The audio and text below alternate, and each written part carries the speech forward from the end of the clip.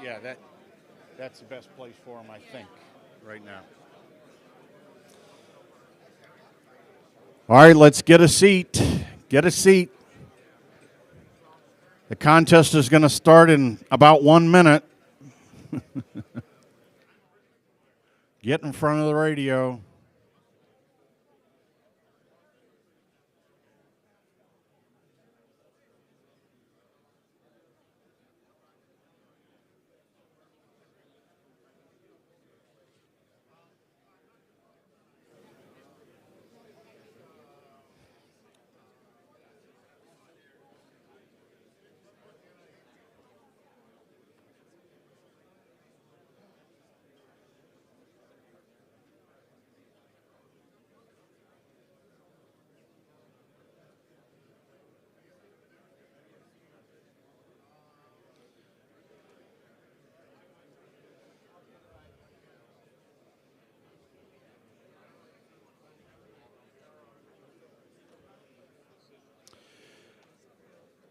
All right, good morning. It's 8 o'clock. We're in Dayton, Ohio. It's time for Contest University.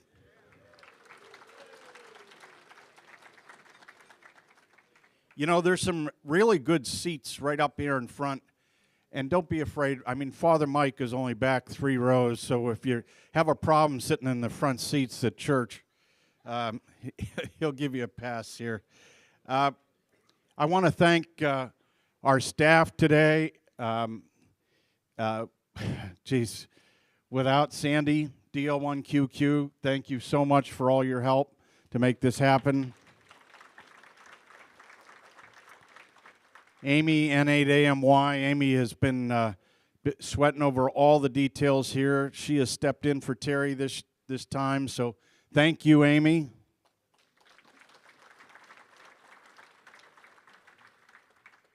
And Terry, of course, did all the back office work, and she's taking care of some family things.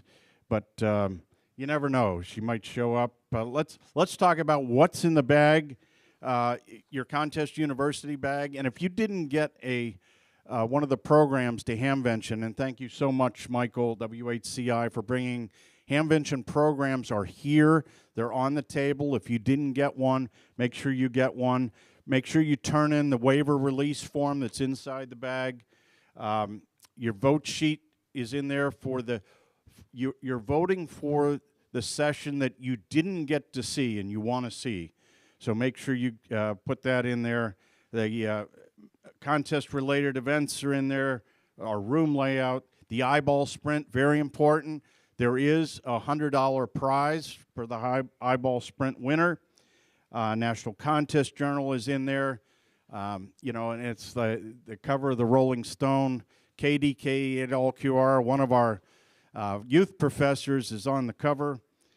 We've got $5 off ARL publications, a DX Engineering catalog, DX Engineering gift certificate, the ICOM stickers and Hamvention pins are in there as well. We started this in 2007. It was an idea that I hoped would take off, and thanks to all of you and for coming back. We're going to do it again. Let's have a show of hands. The first timers, first time here. Wow, look at that. How about the gold stars? These are the students that have given back, have given a presentation, wrote an article. Make sure that you try to give back. Remember, all these slides are available on the Contest University website. Our 2025, I guess 2024, Young Ham of the Year is here. Grace Cade LG. Hello, Grace.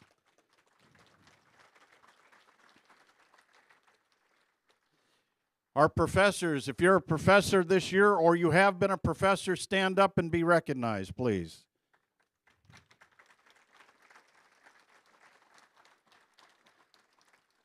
Thank you for all you do to give back. And thanks to George and Katie we have live stream. If your friends are not here, they can see Room 1 live stream through the DX Engineering YouTube channel. There is a bus, thanks to Hamvention, that goes from here at the Hope Hotel starting at 7:30 tomorrow morning.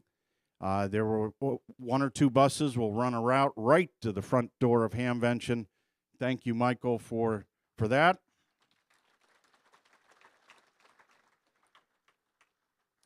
I want to thank Yasmi, ARDC, the NCDXF, the ARRL, and of course WWROF for all their support here at Contest University. Those of you who did not get a T-shirt because you were a late sign-up, we hope to have those this afternoon. We also will have some sales of some of the other stuff that's left over afterwards, and so make sure you stop at the tables. If you need a vegetarian meal for lunch, just make sure you tell one of the servers. They will take care of your vegetarian request. And also, thanks to the Dayton Amateur Radio Association for all that they do and all the support here. With that, I would like, there has been one company that has been with me the entire time since 2007, and one man that has been with me the entire time to make sure that this was successful. Please welcome Ray Novak, N9JA.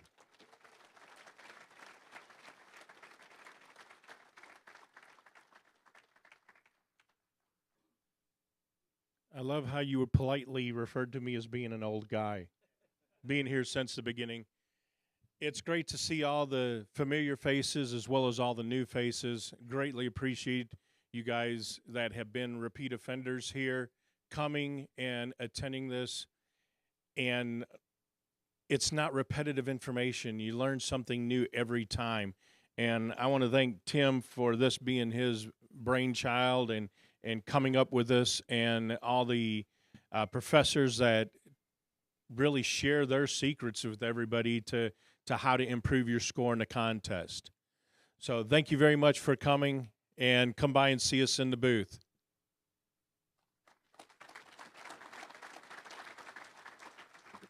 Thank you, ICOM America. If you're either 25 years old or younger, would you stand up and let's give you the youth of tomorrow the round of applause here.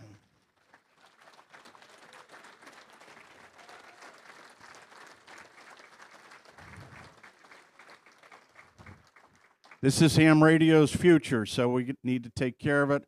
I want to thank, there were individual sponsors that helped bring these kids so that they did not have to pay to come to Contest University, as well as the Northern California DX Foundation for all they do to make sure that these kids can come here. And stay tuned. Lots of things going on with the youth. If you haven't heard, the Spurious Emissions Band, back by popular demand, they've had 3 farewell tours. This might be the last one. So you don't want to miss them. They're in this ballroom tomorrow night, starting at 9:30, and it is going to be a great celebration. We couldn't do this without Hamvention.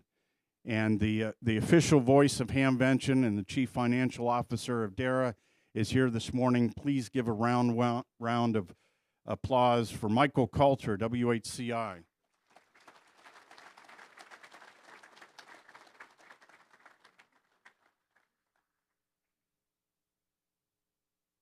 Good morning, everybody. It's here. Hamvention is here. It's looking good over there. Look at this great weather. Ignore any kind of weather forecast, you know. It's like the clouds will part around the fairgrounds.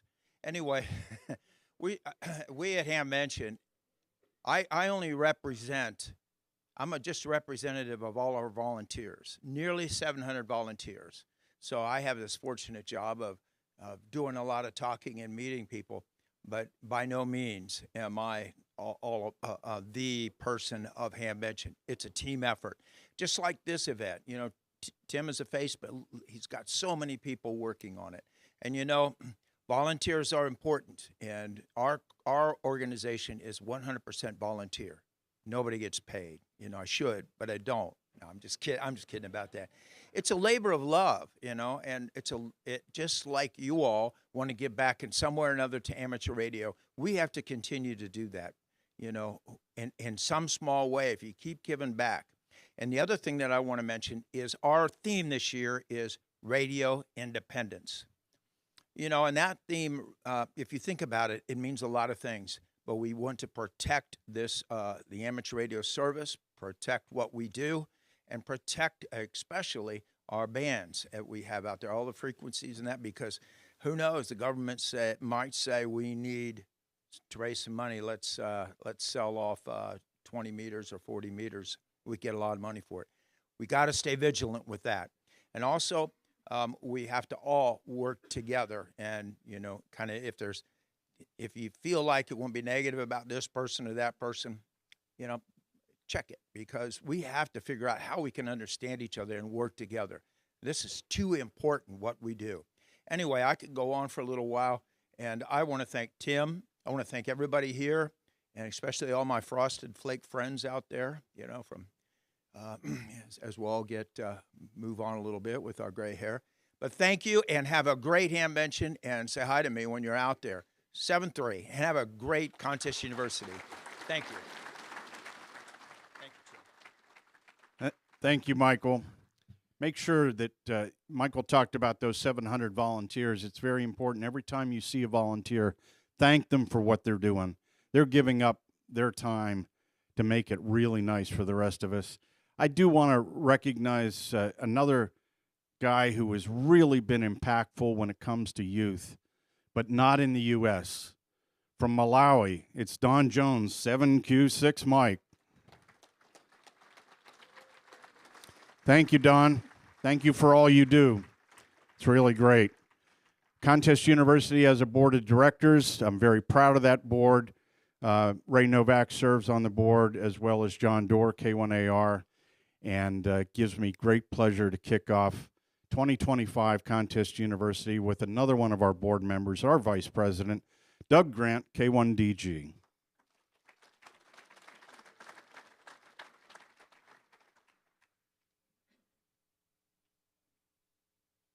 Thanks, Tim. Before we get started, I would like to thank ARDC for their grant, which paid for all these brand new laptops. That's the good news. We've got all brand new laptops. The bad news is they've got versions of the software that I've never used, so bear with me. We may be in for some excitement. Okay. So I've given versions of this talk in the past, and several of the other CTU professors have given versions of it. And it came out of an idea we had maybe 10 years ago where we said, you know, we have a lot of coursework on how to build a contest station, not so much on how to operate it, especially how to operate it within the rules. And we've broadly called it the ethics talk. And so we've been doing this off and on for a few years, and people have put their spin on it. I wanted to change it up a little bit, but there's still a lot of that material. So if you've been here before, bear with me. We'll get to the new stuff eventually. Let's see. So what is contesting all about? Well, it's a game, right?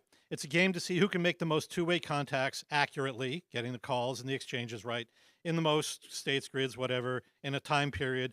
And there are rules like any game. There are categories. There are adjudicators to figure out who actually won. And then there are published results, published one place or another. And I think that broadly there are 4 stages of contesting. There's, you tune across the band on some weekend, usually, and you say, oh, what are all these guys doing? They're talking real fast, they're sending real fast. This sounds like kind of fun. I'll jump in and make a few contacts. And then you get hooked on the game. And you look up to find out when the next one is. And then you say, you know, I didn't make as many contacts as the guy across town. Maybe I can beat him next time. So now you're trying to figure out how to win.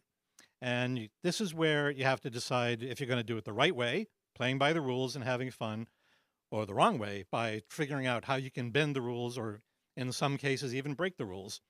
Eventually you get to the point where some of the elder statesmen in the game start to pay it forward by doing things like coming to Contest University, or teaching at CTU, or teaching at your local radio club. But at some point along the road, you make a decision how you're going to do it. Are you going to play by the rules? W5ZN is responsible for this slide originally, and he's responsible for the angel and the devil. He says when you start operating a contest, you're really doing a multi-op, and those two guys are sitting on your shoulders. So the angel says you should play by the rules and work on improving your skills in your station. You operate with power consistent with your entry class. If you're entering QRP, you don't turn on the amplifier. You don't use the cluster in the categories where it's not allowed. And you submit the log when the contest ends. You don't take a week or 2 weeks or whatever to go through the log and ask people, hey, did you work, was it 7Q6M or 7Q6N? I'm not sure. What was the right call? You're not supposed to do that. On the other hand, you might decide to make your own rules and work on being more obnoxious. You know, if anyone's within 10 kilohertz of you on sideband, go and tell them to move because they're too close. More power, turn everything up to 11. I'm going to use the cluster. No one will see that I'm logged in with my brother's call sign. Or taking time to scrub the log afterwards. KL7RA used to call this the Maytag treatment, where you wash your log thoroughly and make sure there's nothing in there that looks funny. Or if you're in a multi-single and you broke the 10-minute rule, just tweak the time in the log or whatever.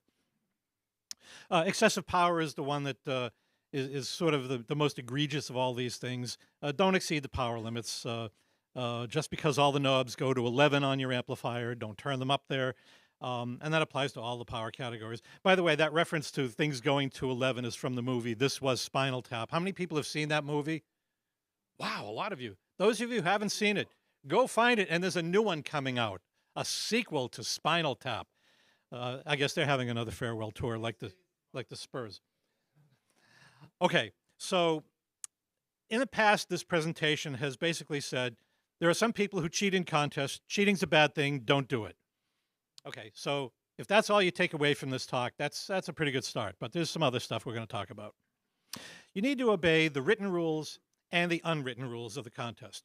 The written rules are the ones that are published by the organizer. They tell you, you know, what day, what the time limits are, what the requirements are, and the limits in each category. And they try to cover all the scenarios. And as technology evolves, the rules have to evolve. New categories have to be created.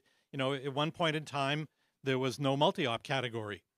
There was just the category where people competed. And then someone found out, well, he's got, you know, 5 guys helping him out. Oh, okay, let's create a multi-operator category. And that happened. And then they discovered that one of those multi-operator stations had, oh my God, stations on 2 different bands.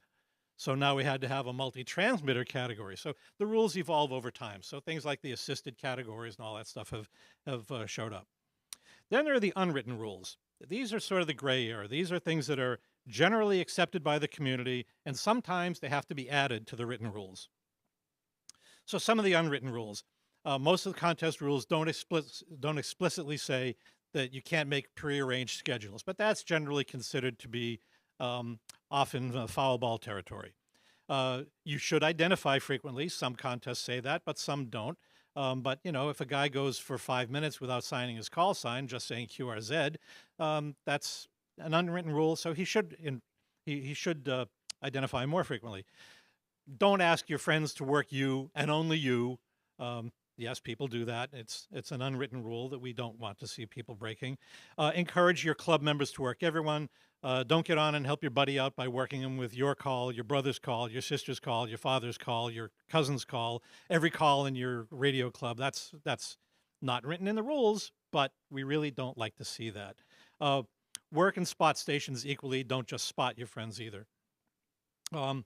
There are some more. Don't use the phone or the internet or text message to reach out to a multiplier and say, hey, you know, I'm calling you, but you don't seem to be hearing me. Listen louder. Oh, those guys have all done that, I guess. Do make an effort to help the casual callers to enjoy the contest and make a contact. Walk them through the exchange if you have to. Don't let others help your single op effort one way or another. Don't plop down 100 hertz away from your competitor to screw him up so he can't work anybody. There are actually some published things buried in the ARL's HF contesting good practices, interpretations, and suggestions. That's worth reviewing every once in a while. And if you give a presentation about contesting to your local club, quote some of that stuff. And of course, any of these slides that you want, all this stuff's available on the CTU website, and you're welcome to use any of it in any way you want.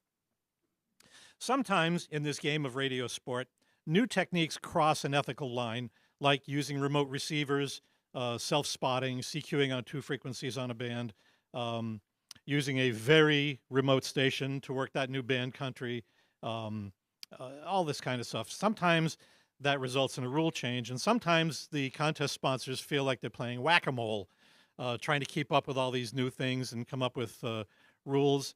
And what we don't want is people bending those rules so much that it leads to more rules, and we end up with the CQ Worldwide Rules 2050 edition being so big you can sit on it. That's not where we want to go. So people make rationalizations for cheating. Some people say, well, everybody else is doing it, so if I'm going to be competitive, I have to do it. Well, that's not really true. The fact that nobody gets hurt, it's a victimless crime. Well, except for the guy who finishes 1 notch below you. If you cheat and you beat him, you've hurt that guy. You may think you can get away with it because nobody's watching you, but the fact is we now have SDR receivers all spread out all around the world, and we can hear everything you say and send. So if there's something funky in your log, we can go to the videotape, actually the SDR recording, and listen to what you actually said, what you actually did, and figure out what you were doing. So we are watching. If you think you have to overcome some unfair disadvantage, well, I only have a 500-watt amplifier and everyone else is running 1,500, so I'm going to write in some call signs of guys I didn't work. Well, you know, life's just not fair. If you want to compete, overcome those unfair disadvantages, or what you perceive to be unfair disadvantages, because they're probably not unfair. Some people believe that the rules apply to others and not to me or to us. We make our own rules. Well, that's not great. But the fact is, people do notice, people know who is cheating, and if you were walking around in the hall last night or down in the bar, or in the next few nights, you'll hear conversations where someone will say something like, you know, the NAQP is a 100-watt contest, and that guy was just too loud.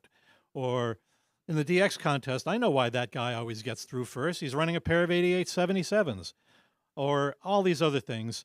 And everyone talks about that guy. Don't be that guy. Nobody likes that guy. All right, so whoever that guy is, you don't want to be him.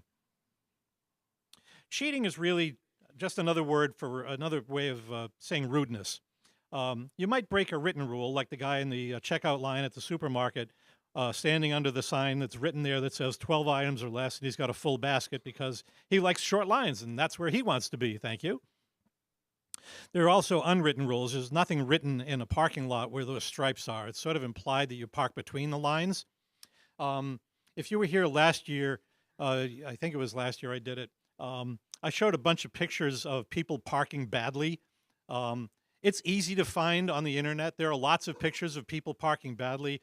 Most of them seem to drive the same make of vehicle. And I won't say what make that is, but I will say that, you know, in my experience, those Bavarian motors work. But anyway, so there's another part of contesting, which is the respect. Honest competitors earn respect and cheaters don't. In baseball, for a very long time, Hank Aaron had the home run record with 755 home runs. And then came along this guy who had more, but he didn't get elected to the Hall of Fame because everyone knew that he was, as Letterman used to say, gooning on the juice. You know, he was using, he was cheating. Ethics and respect. Ethical behavior requires respect. That means you have to respect others, you have to respect the game, you have to respect the rules of the game, and you have to have some amount of self-respect. Our fellow competitors want the same respect that we want for ourselves. In last year's presentation, I put up a little thing that I saw that some church in, I want to say Minnesota, so I'll say Minnesota, put up a thing which had the golden rule and the versions of the golden rule, do unto others as you would have others do unto you. It turns out that nearly every culture or social system has some version of that. So they printed up a big poster with all of that, with a whole bunch of different versions, and it's posted in the UN because they sent it down and said, you guys ought to be, living by this and telling all the other countries in the world to do this. So that was pretty cool. So the golden rule is important. To get respect, you have to give respect. And if you behave ethically on the air or in any game or in any behavior in your life, you will get respect. There are some bad behaviors in contesting. And on CW, some guys crank the rise time down to 2 milliseconds, so they've got nice wide key clicks and no one can operate close to them. Some people turn the compression and the speech processor up to 11, there we go again, so that they have a nice wide signal, plenty of elbow room so that nobody can get close and they can have a nice clear channel. If you read the philosophical thing called The Tragedy of the Commons, what happens there is if everybody does the same thing to the shared resource of a limited band, if everybody's operating with everything turned up to 11, then everybody's interfering with everybody else and nobody can hear anything. So that's what the tragedy of the commons is applied to ham radio. This doesn't really violate specific rules in most contests, although a few contests are now starting to say, if you hear a guy with a really ratty signal, let us know. We'll go to the SDR recordings and we'll send him a warning this year. And if he doesn't clean up his act next year, we'll disqualify him. So it's nice to see that some of the contest sponsors are paying attention to the transmitted signals. We need to have that so we can all operate. So some of you that are here, and I've been working the room here, there are people that I know and I've known for a long time whose goal in contesting is to win it all. And they're looking for every last dB, fraction of a dB of antenna performance they can get. They need the best radio so that they can hear the best. They have to have all the latest gadgets and operate a lot to try and win it all. Not everybody here fits that category. Most of the people in this room are in contesting to have fun, have some good rates, work guys real fast, work some cool DX, maybe add your award total. Maybe just learn how to play the game better. These are all valid goals. So as I said, there are people that I see here every year at Dayton. I've been coming for 30 plus years, but I wanted to hear from some new people. So this is where I'm throwing a little bit of a curve into my presentation here this year. I went through the pre-registration list for CTU. I kind of cheated. Being on the board, I had access to that kind of stuff. And I looked over the list and I said, yeah, okay, all these guys are here. I know that guy, I know her, I know that guy. But there are a whole bunch of people that I didn't know. So I selected a few of them randomly, sort of randomly. And then I did a little bit of, I did a little cyber stalking on them if you really want to know. And I looked over their QRZ pages for interesting stories. And I asked a few people that I thought might know them and to get a little bit of a few references. And so I wanted to get the view of people that I don't know on what they think contesting is all about, and guys who are not at the top of the listings. So here they are. They're sitting down front. Why don't you guys come up now? So here are my guest panelists today.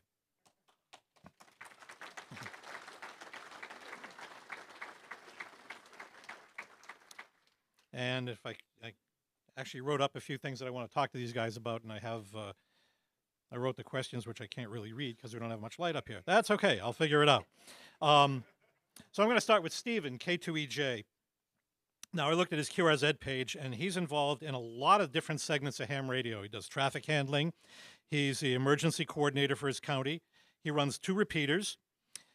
But somehow, he found time to operate, on average, 10 contests a year for the past 5 years.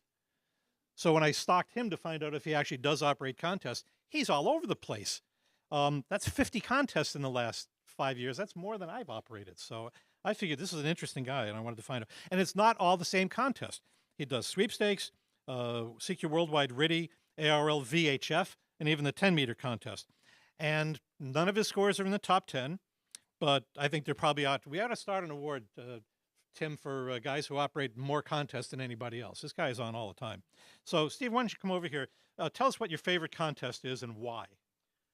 Well, I never thought about a favorite contest, but I probably would say like I would say the CQ Worldwide CW and the AWL DXing. I'm a CW person, so that's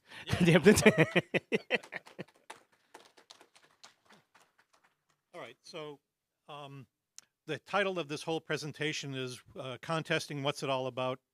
What's contesting all about to you, personally? Well, contesting to me personally is it's a great way to make lots of contacts. I'm not a competitive person in nature, but there is some kind of satisfaction of doing well, and also the and in forums like this, you get to actually know more people. Than rather just talking to once in a while to some, I mean, I'm not going to knock the local guys, but they're the ones that always keep me active every month. But I get to see everybody that I talk to. Definitely great camaraderie, especially with the contesting club I belong to, the Potomac Valley Radio Club. Hey, Tim, and and yeah, so that's. So, we've mentioned a few times here about people who cheat in contests to try and guys who will do anything, whatever it takes to win. What do you think about that?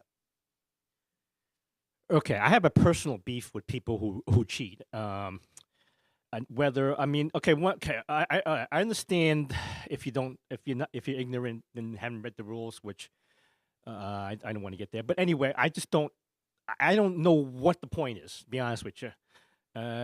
I've had many instances where I was in other competitions, and there was always somebody that wanted that edge and I don't know. I don't see the point in it. To be honest with you. So, and the one thing is, it's like, okay, you achieve some, but what cost?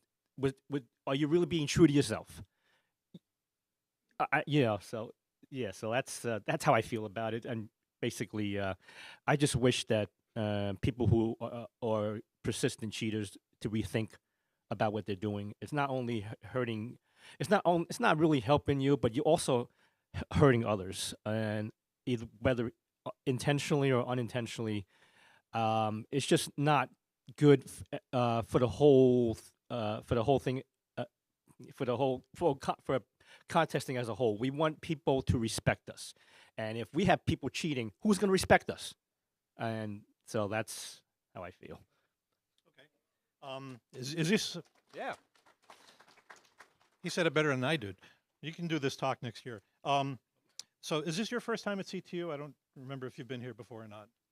And what do you want to get out of today? Okay, this is my. Let me see. It was right after COVID when so this is my 4th year here at CTU, and every year I notice there's always something new to learn. So I'm always on the quest for knowledge. Especially I just turned 50 this year, so it's like, but I always find something new to learn. People ask me at home, it's like, well, isn't the same thing every year? I said, well, I mean, there is a lot of similar topics because there's basically you have to cover for the new people too. But I always find something new, even with the existing topics that I've listened to, and it's that. So what I want to get out of this one and everyone in future ones that I like to leave you with more information that I came with, and to me, that's what it's about. Thanks, Stephen. Okay. Next up, Ann, why don't you come over here? Oh, geez, she says. So, I should have had you put my notes here. Looking at Ann's QRZ page, which I encourage you all to do, she has a few other interests listed on her page. She belongs to, I counted, 19 different ham clubs and organizations, many of which are CW-oriented, and then non-ham organizations like the Manitowoc County Historical Society, 2 local senior centers, the EAA, Girl Scouts, And she has other hobbies, including playing mahjong, running, playing the ukulele and harmonica, needlework, and she's just added geocaching to the mix. So my first question for you is, how do you fit contesting into a busy life like that? Well, one nice thing is contesting tends to be on the weekends, and my weekends are typically free. It's during the week that I do all my pretty much other hobbies. So contesting is usually, I'll budge other things. Family will come first, but otherwise contesting is the first choice. Okay. She told me, by the way, that she's retired, so she can stay up late on school nights now. So what was the first contest you operated, and what do you remember most about it? First one was probably the Wisconsin QSO party because I probably didn't know that there were any other ones. So I belonged to a local Aries club. That was the first club that I joined when I got my license at age 56. And that was the one that people talked about. They weren't contesters as a rule in that group. So that was just the first one that I would have heard about and entered as a rookie and got third place as a rookie. I was pretty excited about that. Yes. All right. So what is contesting about to you? Is it about winning? Is it about racking up award points, practicing operating, learning propagation? What is it you get out of contesting?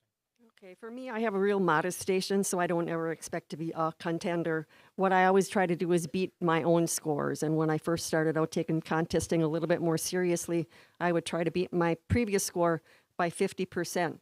That gets really hard after a couple of years. So now I make it 10%. I have a little bit of, and that's still pretty, works. I've got a couple of friends that we won't really necessarily compete against each other, but we'll just kind of check in during the contest to see how well we're doing. So I'm mostly competitive just with myself. Okay. And what do you want to get out of CTU today? I hope to learn something, want to become a better operator, learn to operate my station a little bit better, make things a little more versatile, and meet people I haven't met for a while. And just, I like it for the networking too. That's real helpful to me. Great. Thank you.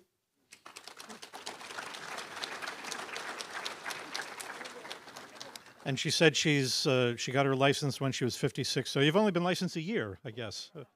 Or minus 10 years. Okay. Next guest, Andy K0SM. Why don't you come over here? So when I was looking for people to do this part of the presentation, I asked around, and Andy and I it turns out we have some mutual friends, but I've never met this guy before. He's flown under my radar for a very long time. I don't know how he did it. But I got some conflicting data here, and maybe you can help me out. One of them said you're kind of a hotshot software development guy. And another one said you have a PhD in music theory. Which one of those is right? I just live with the conflict. Does that work? No. Okay. Yeah, they're both true. So. All right. Yeah. So that's kind of interesting. Maybe you can do some. Too bad the Spurs are disbanding. Otherwise, you could probably help write some stuff for those guys, or critique their musical talent. Well, we can all do that, but. So your call isn't really all that well known in the contest world. At least I didn't know it, but I know you do. You hide under a lot of multi-ops like W2FU and the NAQP and VHF contests. So what does contesting mean to you, and what are you hoping to get out of CTU today?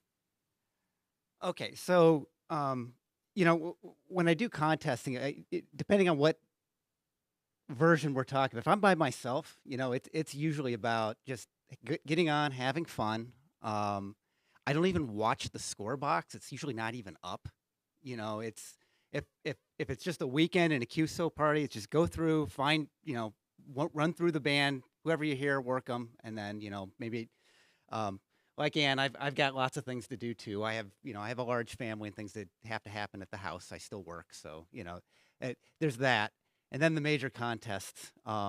You can probably put me in the trying to win it all category when I'm wearing that hat. Mostly CW contests and things. I have a hard time with sideband now. Just CW is where I'm happy. That's my happy place. Okay. So last question for you.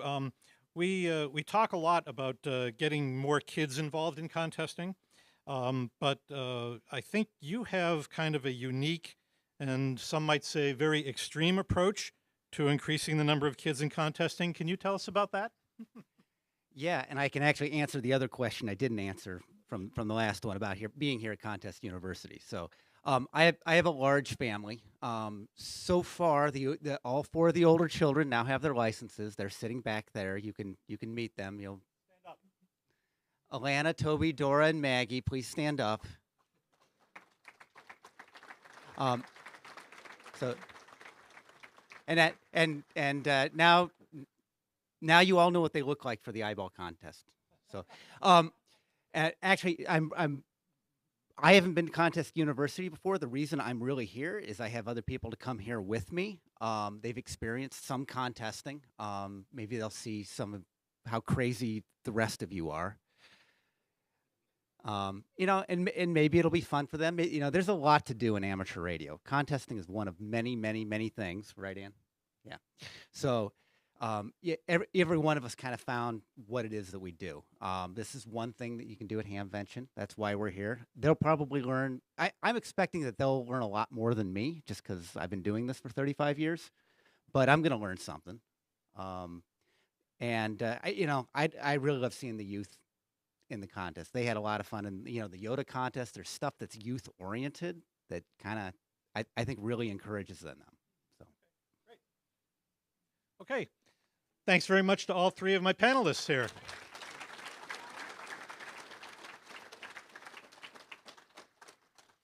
So you've gotten a little bit of a different perspective. You've got a couple of casual operators, one who flip-flops between casual operating and hardcore balls to the wall, trying to win it all. So I hope you got something out of listening to those guys instead of listening to me drone on. If you are in the category of if you've just made that transition to trying to get to the top and try to win, if winning the game is that important to you, then the things you should do are, within the rules, neutralize your competitor's advantage, put up a better antenna, get a better radio, use a remote station if you're handicapped by your QTH or whatever, and practice all the time and play fair. So there are really two scores in the contest. There's the published score with the guy who has the biggest number in after his call sign, and they get an award. Then there's the unpublished score, which is the guys who get respect. You know, if you turn around the bands during a contest, you'll hear guys that are just behaving badly. You'll hear, and they are the losers. The winners are the ones with the clean signal. They behave in pileups. You know, when the DX station is, who's the station with X-ray? You don't have W1 Alpha Alpha screaming at them. You know, the winner also congratulates the guys who beat him, and you can see the comparison between winners and losers there on the screen. I don't have to read it all. So, as I mentioned, this presentation has evolved over a number of years. Here are some of the people I'd like to acknowledge who may be sitting out there and may have said, "Hey, wait a minute, he stole the slide that I used 3 years ago." Yeah, I did. So there are some of those, but that's okay. They stole some of my slides when they gave it. I also would like to acknowledge Silent Key, my biggest personal influence in contesting, K1HHN, who was a great operator, not a contester, but a really, really good CW operator and phone operator. And when at my first field day back in 1968, when I was all nervous and tense, he put his hand on my shoulder and said, "Relax, kid. This is supposed to be fun." And I've tried to live by that ever since. So I'm going to play this one little video clip. There's a movie that was out a number of years ago called Cool Runnings. Anybody see that movie? Oh, a few people did see it. If you haven't seen it, go see it. It's not, frankly, that great a movie, but there's some interesting stuff in it. You'll laugh. You'll cry. It's a story of the Jamaican Olympic bobsled team. Okay, so let that sink in. They ain't got a lot of snow in Jamaica. The basic plot line of the story is that the coach is a former bobsled champion who got kicked out of the sport for cheating. And he got recruited to start a Jamaican team, and his goal was to turn all these sprinters into good bobsledders, because bobsledding is all about the good start.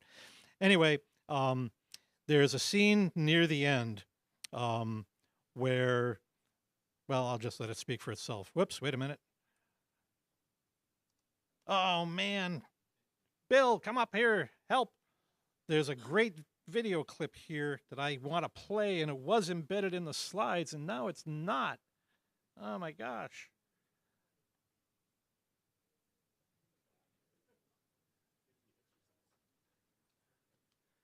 Oh, you? I went back to there. Oh, what did you? Where's the mouse? Where's the mouse at? There's the clicker. That's not a mouse. This is your mouse. This touchpad thing. Oh, I see. 26.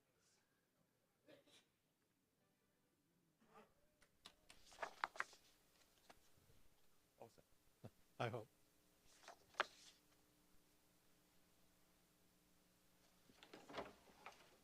Reese, you in here? Hey, Coach. Oh, there you are. How you feeling?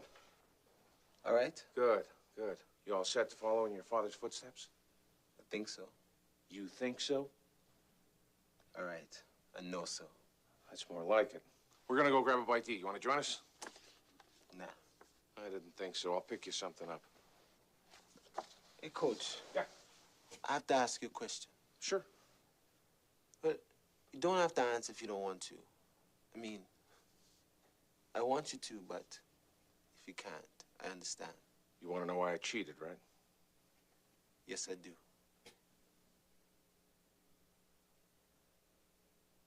That's a fair question. It's quite simple, really. I had to win. You see, Therese, I'd made winning my whole life. And when you make winning your whole life, you have to keep on winning, no matter what. You understand that? No, I don't understand, Coach. You had 2 gold medals. You had it all. Therese, a gold medal is a wonderful thing. But if you're not enough without it, you'll never be enough with it.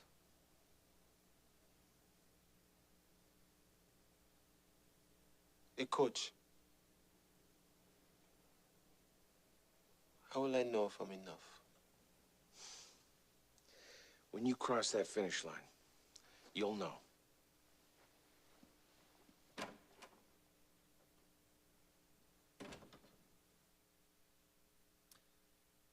So the message is winning is great, but be enough. Thank you.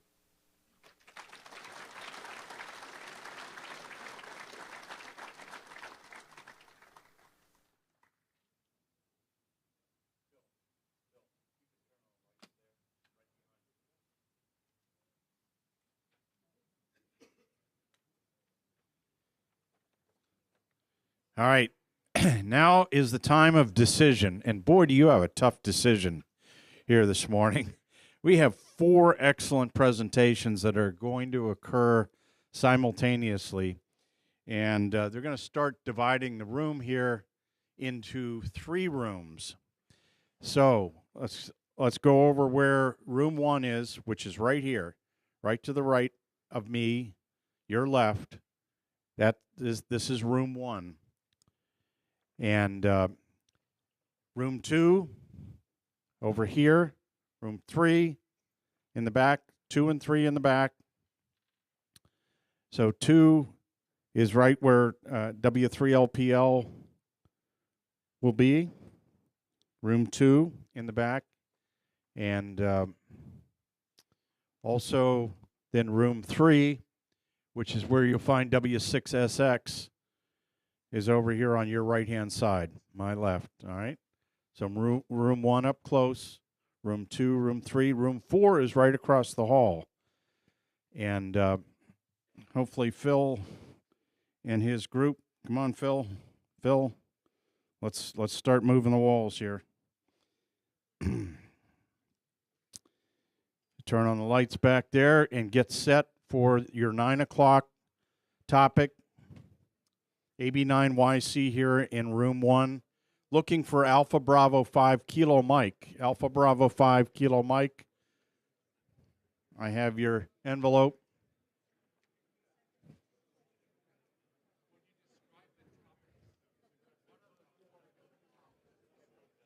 They're in your book.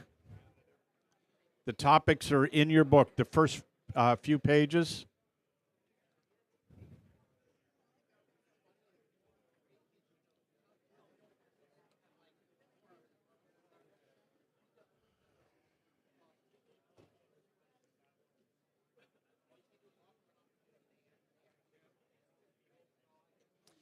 They go out front. The registration table.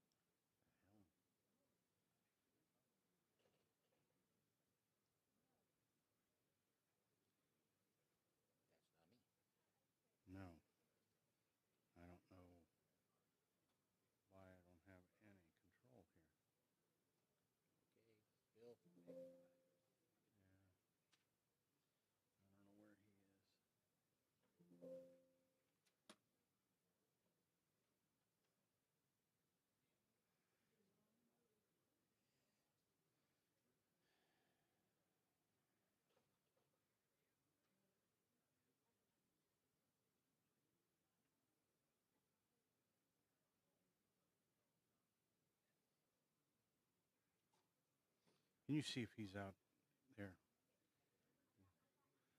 W9KKN, can you come to room 1, please? W9KKN.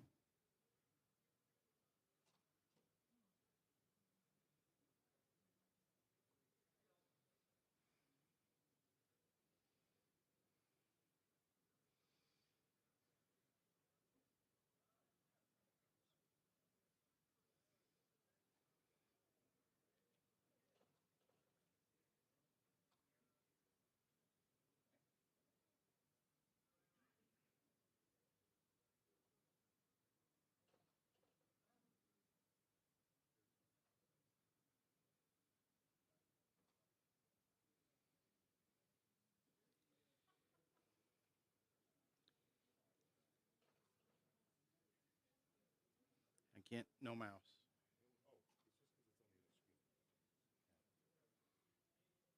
Which side was it on, though? There it is. It's just on the other screen because it's extended.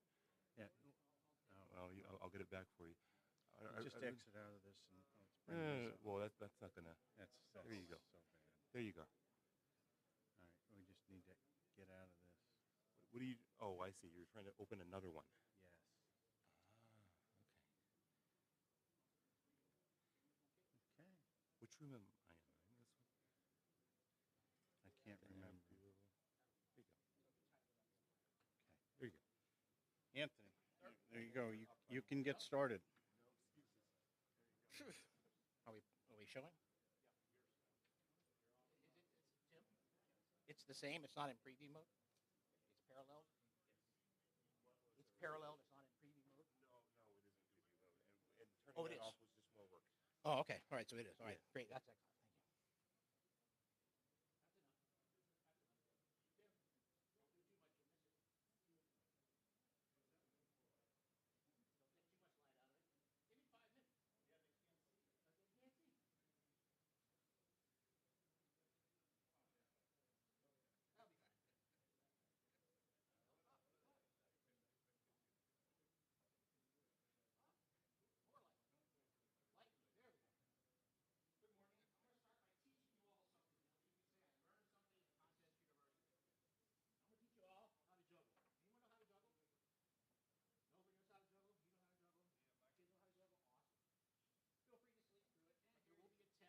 Encourage you to pay attention. I'm going to teach you how to juggle.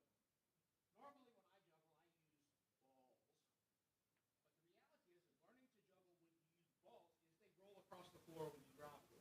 They roll under the furniture, the dog takes them and runs, and you have to go find them. So I use beanbags, but I'll refer to them as balls. You'll find out why. So when we juggle, we normally think of 3 items. I have 3. We have 2 hands. So in order to juggle, you have to get them in the air at the same time and keep them moving. So let's start with 1. I'm right-handed, so I use it for my right hand. I've got 2 in my right hand, and I will throw 1 of them to my left hand, just like this. And you drop them in it. That's the basic part. Now what you want to do is I will put this ball back to the field, and I will throw the ball from the left hand to the right hand after I throw the ball from the right hand to the left hand. 2/3 of the way there. Now what we want to do is we want to take the 3rd ball and throw it back to the left hand while the 2nd ball is on its way back after having been thrown to the 1st ball. Right? So we do like this. That's juggling. Now all you have to do is lather, rinse, and repeat. Right? Right? You learned something. Now, one of the items I want to say is it's okay to fail while you're juggling. Okay? So when you're juggling, you drop the ball, and it does roll under the couch. Just pick it up. Okay? That's important. It's not a all or nothing. Just juggle, and when you forget or you lose, you didn't go for it. Because it wasn't the ball or a beanbag, then it just lays here at my feet. Pretty simple, right? You all know how to juggle. Congratulations. Whoops.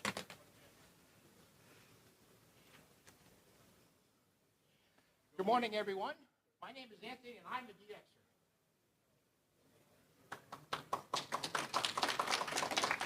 Okay, you'll get there. That's all right. When we talk about DXing, let's understand more. You're all DXers? Take the mic with me. No, that's fine. I'll stand still. So let's go over some basic facts. You're all DXers, right? Whether you believe it or not, you're a DXer. So let's talk about where is all the DX. When we talk to people about doing DX, where do we know to work them? Did you know that in North America there are 50 entities? How many of you knew that? 50 is a lot, right? What about in South America? Did you know there were only 30? Maybe not. What about Europe? Did you know there were 69 in Europe? What about Africa and Asia? There's a lot of countries out there, right? This is all in your book. You don't need to take pictures. It's all in your book. Oceania has a whole bunch, and Antarctica. There's 2 in Antarctica. One of the big questions with DX is working them. You're all familiar with the most wanted list? Most wanted list? What is the most wanted list? No, better. What does a wanted list represent? That's the better question. Okay. It's called the most wanted list, correct? So if the most wanted list are the stations that everybody wants, what's at the other end of the list? The least wanted? I guarantee you, you're not going to make top honor roll if you don't work the least wanted. The reality is these lists are drawn from logs, and they say how many call signs and stations and countries are common in the list. So the ones that are on the most wanted list are actually the ones that are the least common. Those are the ones that are the rarest and obviously the most wanted. So let's look at the most common entities. These are the entities that are at the other end of the spectrum from the most wanted. If you want to get honor roll in DXCC, you're going to have to work these countries. If you're just starting your journey, you're going to have to start working these countries. So of the 50 countries that we have in North America, did you know there were only 23 of them that were active in the 140 most common entities available? What about South America? Are you going to work DXCC if you only work those? How about if you reach over into Europe? Europe has 69 entities, but they only have 59 of them active. Are you going to get DXCC from here? Not likely. What about if you stretch over into Africa? A lot of stations, not a lot of places to work. What about Asia? What about Oceania? And, of course, Antarctica. This will get you 140. So if you're working on DXCC, these are the countries you need to focus on. Where do you focus your energy? On the continents where you're looking for that activity. So when we talk about working DX, we want to know how do we work DX? How do we most effectively work DX? Well, we start out by understanding that DX can be on any band. We have a lot of bands at our disposal, and it's important that those bands allow us to work these countries. But they also include the WARC bands. Y'all familiar with the WARC bands, right? Right? The WARC bands are the bands that are the in-betweens. 30 meters, 17 meters, 12 meters. That's where the non-contesters go when there's a contest on. They go hide out on the WARC bands. So what about antennas for DX? If we know that they're on any band, what antennas would we have to have? Well, any antenna that you want to have to work the stations that you want to work. You know they're in Africa, you know they're in Asia, you know they're in Europe. You need an antenna for working those bands into those parts of the world. Receive antennas can also be a great plus. Receive antennas on the low bands can allow you to hear the stations better. And also having multiple antennas can also improve your opportunities. Don't just think you can have one antenna and do it all. Anybody here have a dipole and a vertical on the same band? Anybody? Yeah. Notice how they're different? They don't always work the same stations. So it's nothing wrong with having multiple antennas if you want to work a station. And temporary antennas. Don't ever underestimate the power of a temporary antenna. If there's an expedition or an activation at a place that you need, put up an antenna to allow you to work them on the bands that you want to work them. That's important. You can take it down when they're done. So what about modes? Anybody know what modes DX stations use? No? They can pretty much use any mode available. If it's an amateur radio available mode, they'll use it. CW, Hellschreiber, various other digital modes, right? But the popular ones for DX tend to be FT8 these days. Any FT8 aficionados in here? I'm seeing a couple hands. You're either ashamed or you don't do it. Okay. Well, FT8's popular, but so is CW and sideband. FT8's been a great boon to the DXing effort. It's opened up a lot of people. It's allowed a lot of people that have very limited station capabilities to get on the air and work stations. And now that we're going into the past portion of the peak of the sunspot cycle, there's still a lot of DX to work, a lot of DX that's available any time of day on just about any band that we have available. But it's important to understand that when you're using something other than FT8, that the DX typically always works split. Why? Because they attract attention. And you work a simplex pileup with a lot of people calling, it gets hairy in a hurry. So when you work DX, make sure that you're doing split. Don't be that guy who calls up and only to have all the lid police tell you that up, okay? So what's in exchange when we work DX? What are they expecting? They really only want a signal report. This is a high-speed effort. They're just looking to get you in the log, and all they want is a signal report, and that's just like you saying, yeah, I got you. But it's normal just to send a signal report. But the biggest thing is you want to be efficient and you want to be effective. Don't waste the DX's time by having a conversation, even if it happens to be your friend that happens to be at this location, activating it and allow you to work these people. Don't say, hi, Bill, how's it going? How's it like down there? Is the weather good? You getting enough beer? You enjoying the beach? Okay? Let them do their job. Now, if they acknowledge you and say, hi, Terry, how's it going? Just say hi back and let him get back to his pileup. Don't stretch it out any more than you have to. Remember, they're there to make contacts, not to have a comment, not to have a chat with you. Now, I will tell you that there are stories out there where DX operations in like the middle of the night don't have anything else going, and they'll talk to you. When was the last time you had a rag Jew with the rare DX entity? Okay? But as a rule of thumb, don't drag it out. I'm only throwing this up there just so that you're aware of it. How many of you know about the DX Code of Conduct? All of you? All of your hands should be up, okay? Here it is. It's in your book. Please read it. So one of the issues that we have with working DX is not all DXpeditions are planned activations based on a team of people going to someplace really cool with all the latest equipment and all the latest skills, techniques, and great operators. Many of these places are just some guy who lives in his part of the world, has an antenna, has his radio license, and he gets on the air. How many of you speak more than one language? How many speak more than 4 languages? Okay, well, some of these people in the other parts of the world, they speak more than 4 languages, and usually English isn't one of them. Or English is one of the ones at the bottom end of their list. So keep an eye that if you're going to want to work these stations with sideband, how many of you do only sideband, don't do other modes? Oh, awesome. Just one. You got to learn other modes. But if you're going to do sideband, remember that these people don't speak English natively, so you may have to slow down your speech, make it easier for them to understand you when you say your call sign, not just, okay? They're not going to pull it out the way a native speaker would. So keep that in mind. This is where digital modes and CW can help. Pick up CW, pick up digital modes, you can work DX with impunity. Another thing is a lot of these stations that aren't expeditions, they have limited places. They're just farms. They're rural housing arrangements in strange parts of the country that just don't have all the tech. How many have a PC in your shack? Okay. How many have a radio that's less than 20 years old? Okay, see? A lot of these places don't have the capabilities to have access to that equipment.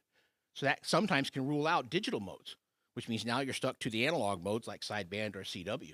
This makes a big difference. Same thing with the availability of power. They may be on an island somewhere, and they only turn the generator on for the island for a few hours at night, and then they shut them off. That may be their only time they have power, but it may be the only time that they have power and their generator's poor. It creates a lot of its own energy that isn't conducive to working DX. Raises their noise floor. This is a challenge for them. So when you're working some of these non-expedition DX, keep that in mind. They may have a higher noise floor than you do, and you think, well, they're off some rare place. They don't have issues, but they do. And this is a critical one, and we'll review this again later. One contact remote. When you call these rare places, he's just some person, he or she. They get on the air, they want to make a few contacts, and they're going to say, look, Anthony, I've already worked yesterday on this band. Don't call me again. Why? They want uniques. They don't want the same person 47 times in their log. Okay? That's a limitation, and keep that in mind. How many of you familiar with the DX Marathon? Come on, you should all be raising your hand. How many of you have 340 plus entities worked? Top honor roll. What's left for you after you've worked all of those? Anybody? There's not a lot. Okay? This is what the DX Marathon is. The DX Marathon is an annual effort to say, work all those DX that you can work all over again. Get as many of them in the log as you can. It actually reinvigorated these guys who have all these big stations, a lot of capability. They can go actually work these 100 countries, 200 countries, 300 countries again. And that's what the DX Marathon is all about. And every year it starts over. So have fun. So here's a challenge that I want to put out to all of you, since you all are DXers. How many can go home right now and work one DX? Ooh, getting more hands than I got last time I gave this presentation. It's actually a trick question because the U.S. is a DX entity, right? So if you can go home and work your buddy across town, you work someone, right? Okay? So everybody should raise their hand. If I ask that question again, how many of you go home and work 1DX right now? Everyone raise their hand. Awesome. You guys are catching on. How about 10DX? How about if I say 10DX without using FT8? Well, you guys are awesome. What about 100? Could you go home right now and work 100 DX? Really?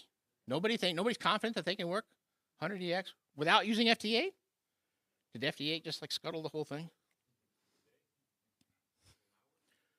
Right now, go home and work 100. Could you do that? Where are you from, KP4? Could you work 100 right now? That's a fair question. How many could you work in 24 hours? How about if I gave you 48 hours to do it? How many do you think you can work? Anybody? Let's do something else here. See what I got in my other pocket. I can look at it. Hello, everyone. My name is Anthony, and I'm a contester. You guys are catching on. You guys are awesome. So, what is contesting? When I'm out there in the world, I do contesting. People ask me, "What's contesting?" It doesn't matter if they're a radio operator, ham, or not. How do you give them an answer and tell them what contesting is? I was looking on the internet. There's a lot of people out there that have done a lot of stuff, a lot of books about it, stuff that goes on for chapters, just trying to tell you. So I wrote this. It's all in your book, and I suggest you read it. But I'm going to read it just because it sounds really cool. What's a contest? It's a structured on-air activity whereby amateur radio stations endeavor to contact as many qualifying amateur radio stations as possible for points within the prescribed times, bands, and mode, or modes, and complete the defined exchange of information. That sums it up, right? Agree? Feel free to use that anywhere you want. Next time your friend asks, quote that. So what's our best resource for a contest? Doug did get some good information earlier. What's the best resource? Read the rules. Please read the rules. The contest organizers have spent a lot of time, a lot of energy to put the stuff in the rules that you need to know to run the contest, okay? What's the next important resource? Please read the rules. Don't trust that your buddy across town knows all the rules, or specifically, they may only know the rules that affect how they operate. Maybe they're single op, not assisted, or maybe they're a multi-single op, or maybe they're a multi-multi. They are familiar with the rules that they use for their mode of operating, which may be different from yours. So again, you really need to read the rules. And lastly, read the rules. Why? Rules change. Rules change frequently. On the SMC mailing list a couple months ago, ahead of one of the contests, it was brought up that a contest that was coming up didn't allow self-spotting. And it was amazing how quickly some of the other people jumped in and says, oh, yeah, they changed the rules this year that self-spotting is now available. So just because you might have read the rules last year or the year before, they might have changed. So read the rules. And I suggest you read all the rules because maybe it'll find a way for you to say, maybe I should operate in a different mode, a different category, because I can leverage some of these rules to my advantage. Fairly, don't cheat. So let's talk about score. If it's a contest, there's a score, right? And if there's a score, there's a contest, right? I'm getting some nodding, right? Field day? Okay. But please read the rules. The rules will tell you how the scores are calculated. They'll tell you what's involved in a score, and they'll tell you what you need to know with regards to a score. So what about bands? Remember how we said that DX can operate on any band, anytime, anywhere? Unfortunately, contests are limited to the basic bands, which means no contest can be done on the WARC bands. So if you don't like contests, then go hide out on the WARC bands or use a mode that the contest is not currently using. This is important. As is, if you're on VHF, pretty much any band is available. This is why VHF contesting can be so fun. And some contests actually limit the bands. This is important because you don't get on the 10-meter contest and ask a guy to QSY to 15 meters so that you can get a band fill. Okay? Okay? This is important. And again, read the rules. The rules will clearly identify what bands are available. For instance, in the WPX and the WW RIDI contest, they don't allow any radioactivity on 160 meters. How many of y'all knew that? I'll see some of you knew it. Do the rest of you even operate RIDI? Not getting a lot of nodding there. Okay. So what about the exchange? Remember when the DX really wanted signal report? Well, for an exchange for a contest, it varies by contest. And again, it can sometimes include in a signal report, but sometimes it doesn't. It may include static information, information that you give with every contact, your name, your state, your grid, whatever. And it may be something unique, like in sweepstakes. You know the sweepstakes? How many of y'all do sweepstakes? Is that a pretty unique exchange? Yeah? Pretty long-winded, whatever. It's got a serial number in it, along with some other stuff, right? But again, read the rules. The rules will tell you exactly what exchange is required. Okay, in some cases, it's an exchange for one type of contest operation. It's a different exchange, like for a different contest, like for the IARU. There's all sorts of stuff out there. You got your name, your section, your zone, and if you're a headquarters station, you got something totally different. Okay, read the rules. All that information will be identified. So who do you get to work when you want to get points? Some of the best contacts out there that I find are the one where everybody works everybody. How many of you have killer power stations besides Craig? Killer power stations. That means the rest of you have modest stations, right? Okay. An everybody works everybody contest, especially a DX contest, gets you involved because you can have fun working. So what is your guy down the street? So what if somebody 2 counties over, or 2 states over? You can still get on the air and have fun. Is your score going to be as big as those stations that can work off continent? Maybe not, but you're never going to beat him anyway. So have fun doing what's good for you.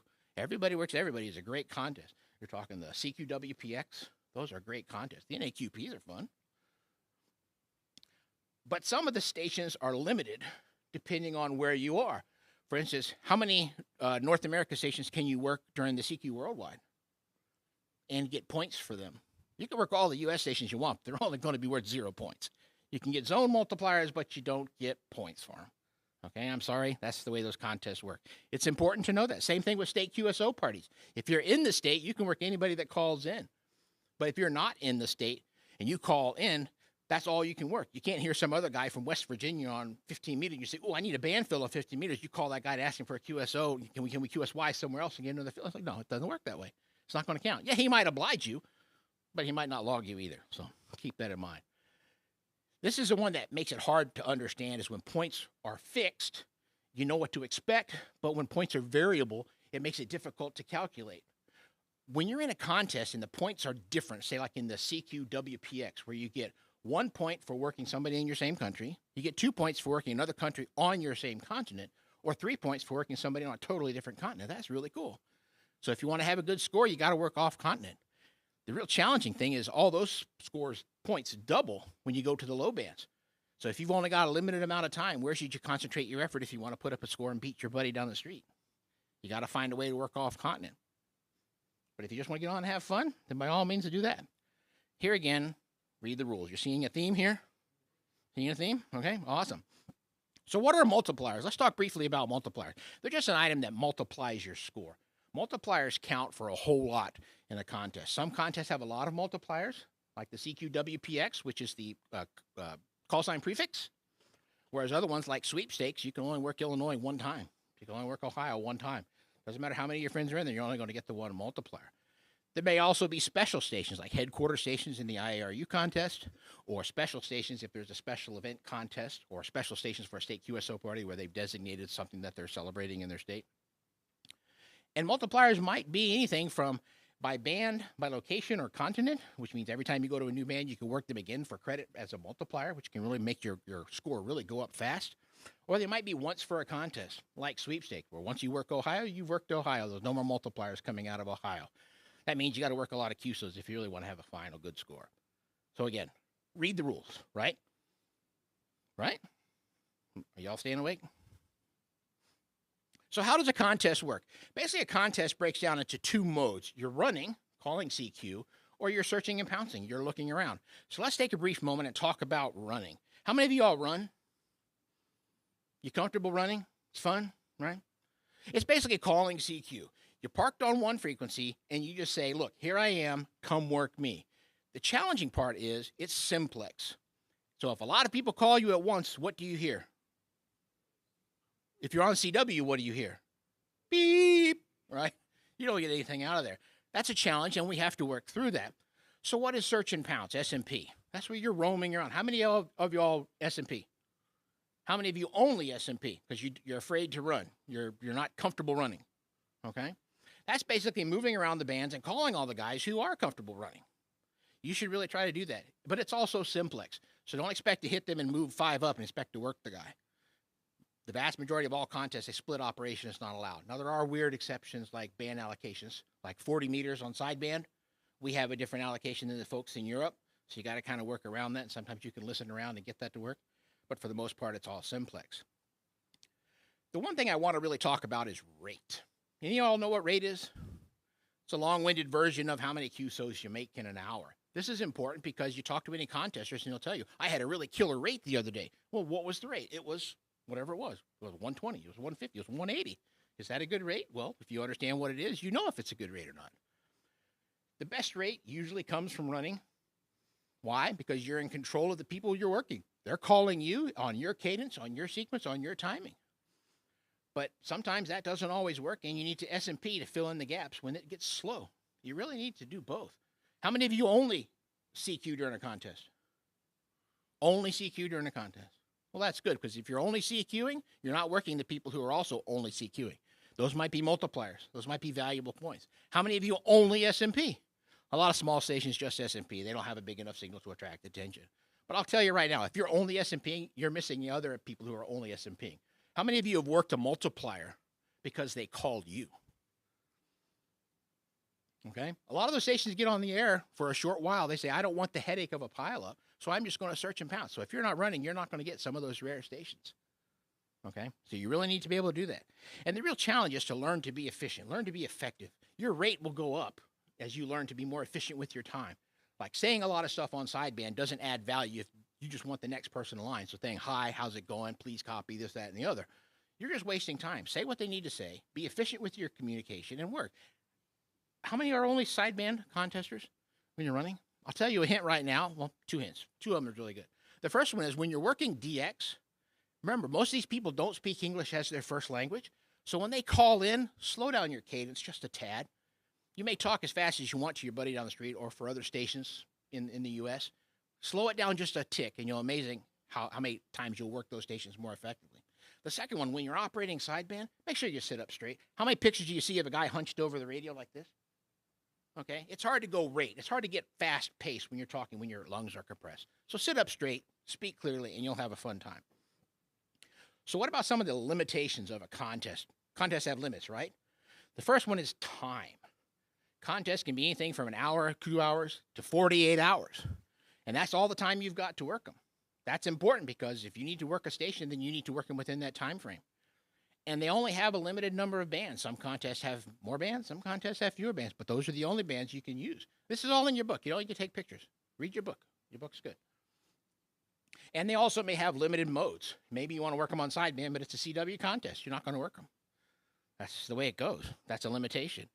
And the number of workable stations. Like I said, if it's the CQ worldwide, you can work other stations in the U.S., but they're not going to be anything once you got the zone multiplier. So learn who you can work and make your points. Maximize your effort. And contests, by their nature, are simplex. This is important. They're simplex. So when we talk about DXing and contesting, we will always want to know how many people have been approached. Well, how do I work DX? Anybody have a friend say, I want to work DX? What about how do I get through a pileup? How do I get through that pileup? I can tell you how to get to a pileup, but would you remember it? What about if you want to run your own pileup? Would you remember it? Would you be able to do it if I told you? Yeah, just do these 5 things and you're good. What if you could practice? What if you could practice? Okay, here it is. Last one, I promise. Hello, everyone. My name is Anthony. I'm a contester and a DXer. You guys are awesome. Thank you.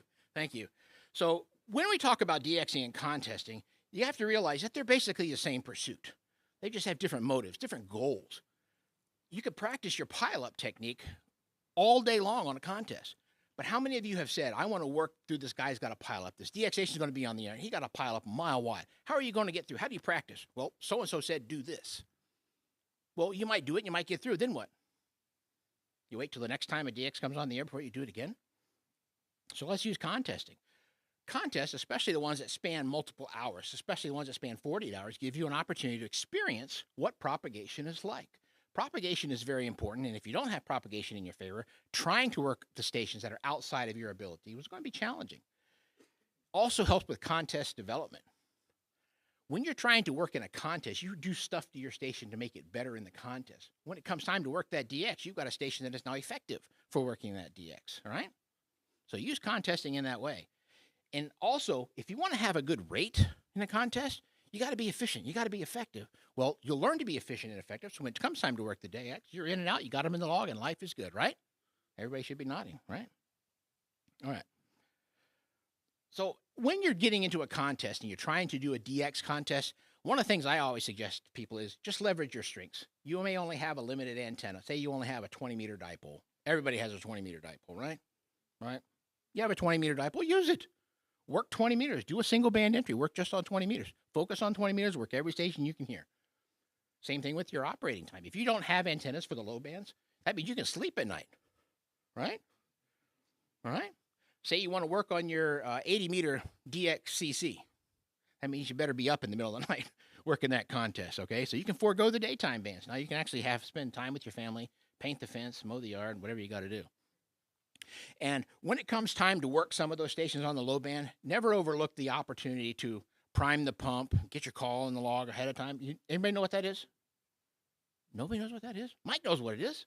Simply priming the pump is when you want to work a station on a band that you're not comfortable with. You have a temporary antenna. Work the stations that you want to work on the other bands.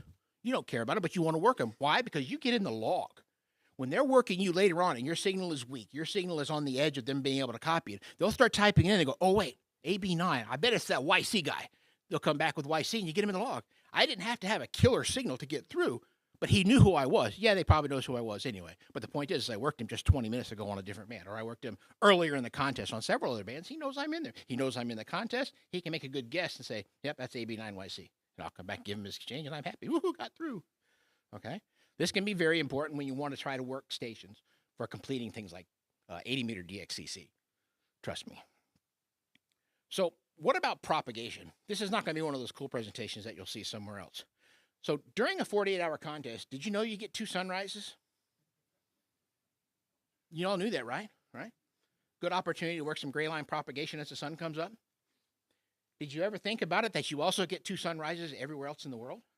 Sunrise over Europe, sunrise over Africa, sunrise over the Azores, sunrise over South America, sunrise over ZL, sunrise over far parts of the Pacific and Asia and all those places, right?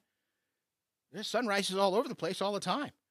If you want to work a DX that's going to one of those strange places, learning what daylight propagation can do for you, especially at sunrise, can be very important, right? See where this is going? What about at sunset? What kind of propagation happens at sunset? You get 2 of them, right? I'm seeing a lot of nodding. Were you not listening? You get 2 sunsets around the world. Sunset over Europe, that's killer time. Propagation can spike for even only a short time, and you can work a lot more stations. The band will come alive. Same thing with other parts of the world. There's sunrises everywhere. There's sunsets everywhere. Okay? This is important. 48-hour contest gives you that opportunity to learn. When it comes time to work a DX in one of those locations, do I have a better advantage working them at sunrise or at sunset or maybe during the daylight? How many daylights do you have? Just 2. That's just 2. But the reality is when you're interested in daylight, you're interested in common daylight.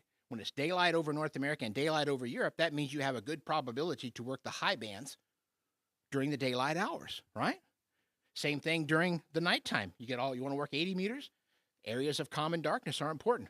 Now, one of the things you have to keep in mind is during the summertime, the Northern Hemisphere has not a lot of not a lot of nighttime, has a lot of daytime. So don't expect to work a lot of DX in the common darkness window in the summertime. But when it comes wintertime, when North America is in darkness and we have, 8 or 10 hours of commonality with Europe, we can leverage that.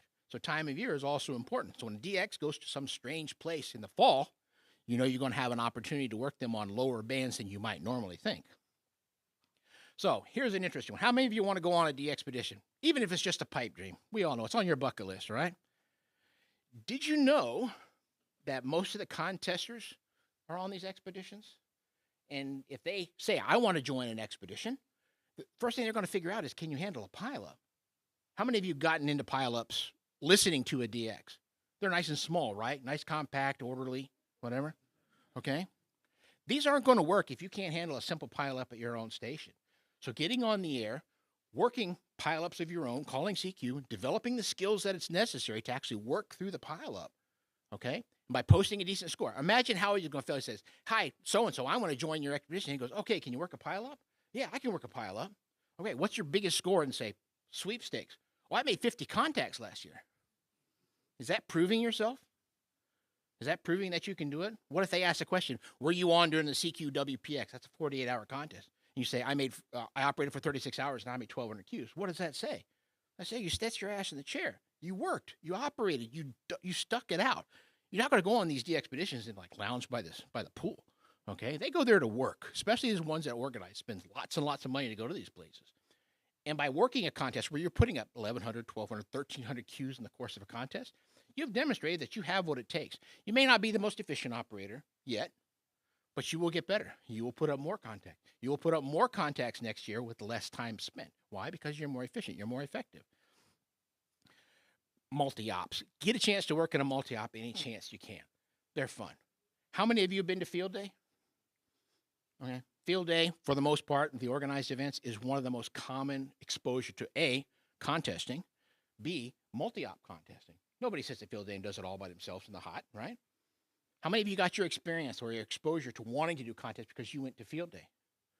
A lot of us. I raised my hand. I thought it was fun, okay? It's important that field day is your first opportunity. I'll get another plug in here for field day. You're all contesters, right? That's why you're here at CTU. You're all contesters. Get on the air for field day. Prove to the other people, show them, demonstrate good operating technique. How many of you have seen bad operating technique at field day? Okay. Why? Because half the people out there aren't consistent operators. They've heard people perform a certain way and they just mimic it. They think it's the going standard and that's what they do. It's up to you. It's up to all of us as contesters to get on the air during contests, especially during field day. You don't have to go participate with your local club, but that's a good place to do it because now you can mentor the people that are talking to you. Don't say it like this. Make sure you say that. You should be doing this. You should not be doing that. Demonstrating good form while you're operating. Have you ever wanted to get better at running a rate? What's the easiest thing to do? Go find a good station that's running rate and listen to them. Listen to how they're doing it. Learn to become more efficient and more effective by listening to how they do it. Same thing happens at field day. These people just mimic what they hear. So if they hear you running a field day pileup on CW at 25 words a minute, which is awesome, right? Unlike a CWT. Anyone do CWTs?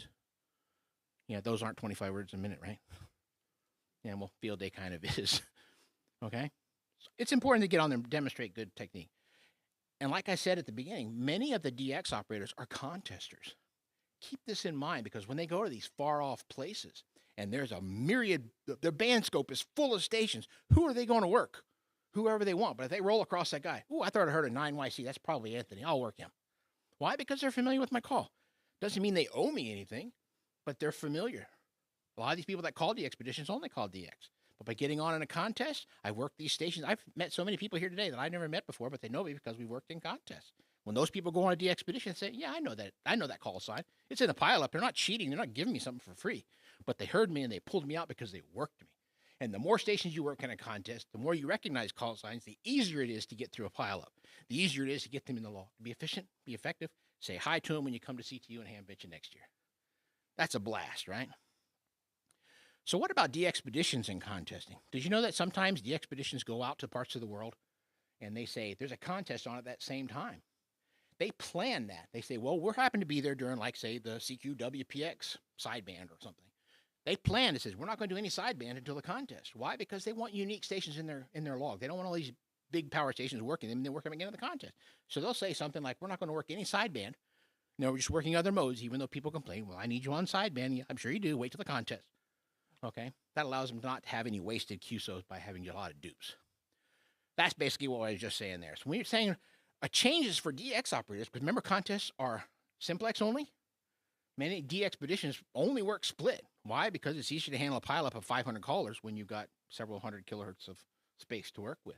They can't do that in a contest, so it's a limit for them. But honestly, these guys are contesters. These folks that go on these expeditions, they're running rate at a high rate. Simplex, because they contest on a regular basis. They're used to it. You're not going to be in imposition to them, but you still have to use all the techniques to get through. And they're a DX and they're a contest. And the other thing is, they're also not a dupe because they want you in the contest just the same. So we talk about benefits of contesting, especially for DXing. It's the DX Marathon. You're all familiar with the DX Marathon. Get on the air for the first DX contest of the year, and you can knock out 100+ entities right away. They're all beyond that weekend. You know where they're going to be. Remember when I asked you the question, could you work 100 DX? There's going to be 100 DX on for that contest. One weekend, 100 DX. Right? How many of you work DXCC in a weekend? DXCC in a weekend. Get on for a contest, 48-hour contest. Make DXCC your priority. Work DX and try to work as many DX as you can. DX is on. Try to work 100 of them. You're ambitious. Try to work them on multiple bands. This is a fun challenge. A lot of times you hear people talking, I'm just going to get on. I'm a casual contester. I'm just going to get on for a little bit. Getting on the air to be a contester and being, I'm going to chase DX as my goal for this contest, it changes your focus. You're not trying to get score. You don't care about working yet another station in that same country. Okay? You're saying, I want the unique ones. I want the countries. You're chasing different things. But you can have a blast doing it because it's really cool at the end of the day when you realize I just worked 100 countries and you look at your log and say, I've been operating for 18 hours and I worked 100 countries. Remember when I asked how many could you work in 24? You know, do it. Get on. This is a challenge for especially small stations. You can have a blast. Okay? Band fills. For those of you who are chasing like challenge points, because you want challenge points, you want to get countries on other bands, contest gives you the plethora of bands to work with. So get on during the contest and work them on all the bands. He's going to be on 15 if it's open. He's going to be on 20 if it's open. He's going to be on 40, 80, 160 if it's allowed. All in one weekend. You can fill out your band map.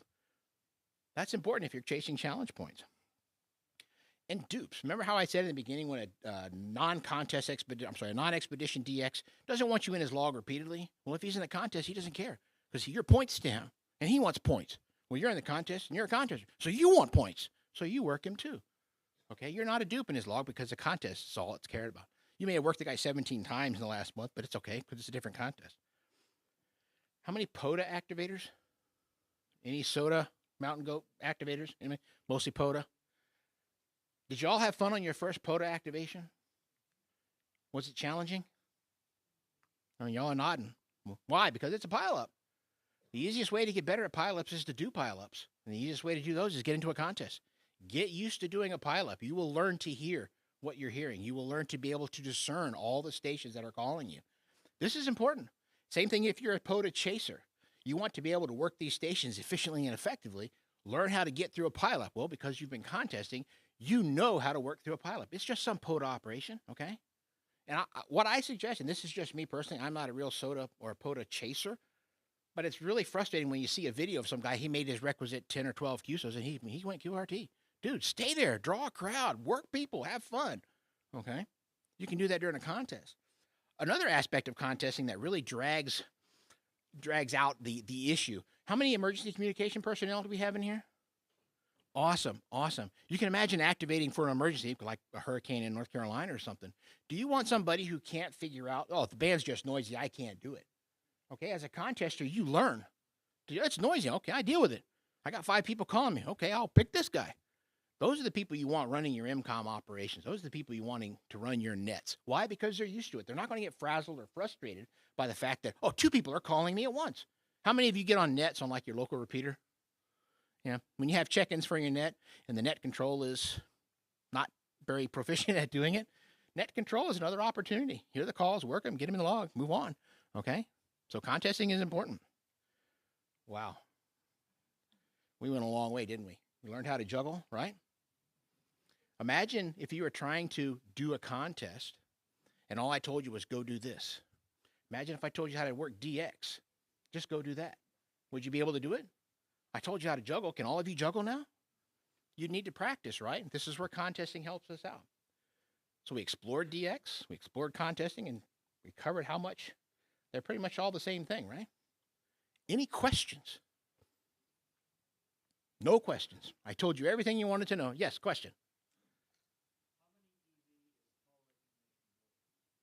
How many dB is call recognition worth? I don't know that there's even an answer to that. It's a good question, but if they recognize your call and they get you in the log, it doesn't matter if you're QRP or QRO. You're going to get in the log quickly and efficiently and move on. Any other questions? Go.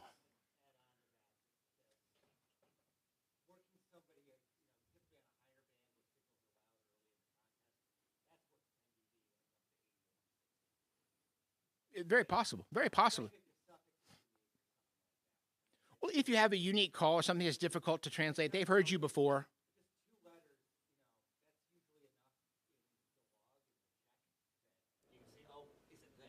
Well, they say when you look at the pre-fills or the super check partials, your call sign may be out there. But if you work the guy on 3 other bands already, it's going to pop up in his logging software and says, "I've already worked this strange call and I can't quite make it out. I think it might be that. Yeah, I remember that one." It'll show up in your log, and they'll take a stab and say, "Yeah, maybe it was Alpha Bravo 9 Yankee Charlie." And I'll come back and report. He says, "I'm in." You know. I'll go. I like 10. Yeah, you can do whatever you want. I don't think there's ever been a study. Craig, has there ever been a study on that? If you ask K3LR, he'll tell you call recognition is #1. And I believe in that. So you want to QSL everybody, and you want to be in every contest with your call. Because call recognition ends up in your head, not in the logging software. Right. It ends up in your head. And when those contesters go out on expeditions, they hear you and they know you. They may not know you personally, and they hear thousands of calls, but they recognize your call. That's worth getting ahead in line. How many times have you been in a pileup and sniped through on some of your friends? Okay, if you're a contester, it happens all the time. Why? Because those guys that go on expeditions are contesters too. They recognize your call, and you beat other people in the log who just aren't contesters. They don't get the recognition. So in terms of how many dB is it worth? I don't know. But if it gets you in the log ahead of your friends, it's worth bragging rights at least. Questions? Anybody? Yes. One thing that, you talk about keeping the fish on sideband is short. People need you when they're training these new people. You don't do the #1 thing. Please copy. Everything. That's the #1 killer thing. Okay, you said it. You said it. I didn't. But yeah, that's a problem. That's one of those poor operating habits that you see at field day. And what happens is somebody sees it and they think that's what they're supposed to do. And they continue and they propagate. They come back next year. They sit down in the chair. The first thing it says, "Please copy 1 Alpha Illinois." Why? Because that's all they know. That's why it's important to get on during a contest, get on during field day, and help mentor these people. Even if you don't want to operate, show up to your local club's field day operation and help mentor those people. Get involved in GOAT and show them the right way to work a sideband contact. Teach them to be efficient and effective and skip all that BS where they're saying, "Please copy," or "Thank you for the 1 Alpha North Dakota." You don't have to repeat what he said to you. He already said it. Teach them that you don't have to send your call sign 4 times on CW with the 2x3 going 15 words a minute. It's a contest. Send your call once and I'll figure it out. Right? Just a lot of operating technique at field day is really a challenge. And there's just a lot of poor technique that comes out of field day. Many of you raised your hand. You do field day. Many of you raised your hand that says, I got contest enthused by seeing field day. A lot of you got the wrong message in the early days and you learned to overcome them. But the next generation of people that's coming into contesting needs those same lessons. So please show up to field day and at least mentor those people on how to be efficient. Questions? Yes. You mentioned that the rules are a great way to, learn about contesting and all that kind of stuff. What about the role of contesting clubs? Contesting clubs go without saying. Contesting in general is a solitary sport. It's you sitting in front of your radio operating. Now, there's multi-ops. You can sit in a room with a bunch of other folks and laugh at each other, tell jokes, and make fun of one another. But the thing is, it's very just me-oriented. The contesting clubs, and you don't have to belong to just one club. You can belong to several. The contesting clubs are where you can meet other people who have similar interests. They're interested in contesting, and maybe they've struggled in the same specific area that you have. Yeah, I'm having trouble working the pileup. How do I do it when I do this? Oh, you do this. Okay, yeah, you'll tell you, you'll run home and you'll forget. But the thing is you can bring it up and say, can we have a discussion? Can we have a quick Zoom? Can we help me working through? I'm trying to do this. And somebody will say something like, oh, work the loudest signal first. How many of you all didn't know that? Well, somebody had to tell you, right? You didn't figure it out. Somebody told you. You may not have understood it the first time, but you understood it when the time comes. Like, wow, I'm fixating on this weak call, and this big station comes in. You say, stand by, strong station. I'm trying to work this weak that I can't hear. Pick the big guy, work him, get him out of the way, and go back to the weak one if he's still there. And these are the things that you learn. The contest club is a great place to see and meet people who feel the same way. Get together. You can have challenges with those people. Say, yeah, I'm going to beat you in the next contest. You want to bet a beer? You want to bet dinner? You want to bet whatever? Contest clubs are a great way. How many of y'all belong to a contest club? Awesome. Why aren't the rest of you part of a contest club? Find one. Find one. SMC. The black hole, man, it's tough there. It's tough. Any more questions? I told you everything you need to know. Yes. When you have DXs working a huge pileup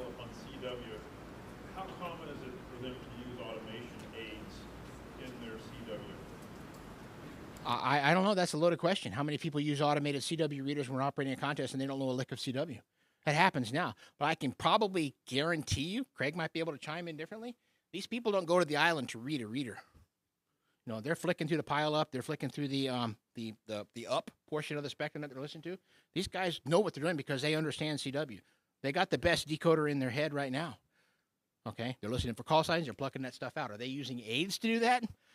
At that level, I seriously doubt it. How many of you have run rate, regardless, CW assignment? What's your highest rate? 100? Let's start at the end. 60? That's 1 QSO a minute? You can fall asleep in the time since your last QSO and your next QSO. At 120 a minute, 120 an hour, that's 2 QSOs a minute. That's QSO every 30 seconds. What about when you get up to like 240? That's 4 QSOs a minute. That's 1 every 15 seconds. Think about it. CQ, AB9YC, W9MR, W9MR, 59 Illinois, 59 Illinois, thank you, QRZ. That's about 10 seconds. And that's because we know what we were doing.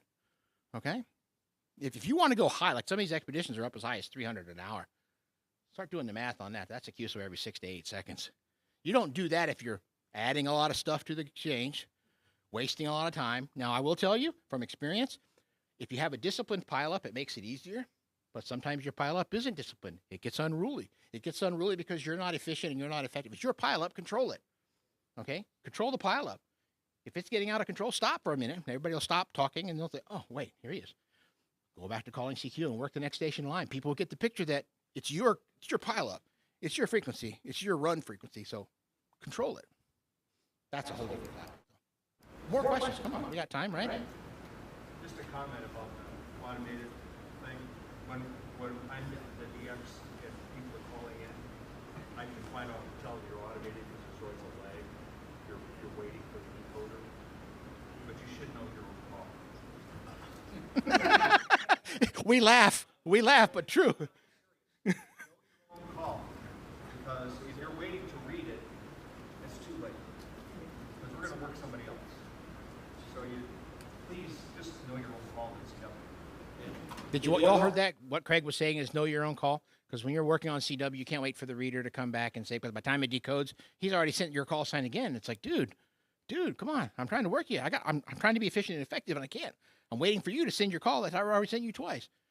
And I'll tell you, on the expeditions, they actually say, don't send your call sign again if I got it right. Because what that tells the DX operators, maybe I didn't get it right. Okay, you raised a question. Be efficient, be effective. Don't waste their time. Don't waste your time. If he's got your call sign, you're good. Any more questions? What time does the next one start? Top of the hour, we still got time? 5 minutes. All right. Questions? Comments? You want to just talk about something? I got a few minutes. No? Yes.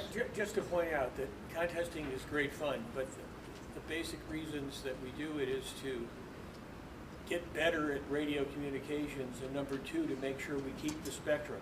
Oh, yeah. We're using. Oh, yeah, using the spectrum. How many of you have, like, rolled up on a band one day and realized it's flooded with people? You know, what contest is this? There's a lot of people that do that don't come to Contest University and figure out what this is all about. We have to get on the band and use it. You can have a lot of fun. How many have fun contesting? Why do you do contesting? Because it's fun. How many of you get a rush when you're running a pileup? Come on, raise your hands. You know what I'm talking about. You can have almost as fast a rate doing SMP, and that's just as much a rush. You just work harder. But it's fun, right? And that's what's that one slide say? We do it, we're having fun. Make sure we have fun. Are you enough? Doesn't matter. Have fun. But please submit your log. That helps. Anyone else? We got time. Thank you. You've been a great audience.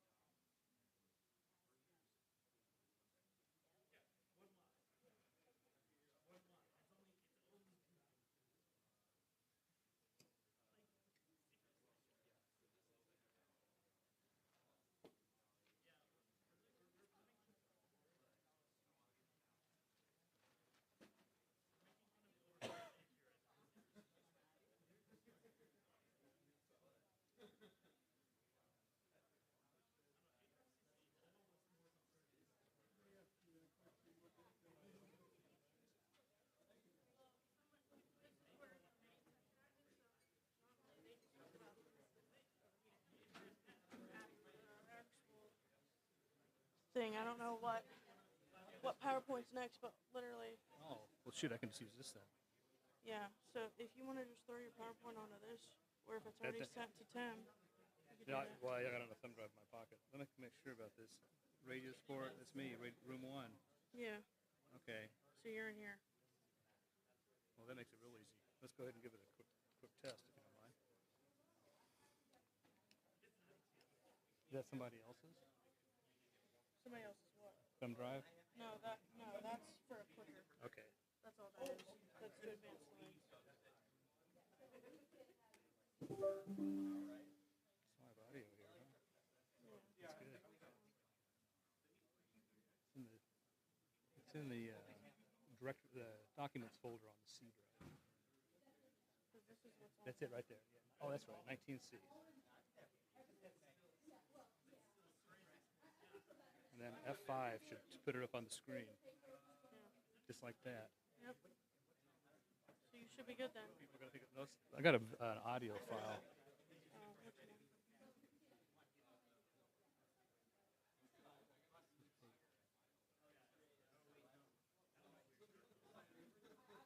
This is going to confuse people. Right here. See how loud it is.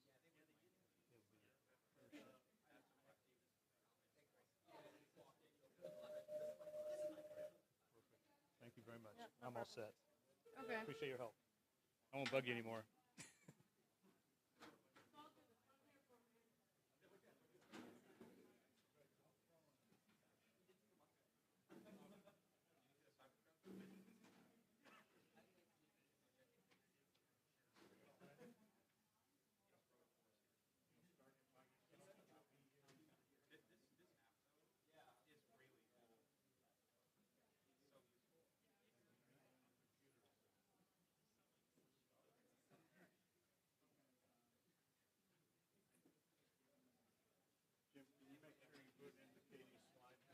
Yeah, I'm done.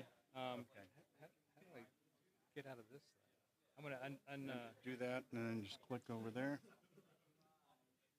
And then should be K8LQR. Did you have a separate slide for your presentation, or is It's right here. the one you sent to him? It's the one that I sent. And then we just do, and here's the clicker, Katie.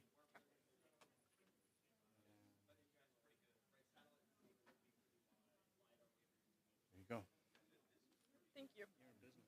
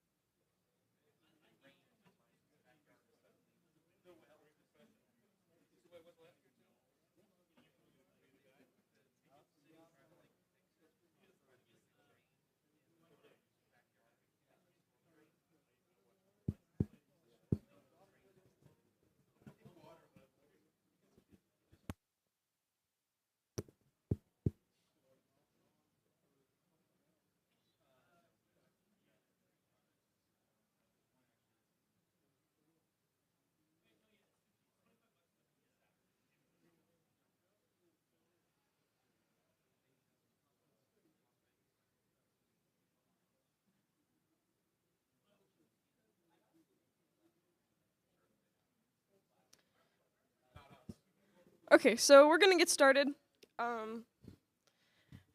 My presentation is on specifically organizations that promote youth in contesting, organizations that support youth in contesting, and kind of how to get more youth involved. But throughout the presentation, I'll basically just talk about anything youth in contesting that might be of use to anybody who's interested in like having youth to their station or getting involved somehow. So a little bit about myself. I'm 17. I'm technically a junior in high school, but next year I'll spend my senior year studying in Germany. Just finishing out high school there, not to college yet.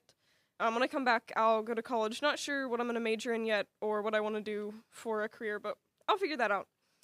Aside from that, in terms of ham radio, I got my license in 2019 as a 5th grader, so I was like 10 years old. Since then, I've gotten my general and extra. I learned Morse code. At this point, I primarily only operate in Morse code. I do a little bit of SSB here and there, mostly just for contests. I'm also very involved in my school's club. We've had a club since my 5th grade year when I got licensed. That's actually like what got me interested and what got me originally licensed. So I stayed pretty involved with them. I'm the president, and then I kind of coordinate the activities. I do their QSL stuff, so lots of involvement there. I'm also the public relations manager and on the working group for Youth on the Air in the Americas. So I coordinate some of their press releases, do all their posts and everything, and then I help plan camp. So if any of you have heard of Yoda Camp, Youth on the Air, I've probably helped plan it if it's been the past couple of years. So I actually didn't know that contesting was really a thing. I didn't know what like real contesting was until the summer of 2023. Until then, my idea of contesting was like a field day, which is a great way to start, but probably not like at this point what most of you think of when you think of contest. So I had done a couple field days at that point, a lot of school club roundups as well. So those also, I mean, they're kind of a contest, like if you're on the school end of things, but otherwise, like once you've done contests, they don't really feel like it anymore. So the first contest that like I technically participated in as a contest was the ARL Rookie Roundup. I did it the last year that I could be considered a rookie, so I mean, do with that what you may. But I had a pretty good time in it, and I didn't really think much of contesting until after I had already done that and was, you know, continuing a little bit into it. I wasn't really sure, like, what actual contesting was, like I said. So in the summer of 2023, I heard about the CQ-WPX CW in May, and I was like, maybe I'll get on, make a couple contacts, because at that point I was still like wanting to improve my CW skills more than contesting or anything. So I got on, made about 10 contacts, called it a contest, because I didn't know that it was going to be 48 hours long and that I could be on for longer than that. And I was a little bit interested, but I still wasn't really sure like what the draw to contesting was necessarily. So after that, we had Yoda Camp the next month in Ottawa, and one of the kids there had just gone to WRTC about a couple weeks earlier. And he did a presentation on like what WRTC was, kind of how to get there if that's something that you're interested in. And I was like, okay, contesting seems kind of cool, but I don't really know like how to get into it. Because contesting, especially if you're a youth operator, it's kind of like a bubble. And before you've broken into the bubble, you really have no idea what's in the bubble. So that's where I was. I was very much not in the bubble yet. And I wasn't really sure how to get there. I didn't know that it existed. So I looked into a little bit of like how to get into contesting. And it was basically like, well, improve your CW speed, improve your accuracy, get on for field days, stuff like that. That didn't really help. I mean, it got me to the beginning, but it took a little bit more than that. So after Yoda Camp, by about a month, I heard that there was like an opening in the Youth DX Adventure, Dave Coulter Memorial Youth DX Adventure team. And normally this group goes to an island somewhere, so like PJ2T and Curacao or somewhere like that. This year, there was an issue with like booking the rooms or something, so they actually ended up at K3LR instead. And one of my friends texted me a couple weeks before the event and was like, hey, there's an open spot, like you should join. And I was like, okay. And I didn't really think much of it. It just seemed like something fun, and I'd always wanted to operate at K3LR, so that seemed like a great opportunity. I also didn't really know what to expect from that because I had I'd heard of the program before, but I had only heard of them in the context of like going to PJ2T and going to this and doing like the whole big trip. So I was pretty excited, but again, I didn't really know like what to expect from it. It turned out to be a really cool weekend. So we got there, I think Friday afternoon, maybe. And then we had like lunch with the DXE team, which was really cool, getting to meet all of them and everything. And then we went to Tim's and we had like a tour of the station, and that was the first time that I'd seen any of K3LR up close. So that was kind of an overwhelming experience, if I'm being honest. It was super cool, like getting to see the antennas and everything. I had no idea how vast it was until I was there. But the next day, in 2023, we operated in the RSGB Islands on the Air contest. So we got up pretty early and went over to Tim's, had breakfast, and then we operated for, I think, 8 or 12 hours. Like I've said, until this experience, I kind of didn't know what contesting was. Like, I thought field day was intense contesting. So the 12-hour stretch for me was definitely a lot. I didn't know that, like, that's how intense it would be. But we got through it, and it was a really good introduction to contesting because there were 4 kids on the team. So you can see in the picture, I think you're right to left, maybe. There are the like advisors and kind of the people who were hosting the event, and then the 4 kids are in the front. So it was me, Grace K at LG, and then Ben and Agnes Wagner. I do not remember their call signs. But all 4 of us were new to the program. So that year, it was really cool. We were kind of just figuring out like what the dynamic was and everything for the event. But we got on, we operated, and then we had dinner afterwards, and the Sunday after. So we operated Saturday, and then that Sunday, we all got up and we kind of like debriefed, I guess, over breakfast about like what did we do well, what did we not do well with, like what could we improve. So it was definitely a really good learning experience. I got the ropes of like some basic contesting stuff. So like you maybe should point the antenna where you want to talk to. I had never used a directional antenna before that, so that was new to me. Stuff like that, where you should be like looking to talk to at certain times of day. I didn't really understand like anything with propagation like that yet either. So that was definitely a good learning experience, although there was no CW, it was only SSB. So we fixed that for the next year. Kind of flash forward to YDXA last summer. We went back to K3LR with a slightly different team. Grace and I were invited back to be youth mentors, graduate assistants, whatever we want to call it. And basically our job there was to help the 2 new kids in the program that were new that year figure out like the basics of contesting like we had the year before. One of the things, like when you're dealing with youth, when you're working with youth, one of the best ways to engage them and have them like really learn effectively is having other youth work with them.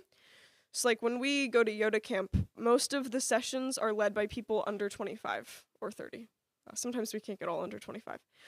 But if youth are learning from other youth, then it's the most effective way that you can have them be learning stuff and getting that experience. So Grace and I kind of paired off with like one of the new kids because there were 2 new kids and 4 of us total. So we each kind of took one and then Elmered a little bit in the morning for a couple hours.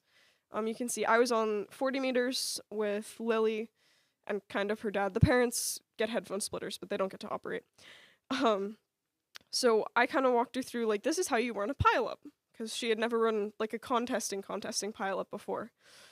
And this is how you work split if you need to. You probably won't need to. So stuff like that, just little stuff that you wouldn't think about, like now most of you probably don't think about, but to someone new in contesting, it's like, oh wow, this might be important. So after the YDXA, like first YDXA that I did, I kind of realized like, oh hey, I'm actually interested in contesting and like getting better at contesting and maybe eventually going to WRTC. So I decided to do the NAQPs, which for anybody who doesn't know are the North American QSO parties. So the first one that I did was CW in January of 2024. I did this, I was already planning to, and then I got an invitation to be part of the CQ 160 CW team at K3LR like a couple weeks later. So I decided to do it for fun and for practice for that, because I mean it's always good to get some CW practice in. So that was a really interesting experience. I had never kind of like figured out a whole contest plan, I guess, on my own. So all of the other contesting that I had done was with a group. So I decided, okay, I'm going to use my school station for this. DX Engineering a couple summers ago donated a bunch of equipment so we could like finally have a permanent station and everything. So we have a really nice antenna, 11 element Yagi. So I was like, okay, I'll use my school station. Like this will be great. We'll run 100 watts, use that Yagi, and then the dipole for the lower bands, the 7300 and everything. I did not set up any presets for the CW and AQP. So it was 12 hours of me sending everything with the keyer that you can see in the picture, which admittedly was probably not a great choice. My wrist hurt by the end.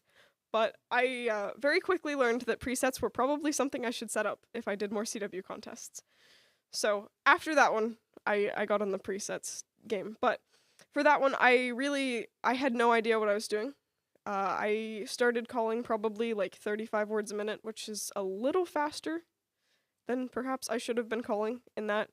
So I got some advice from some of the other contesters. They were like, maybe slow down, maybe move to these frequencies.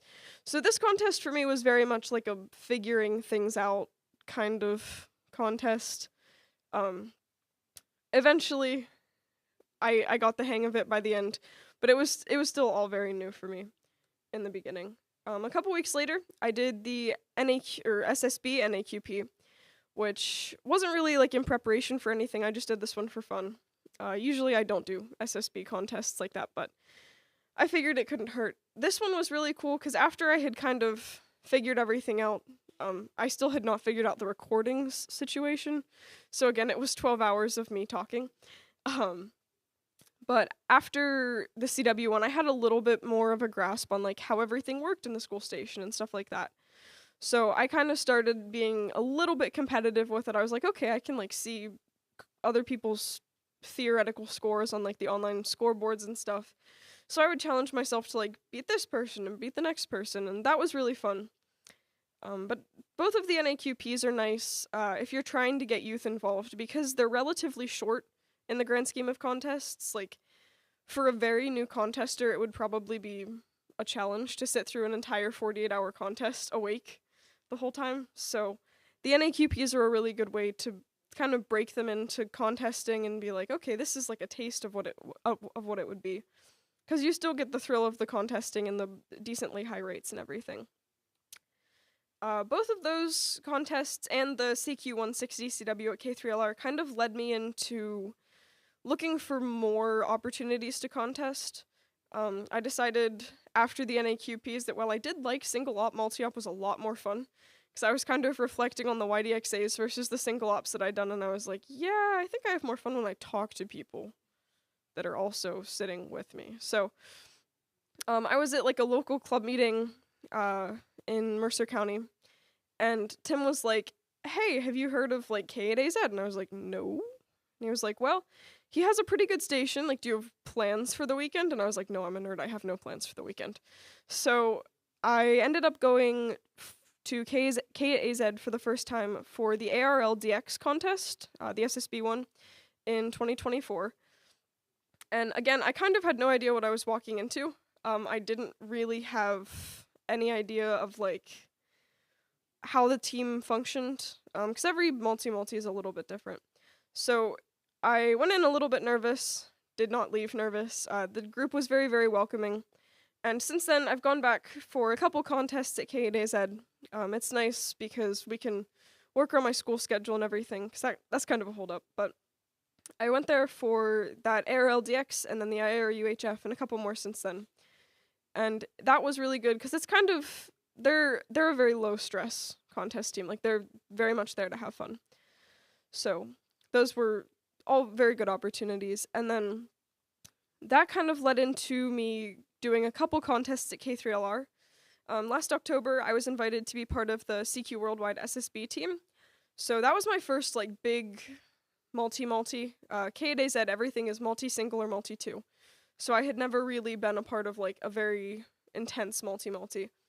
But I went for that one, and I didn't stay the entire time. I would come for shifts and everything because I live pretty close to K3LR. So I didn't really get like the full multi-multi experience, but I did get a lot of good operating practice. I was on 80 meters SSB in the daytime, so, you know, I got a little bit of practice, a lot of practice talking to Canadians. But that was good to kind of see like how a multi-multi functions, and it was also a really, I guess, invigorating experience because every multi-multi that you're a part of, well, most of them, the enthusiasm's really high. Everyone is very encouraging. They all want to help you do better. So that was really fun. After that, I ended up doing both of the January NAQPs at K3LR this year, single op. Single op at K3LR is a lot different than multi-multi, shockingly enough. You kind of gotta like get up and move every time you want to change bands, which isn't so bad. I think the antennas kind of cancel it out. But those were both really interesting because, again, I was kind of like, not necessarily on my own, but like planning out, okay, this is when I'm going to be on this band and this is what this is going to do. And it's always interesting because you can plan all you want and then something is not going to go as planned. So it was cool to like kind of look through other people's old logs, see what they did to get their good scores, learn how to study a log because I had never really done that before. We didn't do that a lot for the YDXAs. So I was like, okay, I need to figure out like how these people are doing well and then try to mirror that as best I can.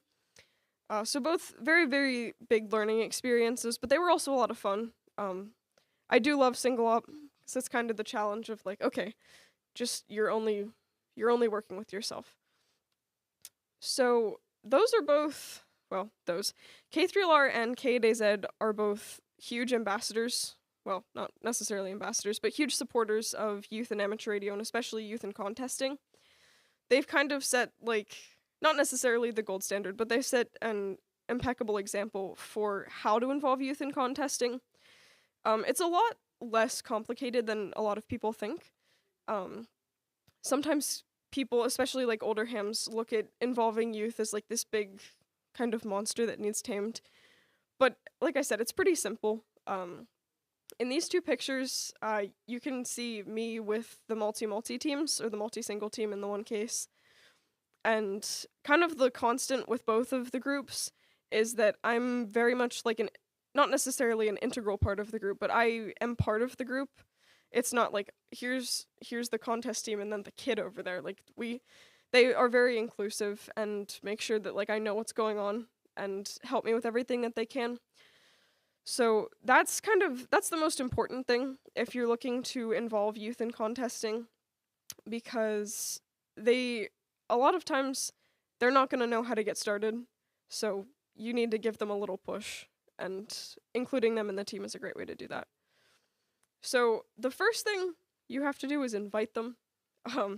It seems kind of obvious, but a lot of times you don't realize it or you don't think about it. But like, as a young operator, it's kind of scary for me to ask and be like, hey, can I come to your station for this contest? So an invitation definitely goes a long way. After that, you also want to make sure like that, you know, if you're inviting a kid, you're also inviting a parent. My parents have spent a lot of time sitting in old men's basements because I have a contesting hobby. So I'm sure they'll be glad when that's over, but for now they get to come and audit all of these contests. But yeah, so just inviting the youth is really, really helpful because a lot of times they won't be comfortable asking, or they'll feel like they shouldn't ask to come operate at your station. The second thing, obviously, that we've kind of already talked about is Elmering them. Especially for very, very new beginning contesters, they're probably not going to have any idea of how to contest. So like if the kid that you're trying to get interested has never been in a contest before, they're not going to know what an exchange is. They're not going to know, you know, how to move your antennas. So like you kind of have to break things down a lot, go step by step. But even like when I go to Elmer Kids at my club, I mean, obviously I'm not like the best contester that there is, but I do have a little bit of knowledge on it, so I can point them in the right direction at least when we operate there. But it's good for me to like break it down and be like, okay, this is exactly what I'm doing, because it helps you catch like anything in your operating that's like, oh, maybe I should fix that. Like maybe I keep saying this thing and it's taking too much time. So it forces you as the Elmer to like break down how you operate, what you're doing, and kind of refine that if you want to. But it also makes it easier for the kid, so they don't have to be like, what do I do now? Like what am I supposed to say here? If you're just already helping them and willing to talk to them about it. The third most important thing, I think, well, maybe not the third most important, but another very important aspect is encouragement. All of the teams that I've been a part of, fortunately, have been very encouraging to me. Nobody has been like, oh, the kid over there. And that happens fairly frequently, I think, in contesting. It's not really an issue much anymore, but I used to definitely be like the odd one out just because I was the youth. So the more encouraging that you can be, the better. In these pictures, these are from the first YDXA that I was a part of, and both of these guys came down to talk to me because the North Coast Contest Group had like their summer reunion get-together thing, their summer meeting during the YDXA. So both of these guys came down to talk to me. One wanted to talk about CW and like, oh, you do CW? Like, what's your speed? All of that kind of stuff. And the other, I talk to pretty regularly at Hamfests and stuff, so we just wanted to catch up. But it means a lot when people just come and talk to you and are like, hey, good job. So encouragement is definitely a big thing as well. When you're dealing with youth schedules, there are definitely a lot of struggles that young contesters have to deal with. The most prominent of them, like I said, being a school schedule. Contests, I mean, it's good that they're on weekends, but it is definitely challenging to go 7 or 8 p.m. on a Friday until 7 or 8 p.m. on a Sunday and then get up for school the next day. So that can be hard to manage. For me, it's been about like, okay, what am I prioritizing this contest? And sometimes like I won't be able to do a contest because I have an exam or something coming up, which is always disappointing, but it's definitely something that impacts how well youth can sort of get into contests and get some experience with that. Another struggle is like parental involvement. So especially for minors, you're probably gonna have to have a parent with you when you go contest somewhere. So fortunately, both of my parents are very supportive of my nerd hobbies. And they are willing to do pretty much anything for helping me get to a contest or get to a Hamfest and everything. But a lot of the young hams that I know do not have that support from their parents, which can be really hard to be like, okay, I want to go to this contest, but there is nobody that's going to chaperone me, and I have to have a chaperone. So what do I do there? So if you can provide chaperones at a contest station, like for the CQWPX SSB that I was at K3LR about a month or two ago, he had a couple female ops there, so I could be there like the whole weekend with a chaperone, and my parents did not have to go sit there for a full weekend and lose that much time. So if you can provide chaperones, that's great. Otherwise, it can be hard to get your parents on board with the whole thing. And that also kind of applies to like getting equipment and stuff. Like if your parents aren't really wanting to support the hobby, then you're gonna have a hard time like getting equipment to even start contesting.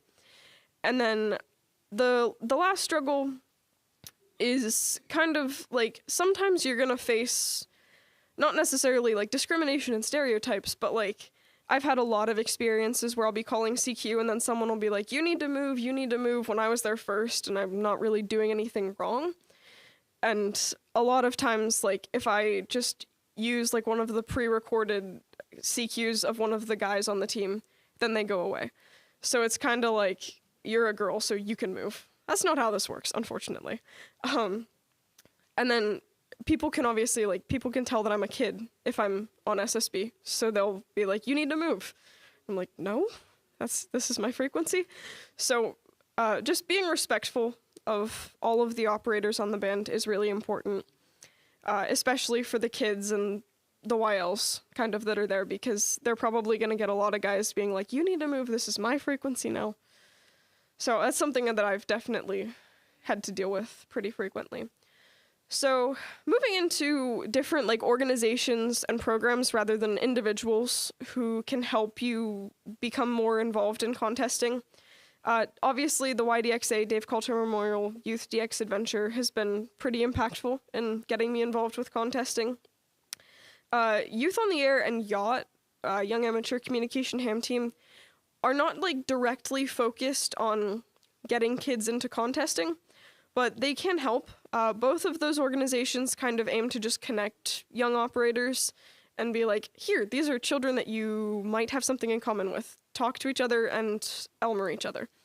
So I've met like a lot of my contesting friends through both of those, and Yacht was kind of the first group that I was like seeing these older kids contesting, and I was like, oh, this is kind of cool, like maybe I want to get into that, even before the YDXA experiences. So both of those help in a separate way, and then the youth contest program is pretty active in Region 1. It's becoming more and more active in Region 2. Connor and Grace run it right now, which is really cool.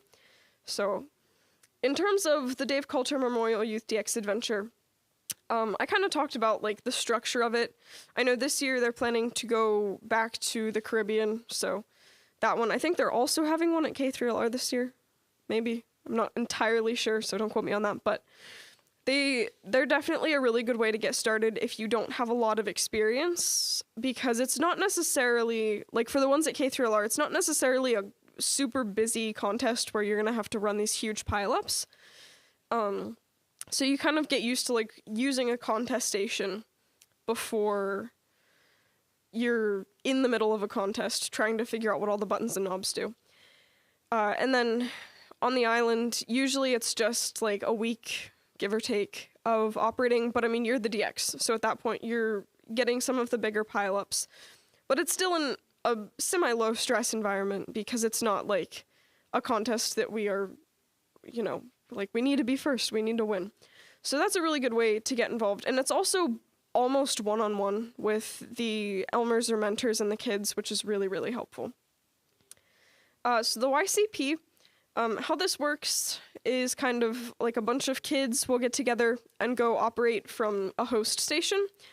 So there are obviously a lot of Region 1 hosts, and some of these are historic because it kind of fluctuates. A lot of programs in ham radio, especially for youth, kind of fluctuate in and out of like being super prominent. So hopefully this will come back a little bit. I know I've definitely seen it. We were talking about it at Yoda the past couple of years, so that's good.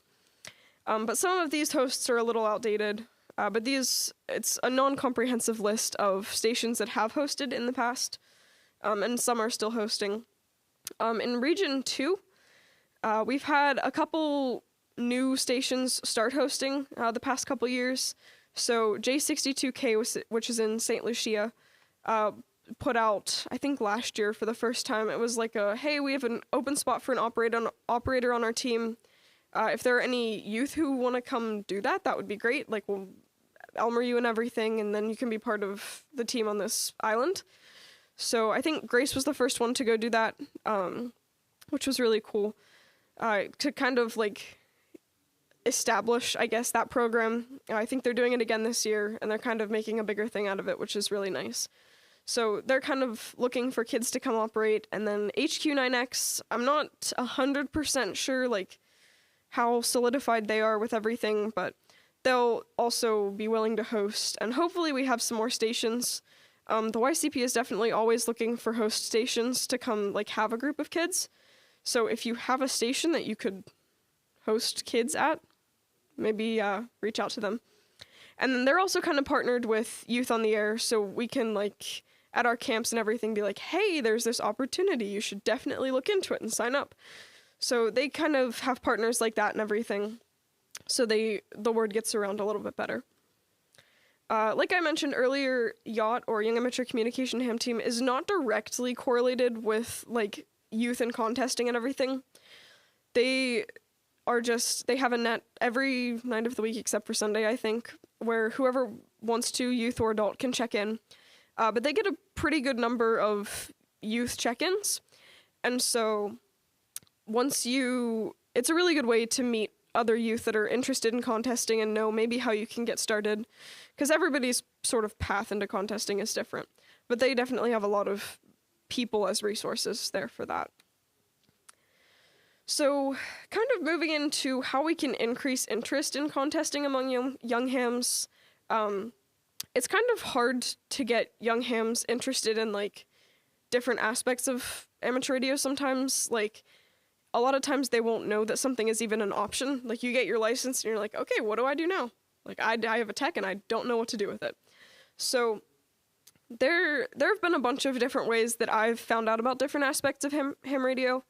About 2 months after I got my tech, and also where I got my general, we came to Hamvention for the first time.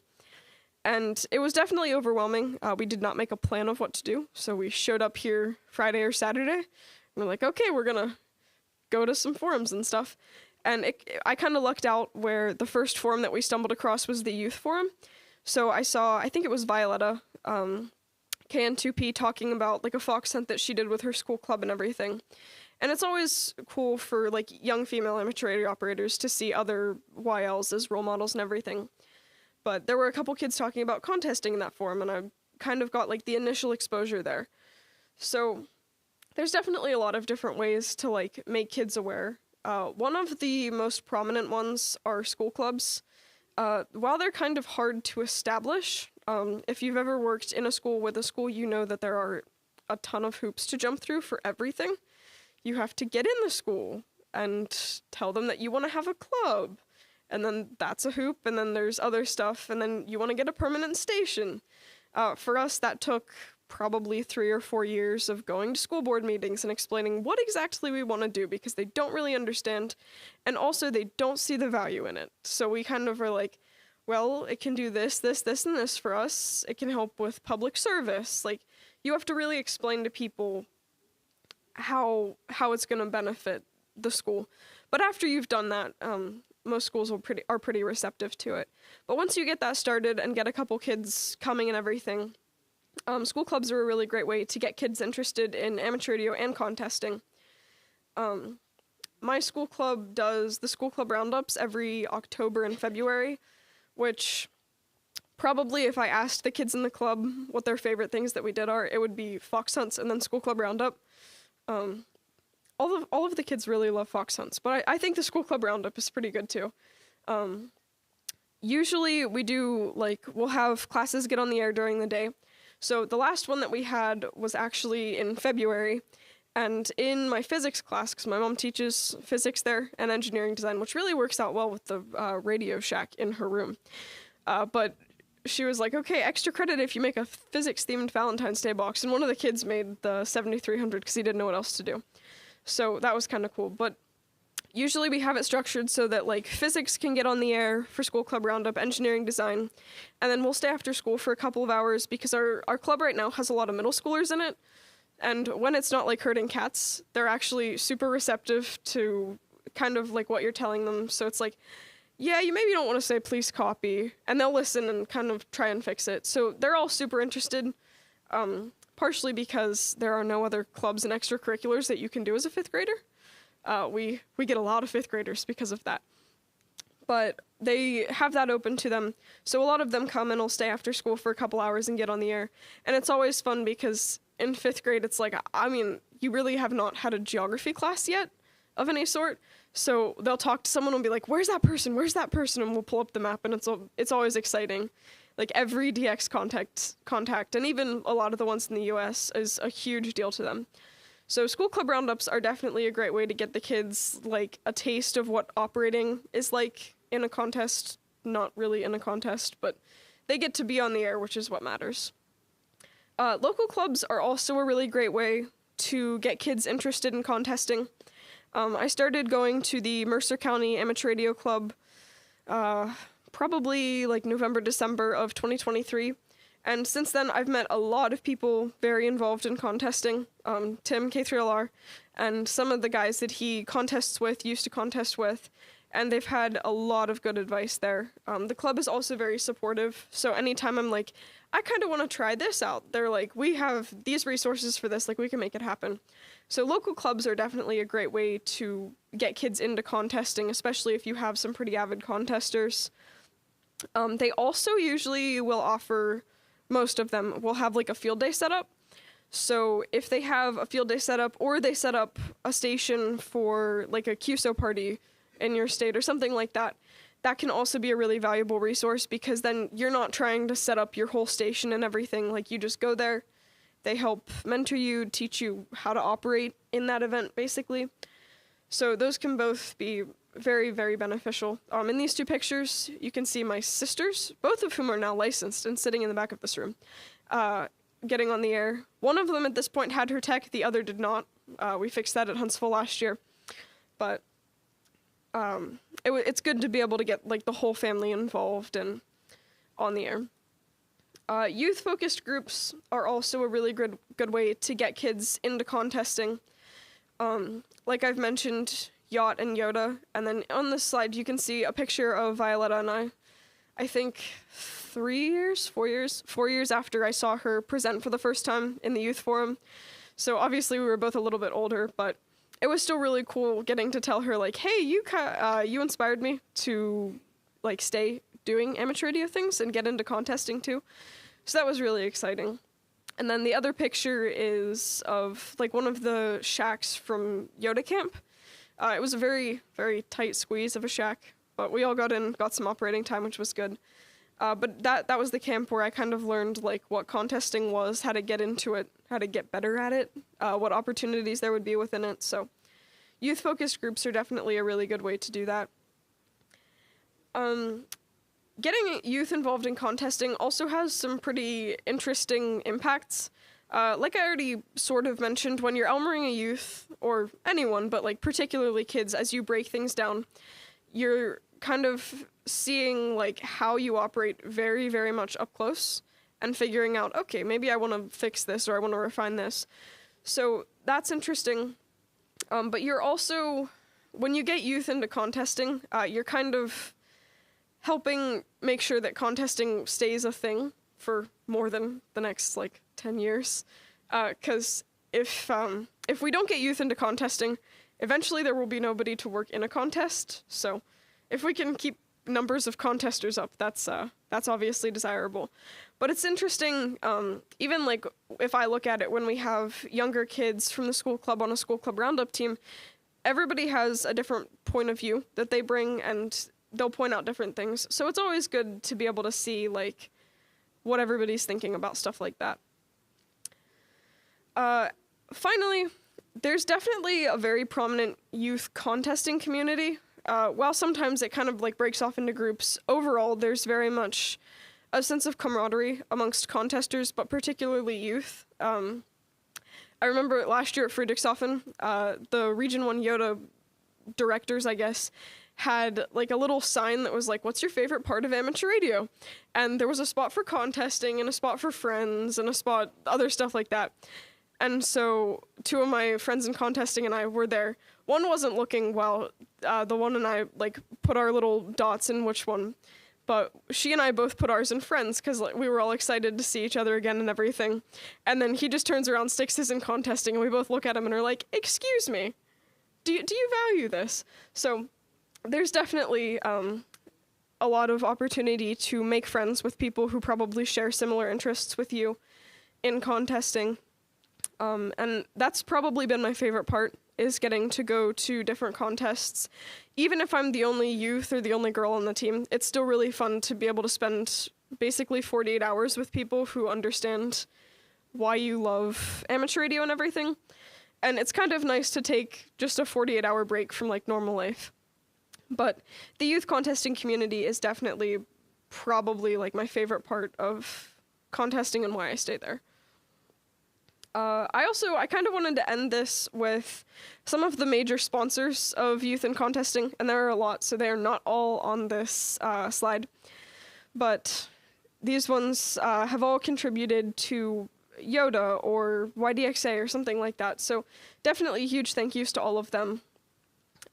We really would not have the opportunities that we have without their support.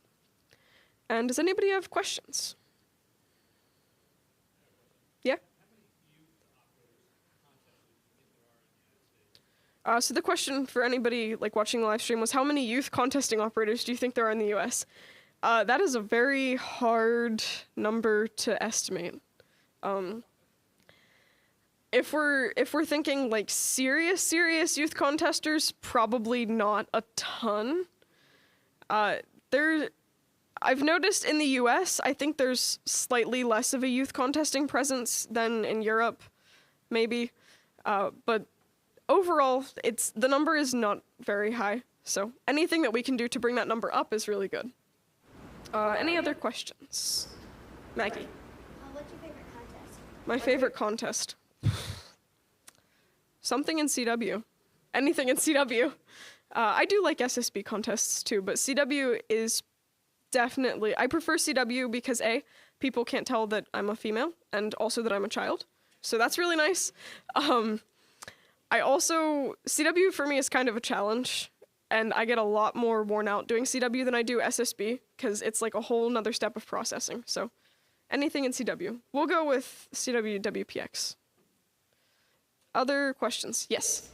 For schools that have a hard time getting like a station built there, do you think remote setups are an option? Would people be interested in that? This is a good question. So for anybody on the live stream, for schools that have a hard time getting a station set up like they're on site, would remote be a good option?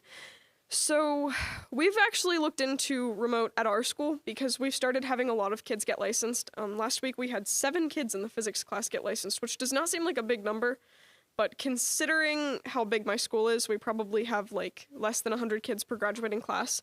7 is kind of a lot, and at any point 7 is a lot of youth getting licensed. So anyway, we kind of like, we have kids that are starting to get their general and everything, and obviously equipment is really expensive. So we're like, okay, if we could remote the station that we have and they can remote into that, that would be great. A lot of schools, the issue that you'll run into with that is like network security and stuff. I might sound illiterate if I try to explain it any further than that. So talk to an IT director and see if you can get bypasses for that, I guess. A lot of schools, though, won't let you have your own networks and stuff, and you can't get onto theirs because everything is blocked, everything is restricted. So that's an issue we've had. One thing that we did do for a while because we couldn't have a permanent station is our local emergency management association had kind of like a go kit thing for HF. So we would borrow that and then like a G5RV and put it up for the week of school club roundup or like field day or whatever we wanted to do with it. And that really helped. If you're running into the same issue that we have like with kids getting their licenses, getting their generals, we've had a lot of equipment donated. So soliciting donations is always good. If you want something like that where you have like a library, I guess, of them for kids to borrow, if that answers your question. Any other questions? Yes. All right. Here's a psychological question. Oh boy. I've always tackled 30 years ago. Well, you know how old I am. Back in the late 80s, early 90s in high school, that's when I got licensed. Now, I came back after I graduated as an alumni to help establish a club at the high school. And the big problem that I wouldn't say problem, but the big challenge that we always had was, this is, amongst the kids in all different backgrounds. That they look at ham radios like dork hobby or only for nerds, and I'm like, well, okay, fine, that's acceptable. I don't know if you had that challenge, but if you did, how would you approach the general student population in terms of recruiting to get them all interested and have that perception of just being a nerd, geek hobby? You know what I'm saying? So, good question. For anybody on the live stream, we're kind of just asking about like how do we deal with perceptions amongst the general high school population of amateur radio and how we deal with that and recruit in spite of it. So to kind of go with how we recruit first. We offer it to middle schoolers right now. So we have a lot of 5th graders who are there because they want to do something with their friends, but they can't do a sport because that's 7th and 8th grade, and everything else is junior high, 7th, 8th grade. So recruiting younger kids, if you're willing to deal with that headache, is always good. Other than that, you kind of, I don't want to say bribe them, but bribe them. In a lot of my mom's classes, if you get a license throughout there, you can have like a letter grade of extra credit. This year you could get out of a physics final if you got a license. 7 people did. Unfortunately, I was not eligible for that, so I will be taking a physics final next week. But a lot of times for the high schoolers, if you tell them like, hey, there are a lot of scholarships for this, that's a great way to recruit, even if they think it's a nerd hobby, because money for college overrides nerd hobby. So stuff like that. And then to talk about the perceptions of it, so I got my license when I was 10 years old, 5th grade, got my general at Dayton, come back to school, and my Elmer, and the guy who started the club was our school resource officer at the time, so he's like in the school throughout the day. And I'm sitting at lunch, and he comes up to me all excited, he's like, oh, like Kate OQR stroke AG. And I'm like, yeah, we talk for a little bit, and then he walks away. And then one of the girls at my lunch table looks me dead in the eye and goes, Katie, are you a spy? And in hindsight, I probably should have answered yes, but I did not answer yes. And she probably is still convinced that I'm a spy. The Morse code thing really did not help that. Like, I didn't know Morse code at the time, but after that, it got worse.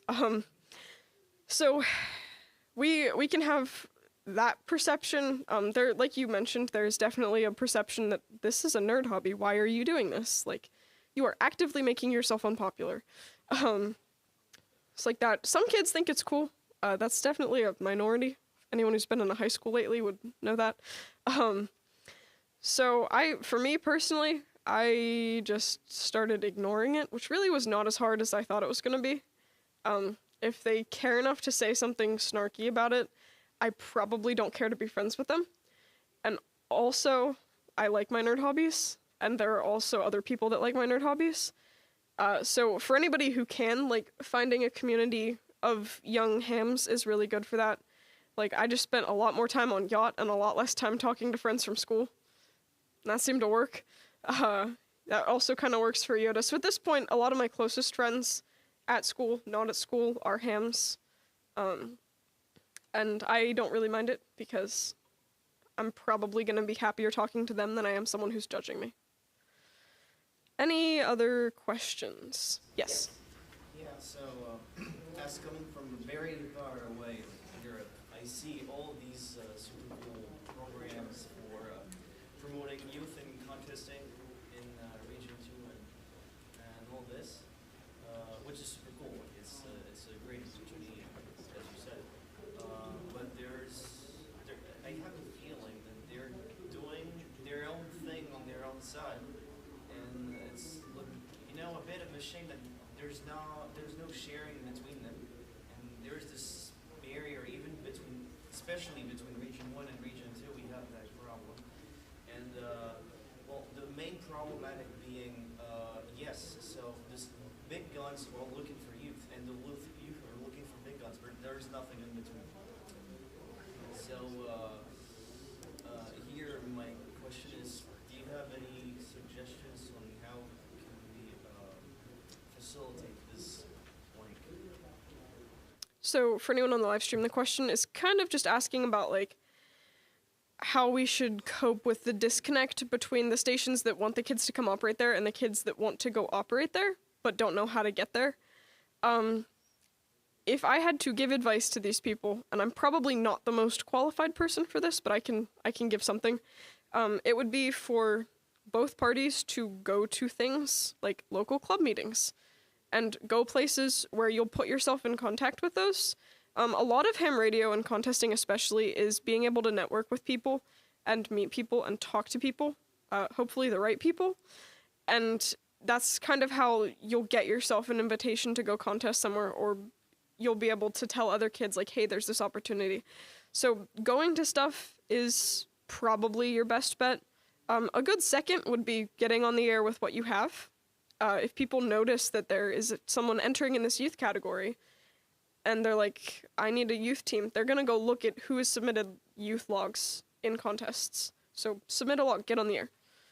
Stuff like that. Other questions?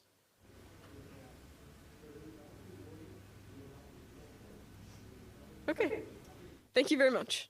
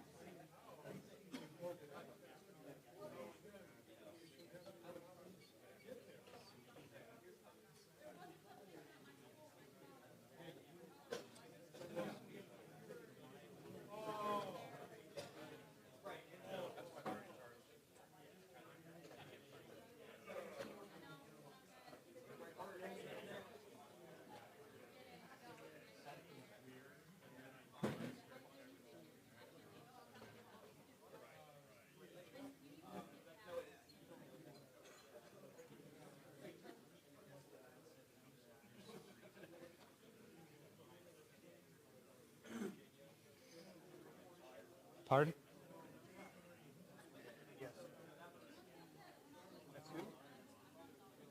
Oh, it is? Oh, I didn't know that. Oh.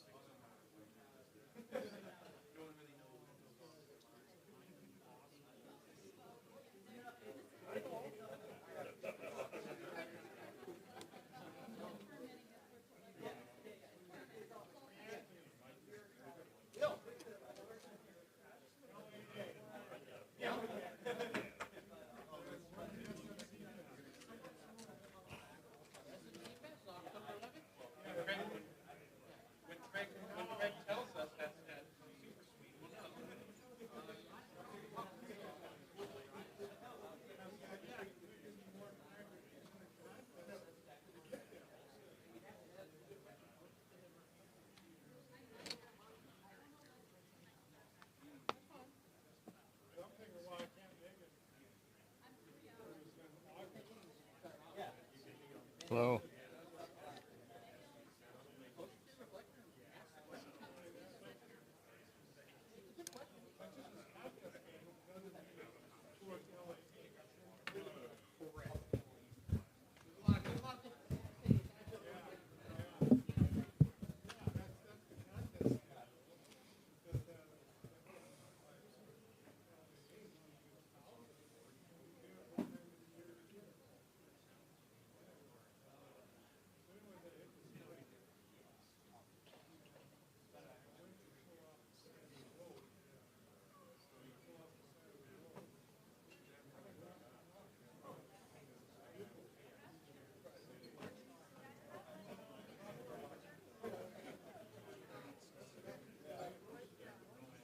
Brad. Are you ready?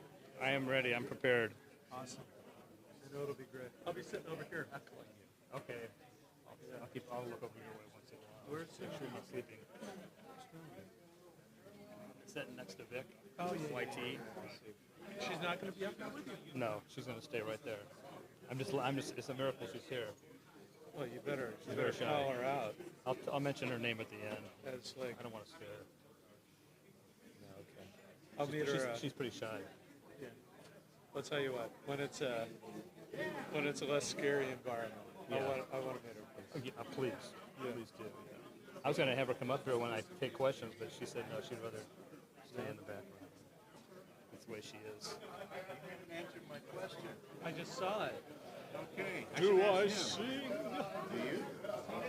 Oh, come on. I mean, does Jim sing? Do you sing? No, I don't. What? I don't sing. Oh, okay. Not. I mean, if I did, you'd probably want to leave. like bar chants or. Yeah, we're gonna do it. Well, I mean, if there's a sing along, I'll try. No, it's we need some strong singers. So My range is what you hear right now. can you make up for it in good looks and street smarts, which I appreciate. I want to get Well, out of here. and then, I'll be that guy whose mouth will be moving in the choir, but you won't hear a sound. There might be a place for you yet, depending on how many other singers we find. Well, I already have a job. I'm going to be dropping the cards during the VHS subterranean. I think you guys are on, so I'm going to quit bugging. I'm not. I know. I'm stealing his. When are you going now? I mean, you're not. I'm ready to go. You're not Jim's handler. No. You don't need that.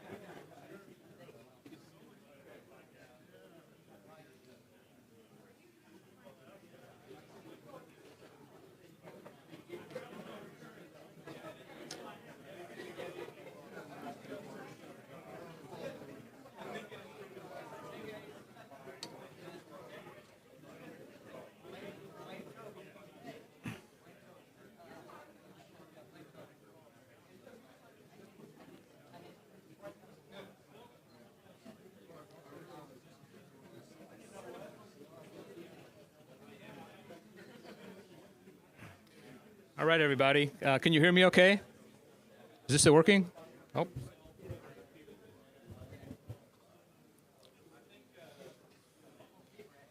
Tim, this works out really good.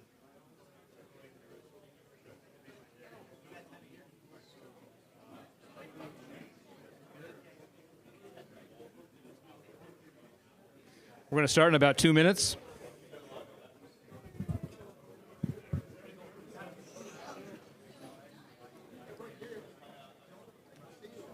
Good. Can you hear me okay?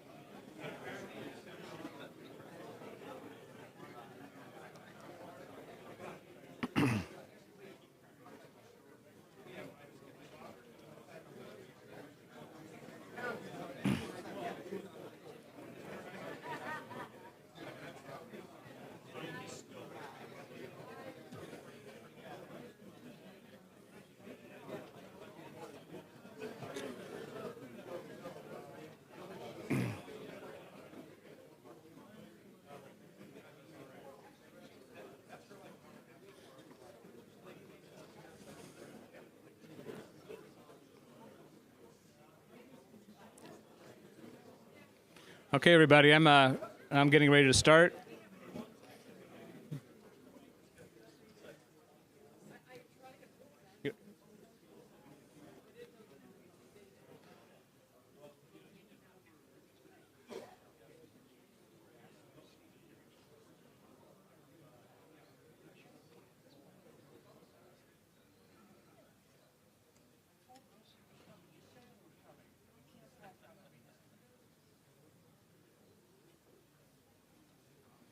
Okay, everybody. Thanks a lot for being here today, and welcome to those people that are here online.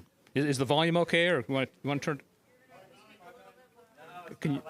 Okay. More compression? Okay, is this better? Okay.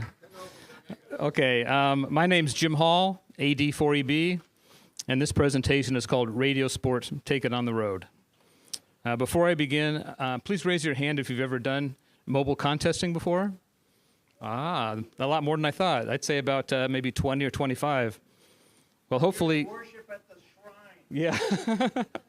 Hopefully this presentation will motivate more of you to try and give it a shot. Let's begin with a brief introduction.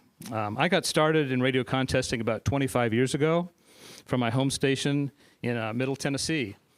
And about 15 years ago, whoops, these two gentlemen, Ted W4NZ and Don N4ZZ, suggested I set up my Montana van for mobile contesting and give it a shot.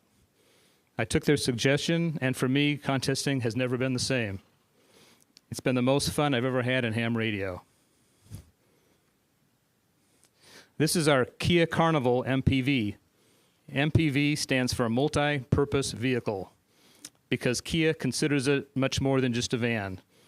And so do we. The vehicle has proven to be excellent for mobile contesting. It practically drives itself. It's smooth and quiet on the road, and it has no RFI. And this is what it looks like on the inside. You can see my ICOM 7610, a Kent key. When I'm mobile, I usually operate 100% CW. There's a 17-inch wide laptop running N1MM, my favorite keyboard, and an iPad displaying the RBN. Up front under the mirror is a Garmin GPS, which displays the current route. But what is missing, and the most important of all, is my wife, Melody, KI4HVY. She does, well... Thank you. I'm sure she appreciates that. She does the driving and navigating on these adventures. Here she is after she just finished driving a 980-mile Florida QSO party route. She could say, yeah,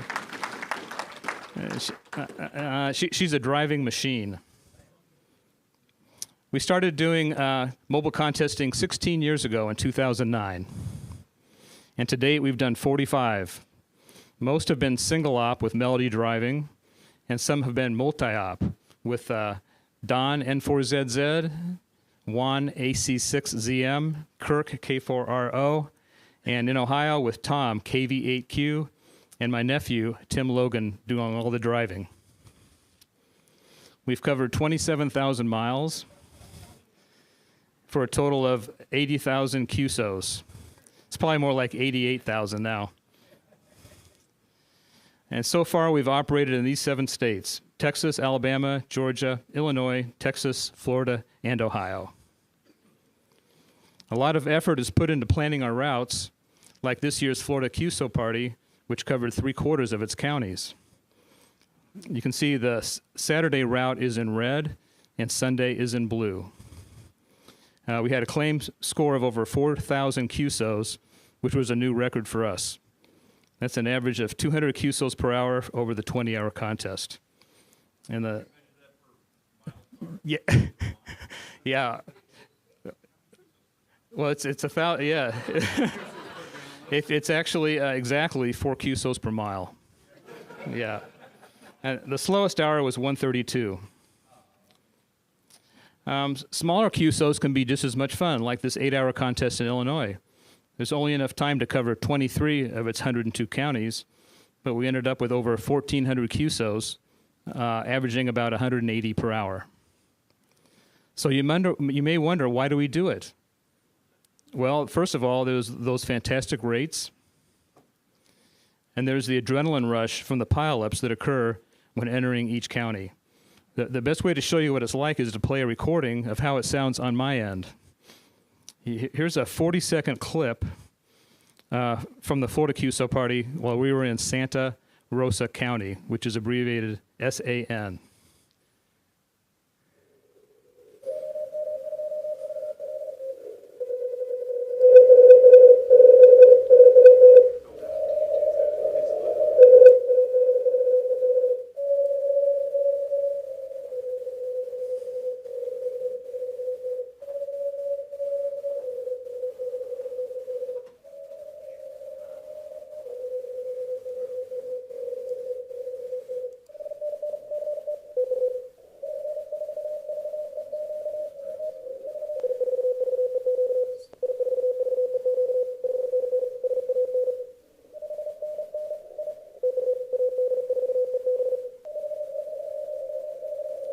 That's what it sounds like.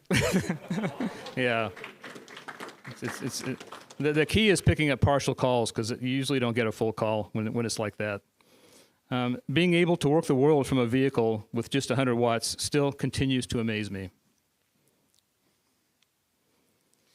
It's also a great way to get out and see the country.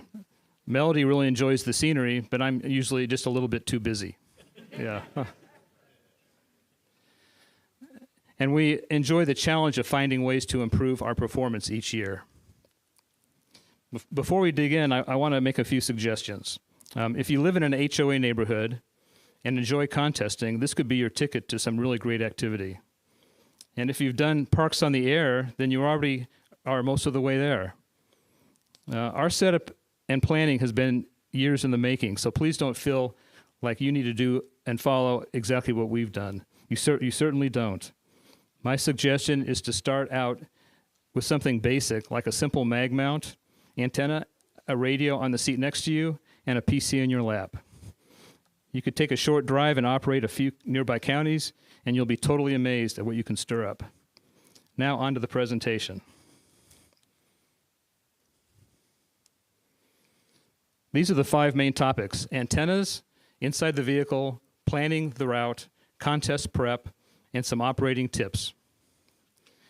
Just like at your home QTH, good antenna selection and installation are really important. Since W4NZ had good success with his Hustler vertical antennas, I decided to follow suit. My Hustler masts are each 54 inches long, and the maximum height above ground is 13.5 feet. So we must carefully watch out for tree branches and overpasses. Luckily, Juan caught the 10-foot, 10-inch warning sign on the right instead of catching the bridge. And here's the front antenna. It's set up for 10, 15, and 20 meters.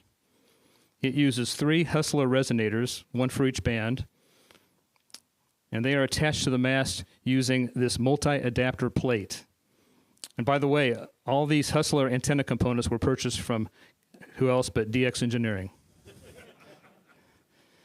This is the rear antenna set up for 40 meters. It uses a 30-meter resonator with a capacitive top hat. This combination of a 30-meter resonator and the hat result in less total height and higher efficiency than just using a standard 40-meter resonator alone. The top hat consists of 6 12-inch long spokes, which are attached to the resonator using this DXing hot rods hub. In the evening, the front antenna is replaced with this larger 80-meter vertical. It takes about 10 minutes to swap antennas. The 80-meter antenna uses a 60-meter resonator and a capacitive top hat with 24-inch spokes. And if in the left photo, if you look carefully, you'll notice that each mast is supported with 4 polyester guy ropes. Those guy ropes are attached to each mast using a small hose clamp and 4 nylon wire ties. On the other end of the guy ropes are carabiners, which are hooked onto small loops of rope which are tied at various locations along the sides of the vehicle. The carabiners allow for quick antenna changes because retensioning of the guys is not necessary. This was another tip I got from Ted, a real time saver. Our Kia Carnival was ordered with contesting in mind, which included roof rails and no sunroof. Attached to the Kia roof rails are these 2 black aluminum roof racks made by PA, which were found on Amazon. And centered on the roof racks is a 6-foot section of galvanized framing strut, which was purchased from Lowe's. The support strut's attached to each roof rack with a stainless steel hose clamp. And bolted onto the strut are small aluminum plates, which hold the 2 stud mounts that the mast screw into. Also, there are ferrite rings, which help stop RF from getting inside the vehicle. Just as Ward Silver tells us, good bonding is extremely important. So for bonding, 1/2-inch wide tin copper grounding strap is used. Ring terminal connectors are soldered onto the straps, then bolted onto the mounting plate with stainless steel hardware. We used to have fluctuating SWR and RF issues inside the vehicle, especially when it rained. It was solved by beefing up the bonding of each of the roof racks. The 4 bonding straps are routed under the roof racks and go down to each side of the vehicle. Each bonding strap is run into the vehicle through the sliding door gaps. They are held in place with Scotch Extreme double-sided tape. The tape really works well, even through car washes. I think that tape's been on now for about 5 years and hasn't come off yet. Amazing stuff. The straps are bonded to the vehicle using the 4 sliding door striker plates on the frame. A thin piece of copper strap is soldered to the end of each bonding strap and then clamped under the striker plates like a shim. I've got a better picture of that coming up. Here's a close-up of a 3/8-inch stud mount, which the mast screw into, and high-flex RG8X coax is run into the vehicle through the passenger front door opening as shown. Okay, now for what's inside the vehicle. When operating mobile, comfort and stability are extremely important, especially for those 20-hour contests. The second row of seats are removable, and this wood table is installed in their place. This table was cobbled together for our first QSO party. It was made from a wooden crate and board obtained by Melody and me in a dumpster dive at our recycling center. We thought it would only be used once, but it's worked out so well we're still using it 16 years later. One thing we all learned at CTU is the importance of good ergonomics at our home stations. Well, it's equally important in the vehicle, especially like in the Texas QSO party, where the first day is a long and intense 12 hours. Here are some similarities between our home QTH and the vehicle setup. PC monitors are straight ahead and at eye level. The same model keyboards are used. The radios are off to the side and easy to reach. Bose noise-canceling headphones are used. And the table and seat are at the correct height. Armrests are made by 2x4s that slide underneath the table when not in use. And there's plenty of leg room and even a footrest under the table. I'm actually just as comfortable operating mobile as I am at home. This ICOM 7610 is held in place with a blue bungee strap and a wooden block for a backstop. The radio's 2 bonding straps go to striker plates on each side of the vehicle. The radio is controlled by a single USB connection to the PC, and the antenna coax cables go to these 1-to-1 isolation balance before heading up to the antennas. Here's the other photo of the sliding door striker plate I wanted to show you. One bonding strap goes up to the antenna supports and the other over to the radio. Also, the front hood is bonded to the frame using the same copper shim technique. For 12-volt power, 10-gauge zip cord is used, which runs from the battery to the radio. The zip cord is protected with split-wire loom tubing and 30-amp fuses. The cord and tubing run into the passenger compartment through a hole poked through a large firewall grommet. And at the operating table, this power pole junction box is used to distribute power. I've tried various inverters and chargers to power the laptop, but they all generated RFI on HF. I called Chuck N05W, since he did a lot of mobile contesting, and he suggested trying a Lind brand auto power adapter, which I did, and now we are RFI free. These are commonly used in emergency vehicles and are available from Lind directly. Now let's get to planning the route. Planning a really good route takes a lot of time and effort, but it really pays off for us. This year's Florida route included 49 of its 67 counties. The route had 7 weight locations and 6 county line operating locations, and we'll get into those in more detail shortly. Georgia has over twice as many counties as Florida. It's the best state for operating from a lot of counties since they are all so small. There's 159 counties to choose from. This year's Georgia route covered 66 counties, 17 weight locations, 11 county line operations, and resulted in over 3,500 QSOs. Here are some of the key factors when planning a route. First of all, operate from as many counties as possible. More counties result in more pileups. And the rarer the county, the bigger the pileup potential, just like in DXpeditions. We found the optimum time in each county is 15 to 20 minutes. When possible, plan to drive through just the corner of a county and find a place to stop and operate from.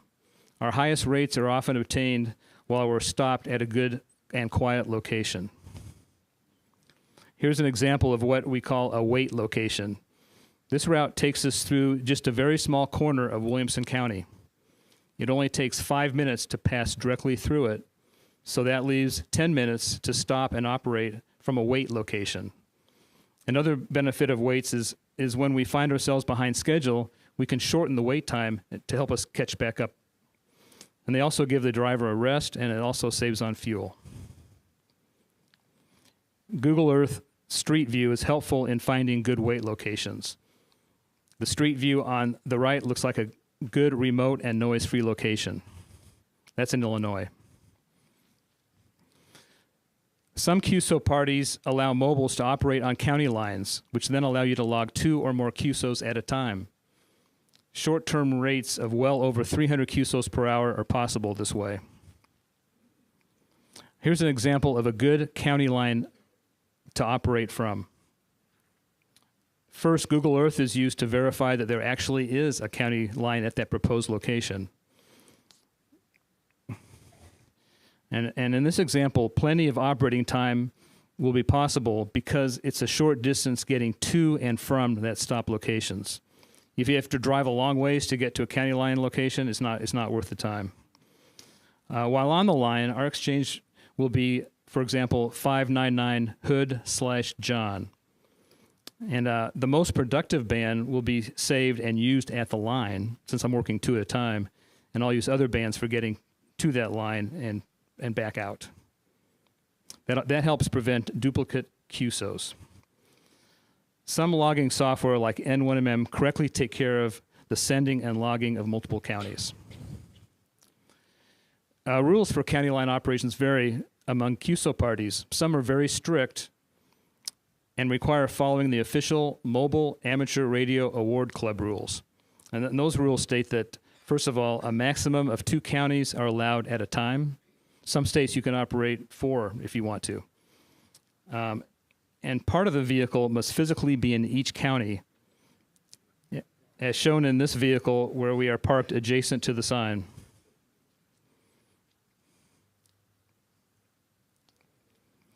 And finally, pick the best roads. Use Google Earth to carefully check road surfaces and overhead hazards. On the left is a very good road. The narrow road on the right is a bad one. Tree limbs are not your friend. And during our first Illinois QSO party, a long time ago, our planned route took us on gravel farm roads that looked like this. They were so badly washboarded that I could not keep my hands on the keyboard to type. But that didn't really matter because it was so noisy in our old Montana van that I couldn't hear anything on the radio anyway. Yeah. It was a total wipeout. These are the tools used when planning a route: state highway maps, Google Earth and Google Maps, Garmin Basecamp, and Microsoft Excel. Here's how we used to create our routes, and I expect this is how most people do it today. On a state highway map, start by highlighting the county lines, then sketch potential routes in pencil.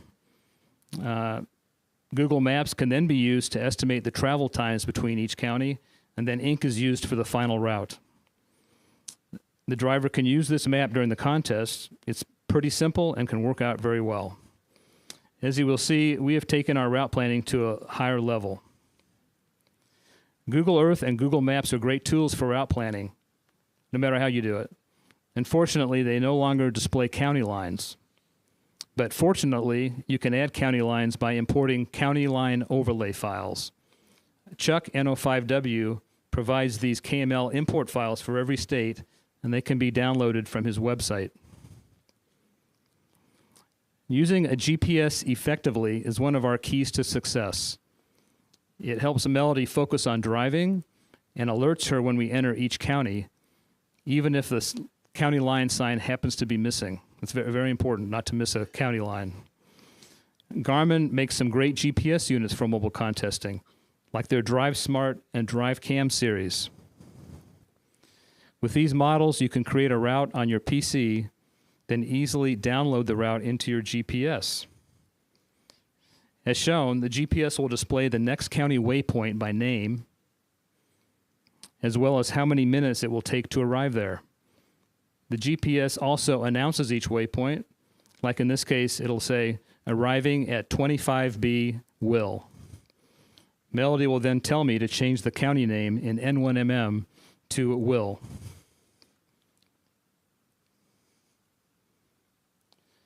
Our route planning is done on a PC using Garmin's Basecamp software.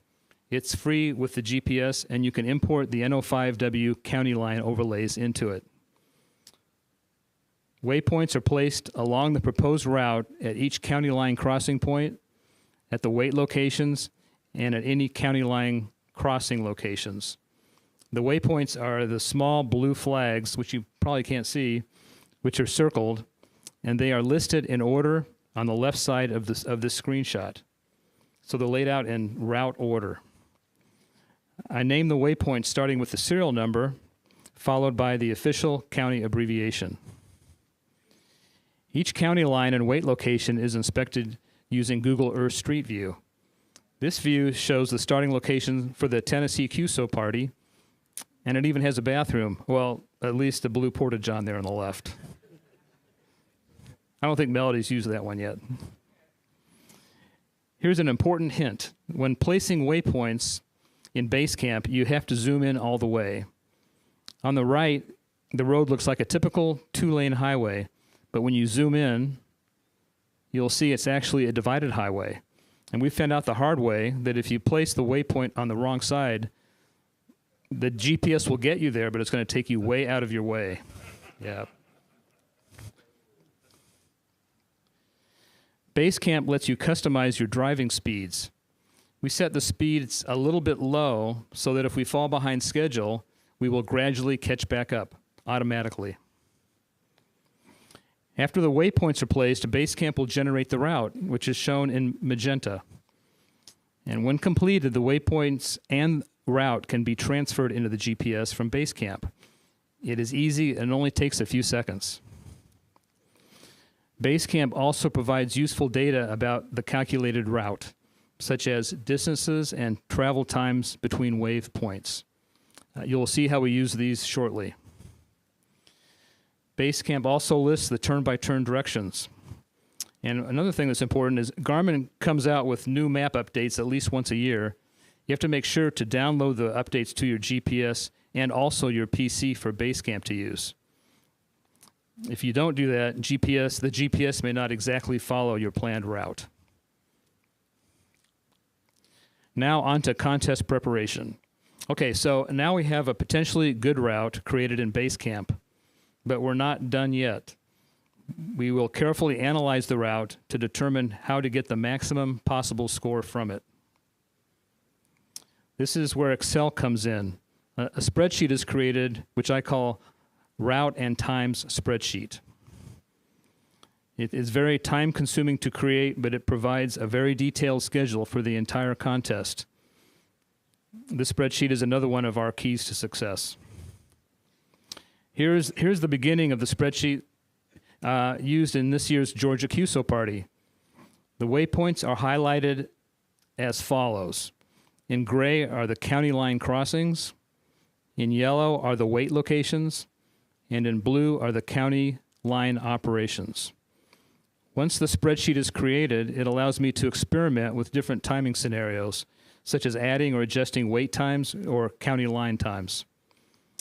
When finished, we end up with a detailed driving guide and schedule for Melody and an operating guide for me. It helps me figure out which bands to switch to and when. Here are some of the key elements. First is the county waypoint name. In this case, it's, the pointer goes to 02 Bart for Bartow County, which will be our second county. Here are the turn-by-turn directions. Highlighted in yellow are the driver instructions for that weight location in Bartow County. When the GPS announces arriving at 02A weight, Melody will know that she should park at the church on the left. And it also instructs her to then continue south when the wait time is over. The plan is to wait at the church for 7 minutes. And in order to stay on schedule, we should be leaving the church at 2:29 p.m. The next county, Polk, is only 1 minute ahead, so there won't be time to try a different band. And finally, the total time scheduled for this county is 15 minutes. And if we manage to stay on this schedule, we know we'll make it through all the planned counties. We'll get the desired 15 to 20 minutes in each one and probably maximize our score.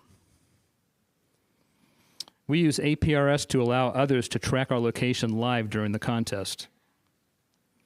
On my cell phone, we run an app called APRS Droid, which sends our location out over the cellular network. You can follow us, the red car symbol, by pulling up APRS on your home PC or phone browser. The link to our APRS location is on my QRZ webpage before each contest. It even shows the county lines when zoomed in. The logging program N1MM has some very useful features for mobile operators. I'll quickly show you how you set up N1MM for going mobile in the Florida QSO party. You first create a new log, set the log type to QSO party, the state to Florida, the station type to mobile or rover, either one works, and the sent exchange to DUV for Duval. This can be any county abbreviation for the state. You just pick any of them. Next, edit the station information. The ARRL section is set to North Florida. Any Florida section works. The rover QTH is set to DUV. Again, pick any valid abbreviation. And next, update the CW function key messages so they transmit the correct counties during the contest. There are two special N1MM macros that take care of this. They are rover QTH and county line. When you are actively mobile in the contest, this is what you do to set the county correctly in N1MM. You type in rover QTH in the entry window and hit enter. A window pops up where you enter the new county, like in this case, DUV. This sets the rover QTH macro to DUV. When on a county line, you type in county line and hit enter. Again, a window pops up and you enter the counties separated by commas, like DUV, comma, NAS. This sets the county line macro to those two counties. And that's all there is to it. It works great. Thanks to Tom and his great team. I post our mobile contest plans on my QRZ webpage. They include our operation details, a map of the route, the APRS link, and our estimated county line crossing times, which look like this. It shows the scheduled arrival times for each county. Melody is an expert at keeping us on these scheduled times, often to the minute. Quite a number of people try to beat the pileups by being the first to work us as we enter each county. These crossing times, along with APRS, can be very helpful. The GPS is loaded with the final route and then tested to make sure it calculates the route successfully. The planned route is reviewed with Melody. Google Earth Street View is again used to familiarize her with each of the weight and county line parking locations. That's especially important for the ones that are at night. A detailed checklist is prepared. One of the important items on this checklist is to bring spare antennas for each band and an extra mast. We have been incredibly lucky all these years and have not needed to use any of our backup equipment, knock on wood. The entire setup is carefully tested in the driveway. Once we hit the road, there may be no going back home. There's one very important thing to remember about testing in your driveway. Make sure to take down your antennas before you drive back into the garage. Yeah, I can tell you from personal experience, it's really bad if you forget. Yeah, and I appreciate DXE's quick shipping. It's helped. Morris Runner is used to practice pileups for several weeks leading up to each QSO party. I typically practice for 30 minutes to an hour daily using call signs from previous state QSO parties. And now, finally, for some operating tips. Carefully review the rules as they affect your operating strategy. What bands can be used, and are there reserved segments for mobiles? What are the multipliers, and are they by band? Can you self-spot? Can you operate in county lines? And what are those rules? Yeah, every contest is completely different in how they handle these things. Operate assisted using your cell phone as a hotspot. It lets you monitor band conditions. You can see if and how you're being spotted and helps find multipliers. If I see I'm not being spotted for a long time, I'll call a lot of CQs with just my straight call, and that seems to get me respotted pretty quickly. Lately, I've been operating SO2V. This is how N1MM is laid out on the laptop when operating SO2V. Here, VFO-A is used for running on 15 meters, and VFO-B for finding and working mults on 20 meters. And the spectrum display is useful to see if multiplier stations are likely to be workable before spending valuable time trying. At the end of the Florida QSO party, each multiplier was worth 50 QSOs, so it was worth the time spent trying to find them. I usually operate with the radio's CW filter set to 400 hertz. When the pileups get really big, I usually listen up the band using the RIT. The good operators know to call me off my run frequency. Auto hotkeys are used so I can keep my hands fixed on the keyboard. Auto hotkeys are the keys with the white labels, and most are activated by first holding down the shift key. The hotkeys initiate N1MM function key macros and also the new N1MM band map buttons. Also, bumps are placed on the F and J key to make them easy to find, especially at night. That's thanks to Mike VE3 GFN for that tip I found in the NCJ. And a lighted keyboard is used, which really helps out at night. Before and during the contest, I review the rates by band from previous years. But the main thing that helps with our success is Melody. Her smooth and safe driving allows me to stay 100% focused on operating. You might wonder what we talk about during the contest. Well, the answer is not much. But she does tell me how many minutes it is to the next county using hand gestures. So go like that for 4 minutes. And she also calls out each county phonetically as they are reached. She is truly extraordinary in the way she supports me in the hobby, and other people seem to appreciate her as well. Like Jeff, N4RKK. Yeah. Near the end of one of the Florida QSO parties, he put up this sign on an overpass that said, "Thank you, Melody." He knows who the most VIP is. And that's the end. I really hope that you decide to give mobile contesting a try. And thank you.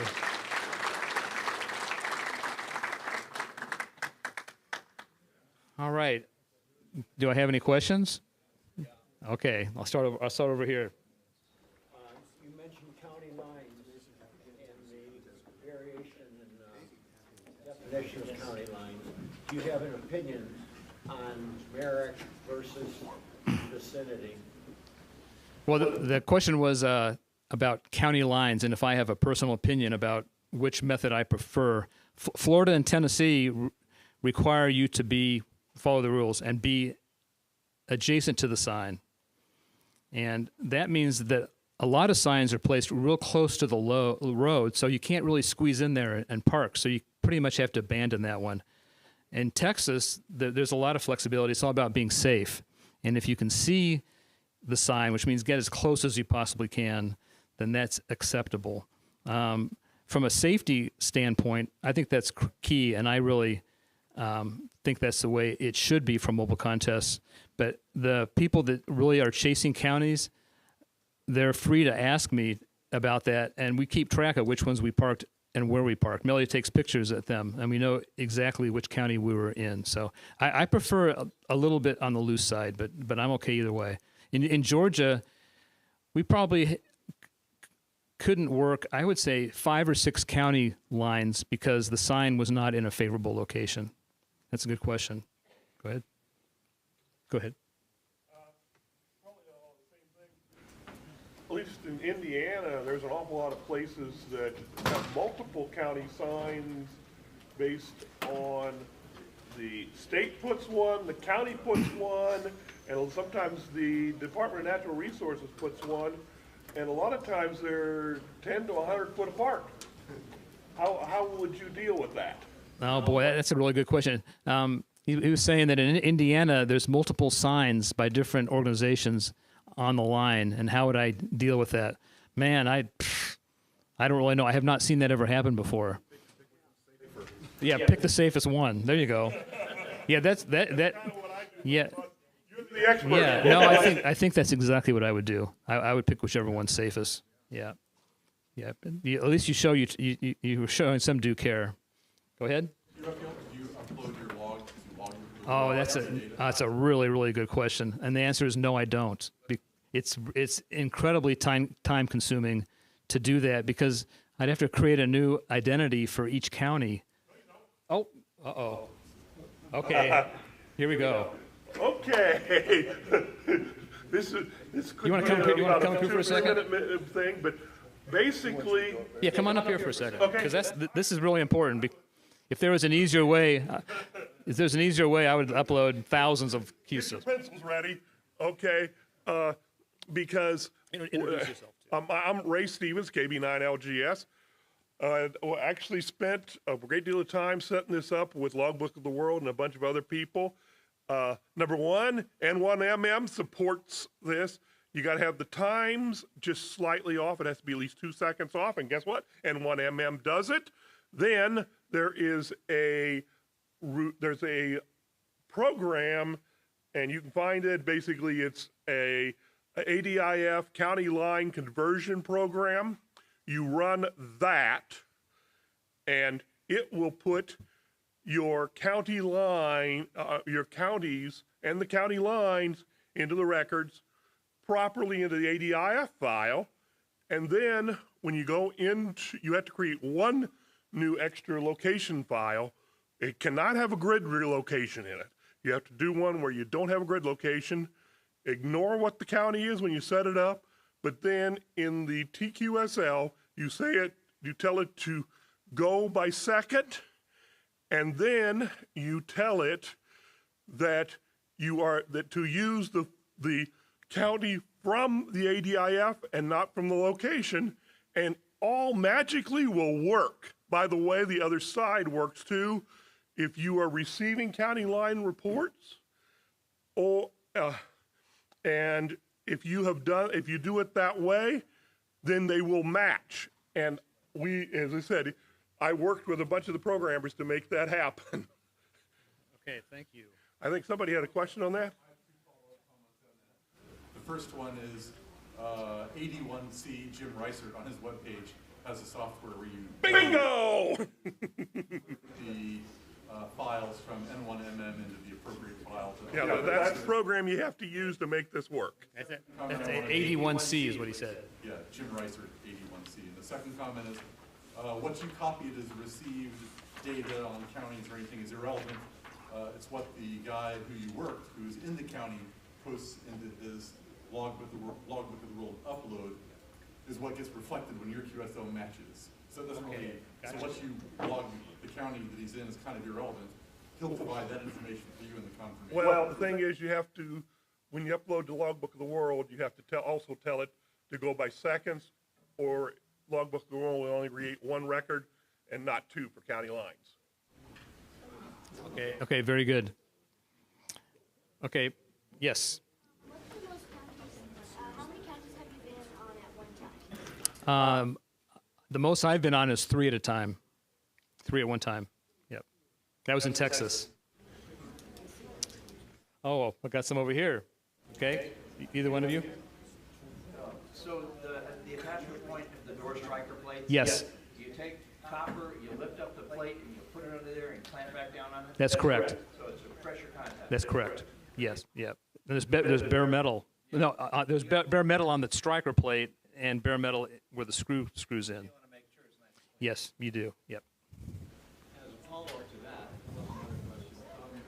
How much difficulty do you have keeping the door aligned after loosening it? Another good question. None. I got lucky. Yeah, it's very thin, and that makes the difference. The question was if there were alignment issues with the door after I put the copper shims in between, and the answer was that it was thin enough that it didn't have an impact. Okay. Well, maybe the way it bolted on, there wasn't a lot of wiggle. No, there was not. No, it automatically centered itself. The other question was, when you're driving down the road, obviously you're sometimes on transited roads by other vehicles, and how much interference from them do you have? That's another really good question I should have probably mentioned. But the question was, do we ever have interference from other mobiles during the contest? Yeah, or other vehicles. Oh, yeah. Okay, that's another question was about vehicles, is in general. But about the vehicles, there are some trucks that must have some really large switching power supplies in them. That basically it's S9 plus, and I can't work with anybody. So, but luckily we don't hang around them very long, and I urged Melody to hurry up and pass them. The other question was about interference. Well, that I made up was about interference from other mobiles. And there was a county line location in Texas at the last one of the day. Great location. And we parked there, and I couldn't work anybody. My radio was being overloaded. I didn't know what was going on. And Melody looked around, and then she spotted the culprit was another mobile station that was totally wiping us out. They were running power and multi-band, and we figured out what it was. So, okay. Oh, and, okay. One more question. Go ahead. We noticed on 80 meters, the lower you go in frequency, the worse the problem is. We would pass a semi and just watch the SWR kind of swing around. So I was going to comment about testing it in the driveway. I tested my whole setup in the driveway, and I forgot to realize I was parked next to a metal building. And so after I got down out on the road some distance, everything had changed, and it was kind of a newbie mistake. Okay, that's a good point. He said he noticed that when he was testing it at home, he was near a metal building, and it would affect his SWR. And when he left for the contest, his SWR was kind of out of control. That's a good observation. Yep. Go ahead. How long does it take you to plan your route stuff before when you add like a new state? Oh gosh, I don't even want to answer that. I would say if it's a big state with a lot of counties and I really want to work at it, it can take me 2 weeks, 40 hours.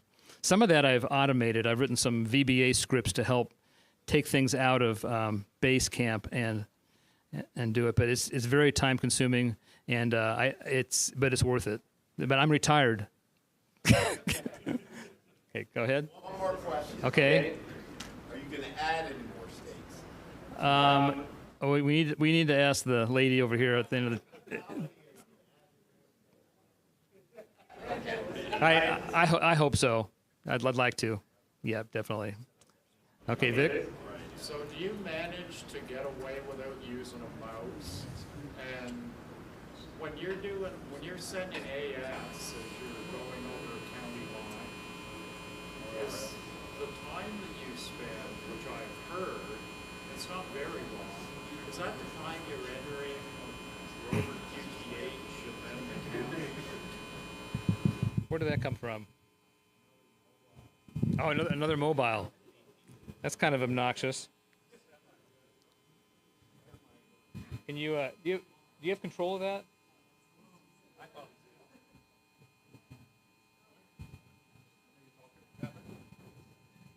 No,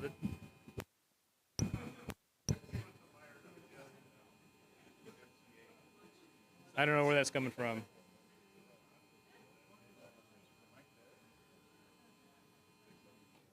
There you go. Thank you. Okay, I'll have to speak up a little bit now. The question was about changing county lines.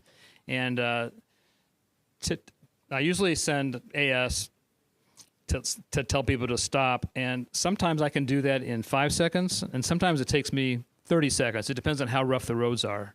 Yeah, it really makes a difference. So that's why the time variation is there. But it does take at least 10 seconds to do that. Okay, Ted? I just want to remind you that a few years ago in Tennessee Contest Group, we were honored to give a stenciled one of our plaques. Oh. That's right. Yeah, Melody. Yeah, the TCG gave Melody a really nice plaque for all the driving and work she did to help in these contests. It was very special. Thanks. Man, lots of questions. How are we doing on time here? 12:07. I guess we're still good. Okay. Go ahead. Have you had any problems where the route wasn't, something had happened, detours or stuff on your route that you weren't expecting? Yes, that does happen once in a while where the road doesn't always go where we want it to go. And sometimes there's mistakes in the route that we don't find until we actually get there. But I'd say 99% of the time is pretty accurate.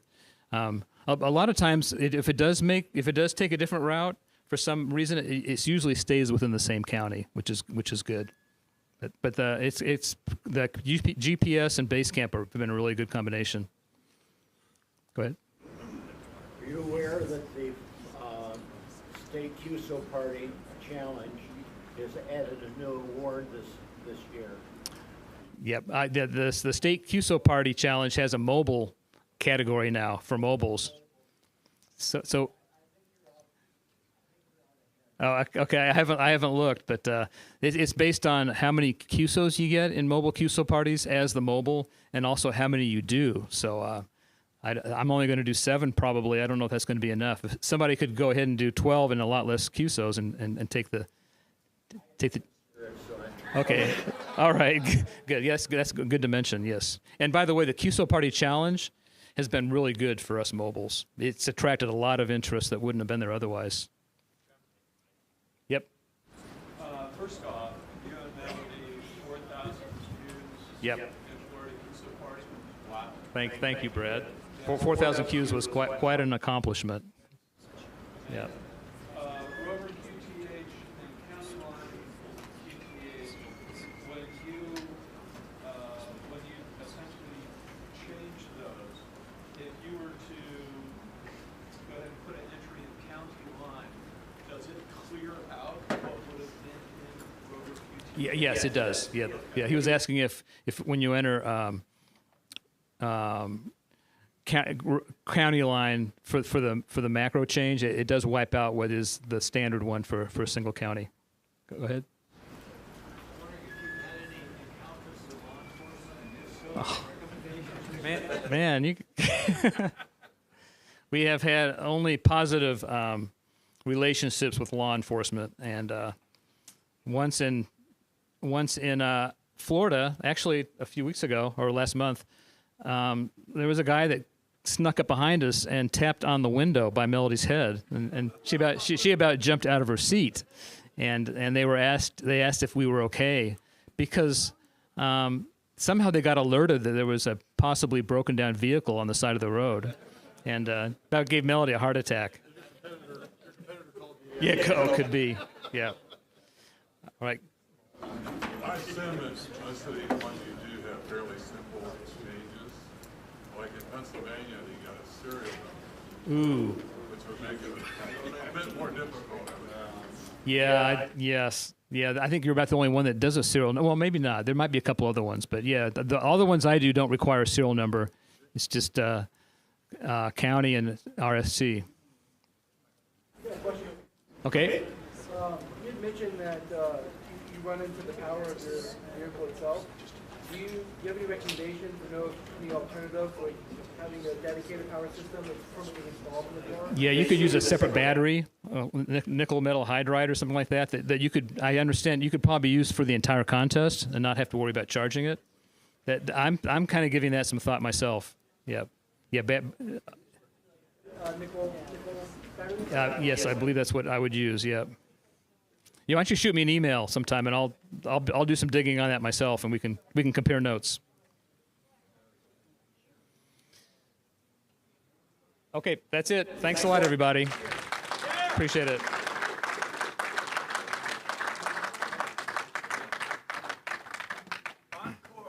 Thank you.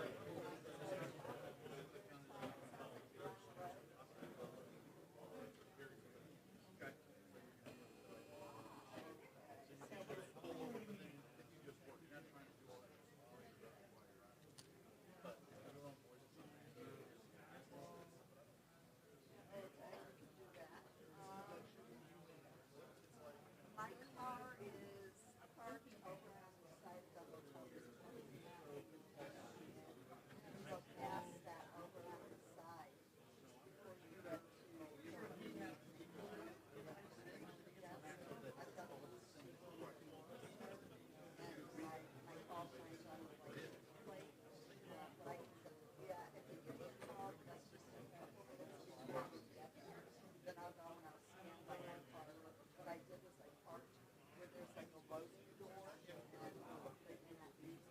and that way there'll be space for you to take stuff out like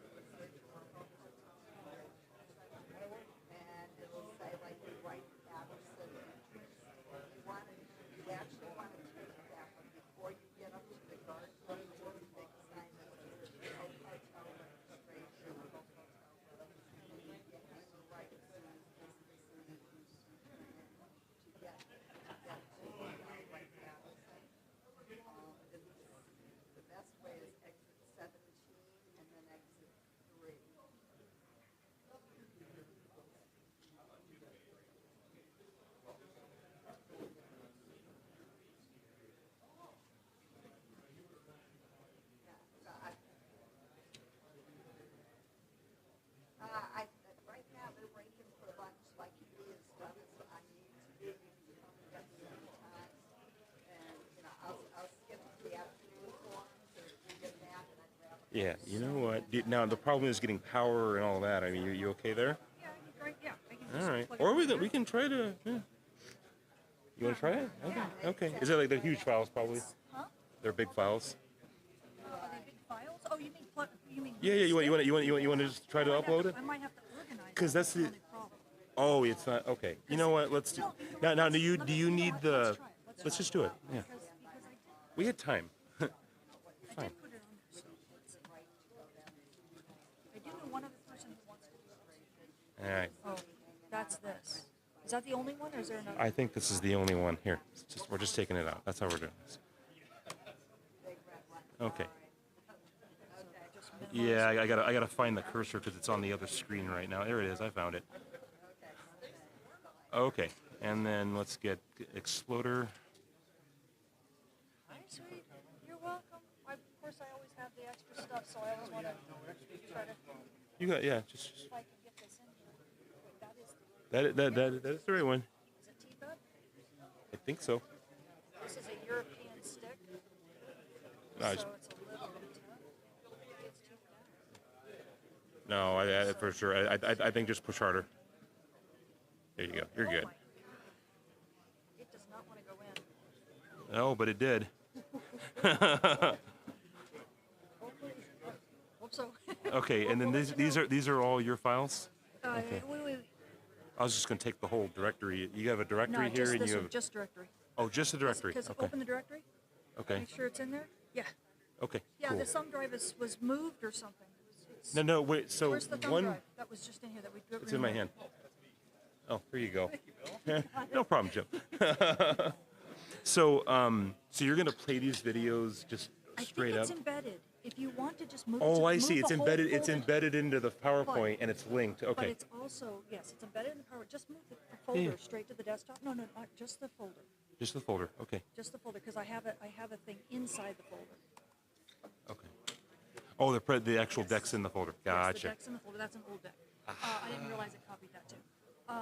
So what I've done is I have everything embedded. However, that being said, I also have the movie separate, just in case things fail. Yeah, fair enough. So the only thing to be aware of is that this is a separate screen right now. It's using the presenter view. So they're not synced, so you have to move the window over to the. Oh, Christ. That's the only thing that I was a little worried about for you. But okay, let's so just try if it. Let's just try it. We got so time. if I pull it up, can't we Yeah. can't we have it browse? Okay, so what's on the other screen right now? So what's on the other screen is just a second desktop. So you have this view. Okay, so why don't we do this? Why don't we set it up? So it's been being a little weird about it, but let's just we'll try. Let's see. Use presenter view. We can also just duplicate. Yeah. We can do it in Windows and make it. Yeah, let's do that. I think you can set up show. Hold on, where is it? There we go. Set up slideshow. So browsed by an individual.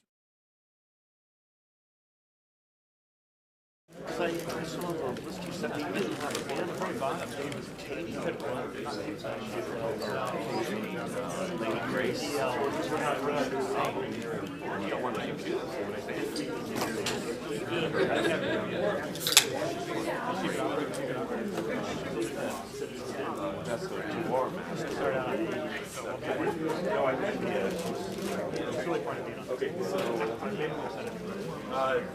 no, just showing.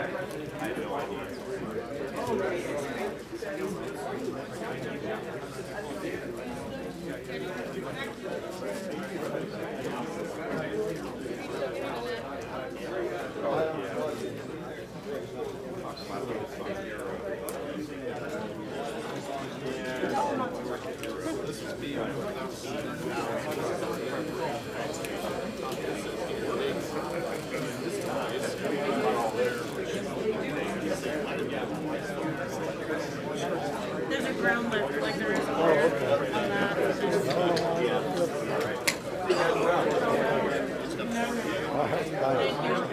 I hope any other problems are going to be as easy as that. Yeah, that was easy enough. I got a vegetarian.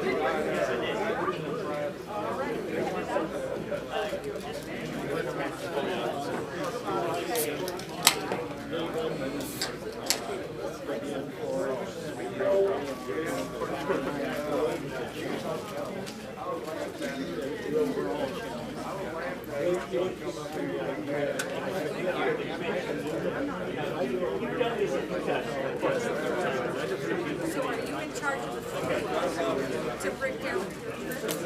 I bet you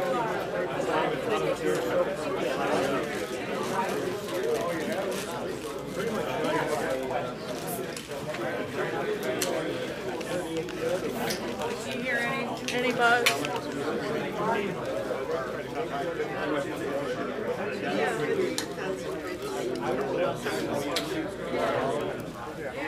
Okay, because I seriously think it's the. I'll see if I can swap another thing and see if that's best. Well, he bumped something. I don't know. I'll swap out something super easy and see if that's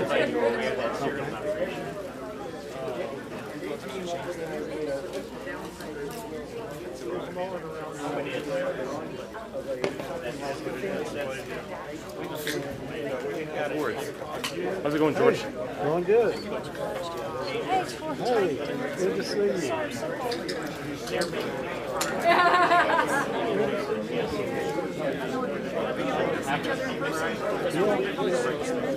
That's about it.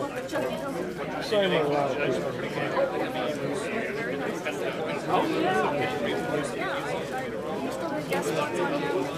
No, I haven't done I'll do my own show after for years. It'll be 20 years in October. Oh, yeah. It's going to be a challenge for you to take on. I'm not sure what put the effort in.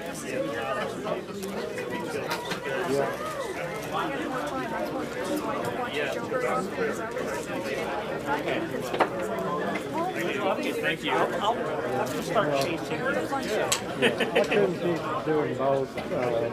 Things change at work.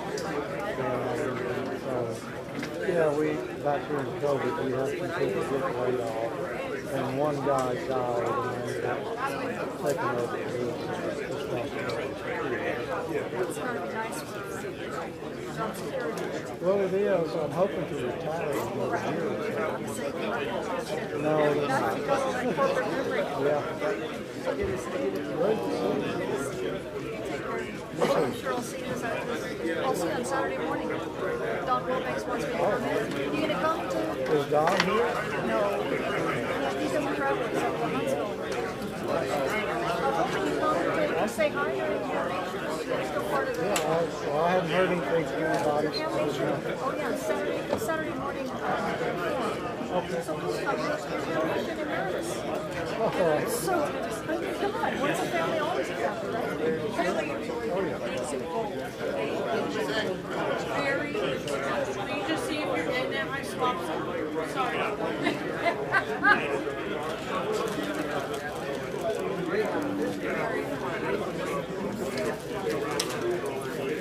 Midland area, Midland County, so we're up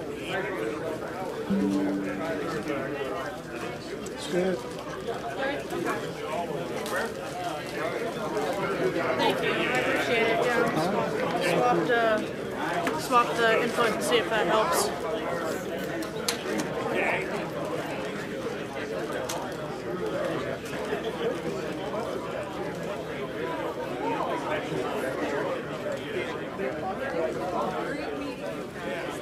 great presentation.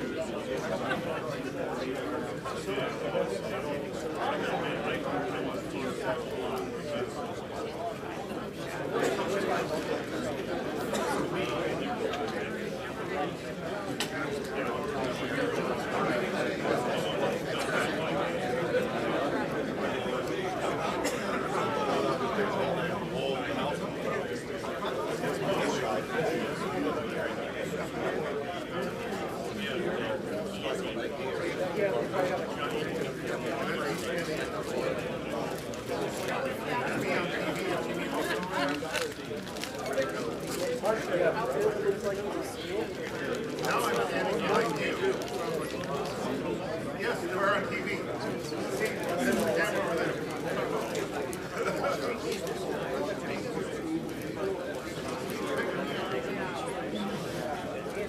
The YouTube camera's over there. I can't make any room.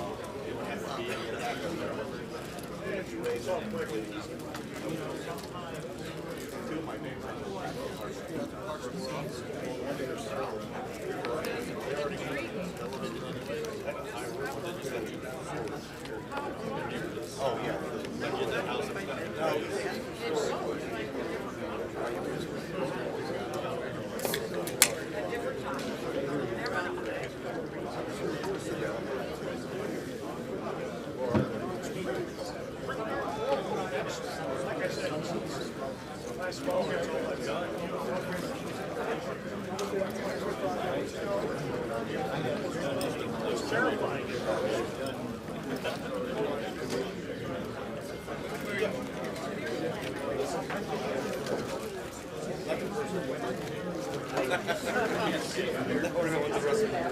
going with the rest of it.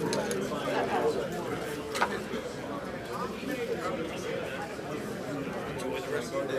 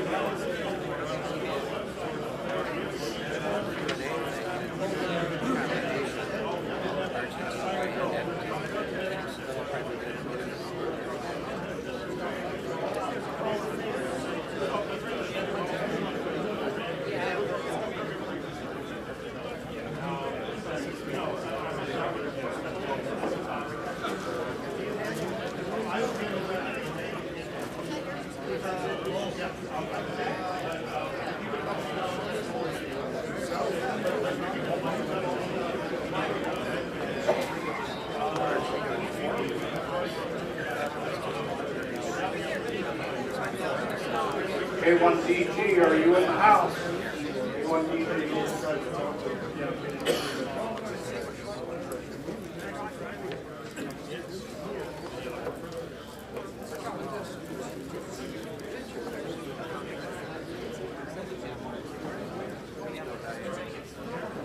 Has anybody seen K1 Denmark, Germany?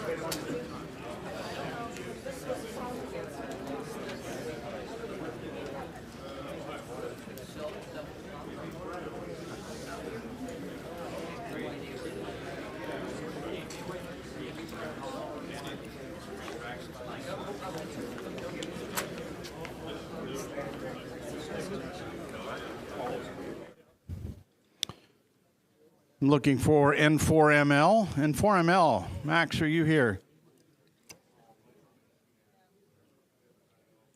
Looking for CQK1DG, CQK1DG.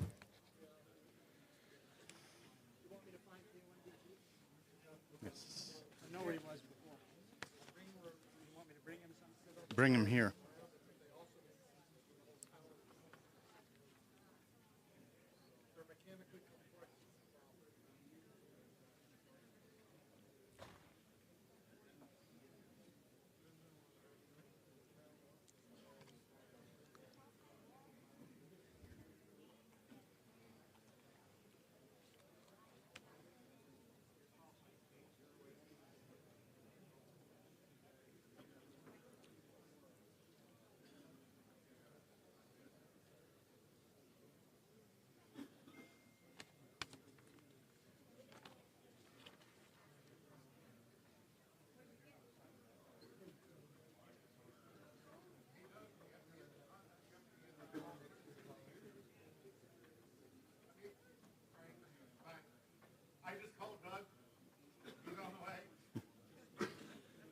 Thank you, N3QE.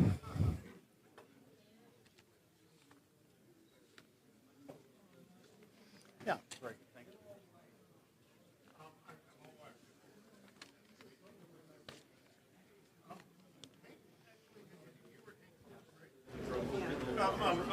There's a lot of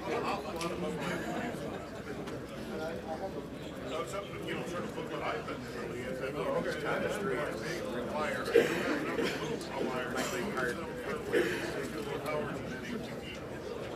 a lot of fun.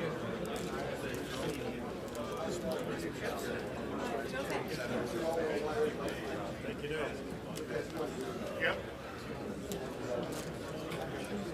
So a couple of housekeeping items while K1DG is running up to the front.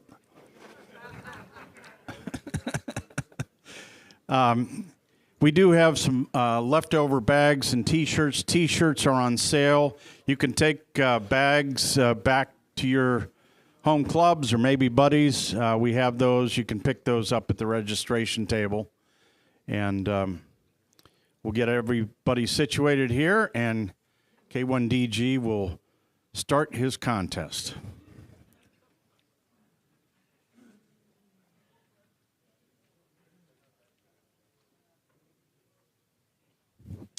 Man interrupted my lunch. Okay, in your package of stuff, there should be a log, something that looks like a log sheet, a paper log sheet. Anybody remember paper log sheets? That's how we used to do it in the Stone Age. You will also need something to write upon that paper log sheet. A pencil, a pen, crayon, lipstick, whatever. I've seen some grotesque handwriting in these things in the past, so nothing will scare me off. We are going to do a contest today. You're here at Contest University. You might as well put a little bit of this into practice. At the top of that log sheet, there's space for you to write your name and your QTH. You can use your name or someone else's, whatever you like. You can use your home QTH or something else, whatever you like. Try to keep it, pronounceable within this galaxy and all that stuff. So we're going to do a sprint contest. How many people have never operated a sprint before and don't know what it's about? Oh, only one guy. Great. So I don't have to. Oh, okay. A few. So I do have to explain the rules. Yes, you have to QSY. And by QSY, I will show you what that means in the context of the physical world instead of the luminiferous ether with which we broadcast our radio signals. So I'm going to enlist the my lovely assistant, K3LR, is going to help me out with this, and we'll demonstrate how a sprint works. You can call CQ. And if someone calls you, you can exchange the important elements of the QSO, and then that person inherits the frequency, or in this case, the particular coordinates of space that you happen to be inhabiting, and you have to move before you can call someone else or call CQ again. So the dance looks sort of like this. CQ contest, CQ sprint, K1 Denmark, Germany. K3 Lima Radio. K3 Lima Radio from K1 Denmark, Germany, number 4000, Doug, New Hampshire. K1DG from K3LR. Oh, K1DG, your number 1, Tim, Pennsylvania, K3 London Radio. Thank you. CQ contest. There you go. So there you go. So that's how it works. A really cool thing you can do in a sprint is a thing called a couplet, where you answer someone who's calling CQ, you work him, then someone calls you immediately afterwards, so you get 2 QSOs on that frequency. So you all understand, you got to be some moving around, right? The real sprint, which by the way was founded by was begun by W6OAT, K1TO, and the late K1IU back in 1977. So the real sprint's been around for a long, long time. And it was done at a bar in San Francisco where all great ideas apparently come from. They created what is a 4-hour contest. It was the shortest contest at that particular time. We're going to condense that. We're not going to do 4 hours because there are a lot of other presentations. We're going to do it for 5 minutes. So that means you need to get up out of your chair. And a prize. Oh, yeah, a prize. I hold in my hand a DX Engineering gift certificate for $1 million. Oh, wait a minute. $100. $100. We have to restart his heart again in a couple of minutes here. So everyone understands the rules? Why are so many of you still sitting down? Get up. The exchange is QSO number, your name, or whatever name you're using, and QTH. And we're going to run the... Hey, no, don't start yet. Listen, you know, I gave this talk about cheating earlier today. Starting early is cheating, okay? So don't do that. But the contest is 5 minutes and begins when I say, go.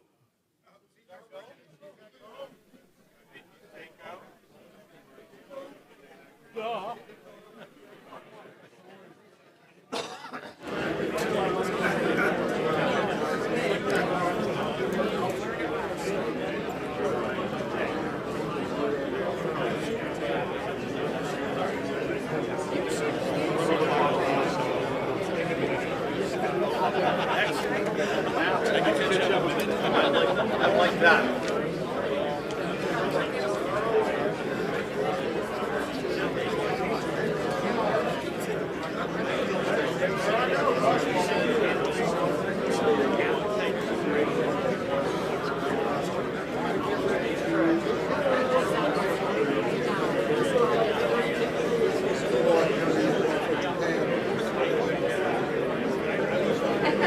Well, I'm in somebody's vlog, so that counts. So I'll throw them all day. There you go.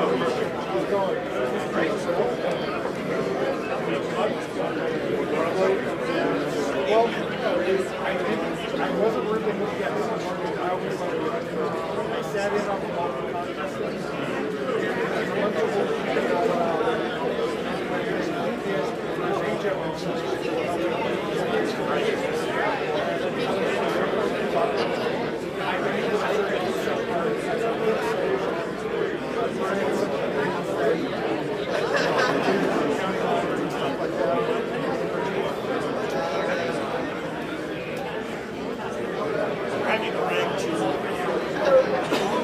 Okay, Mr. Duffy, since you're not the only Tim, I thought I'd say hi. I have a question. I was talking to a friend of mine here. He has any consideration converting from 2 minutes remaining. 2 minutes left in the game.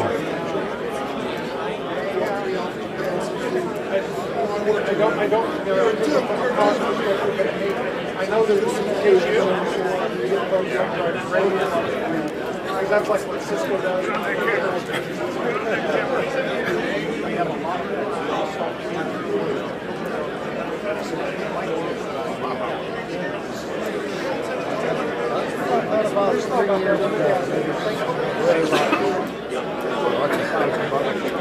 yeah, been ISO, so it'll record all 8 channels.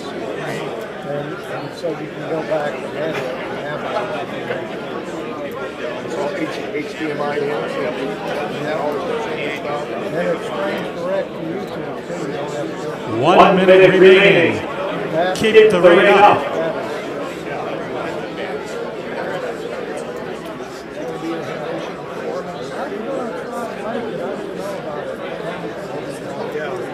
CQ.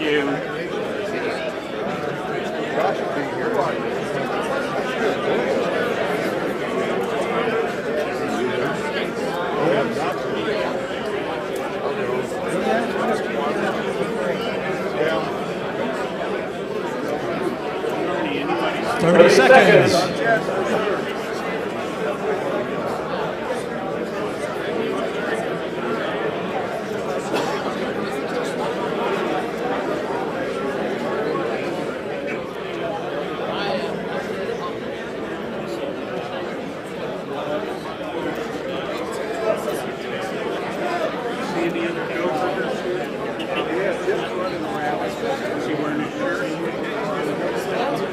Time is up. Time is up. No more talking. The contest is over. Okay. All right, pass your logs to the aisles and someone will come along to pick them up. I don't know. 5-day log deadline. Thank you. Thank you. All right. Very good. Now, your job is to go down to the clock from this. All right. I bet you Tim's going to win. I pick up the log. Yeah, because he's throwing. Tim's going to win. N3QE is collecting logs. DL1QQ is collecting logs. K1DG is collecting logs. K1XM. That's good. Good job. Oh, more logs. Oh, my God. Turn your log sheets in. Logs. Any more logs? N3QE's collecting logs. DL1QQ collecting logs.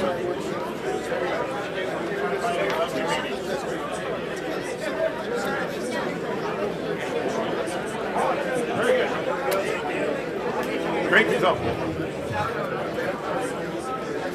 Collecting logs. And then find a seat because it's time to get started again.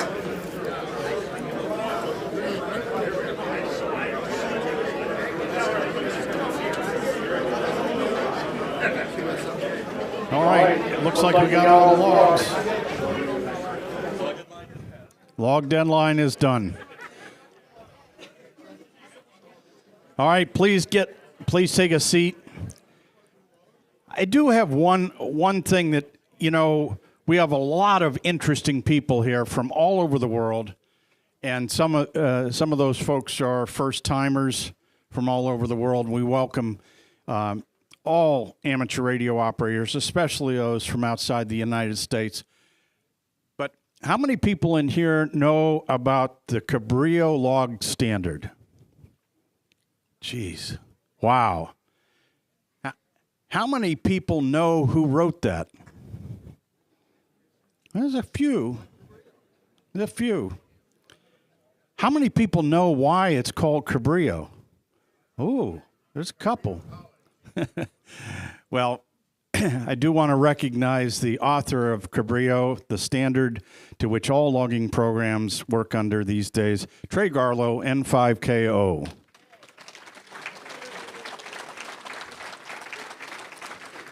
And Trey brought a friend from Hungary. It's Zoli, HA1AG.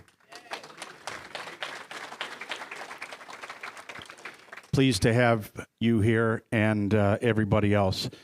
And we are into our afternoon sessions. Boy, the morning went quick. I hope you're having fun, and you're about to have even more fun. So don't nod off. It's time to get ready.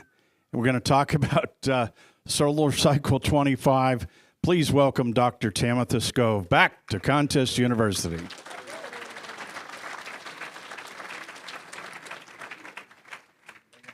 Yeah, I'll bring it up. Okay. Oh, nope. Sign in. It's just should be able to go. Cool. Thank you. Okay. I have no idea what page number this is in the book, so. Whoop. 281. Okay, 281 for those who haven't heard. All right, well, I hope everybody, no audio? Okay, this is about as good as I can do. I'll try not to move. This is not going to be easy. Where's the pointer? The pointy ointy.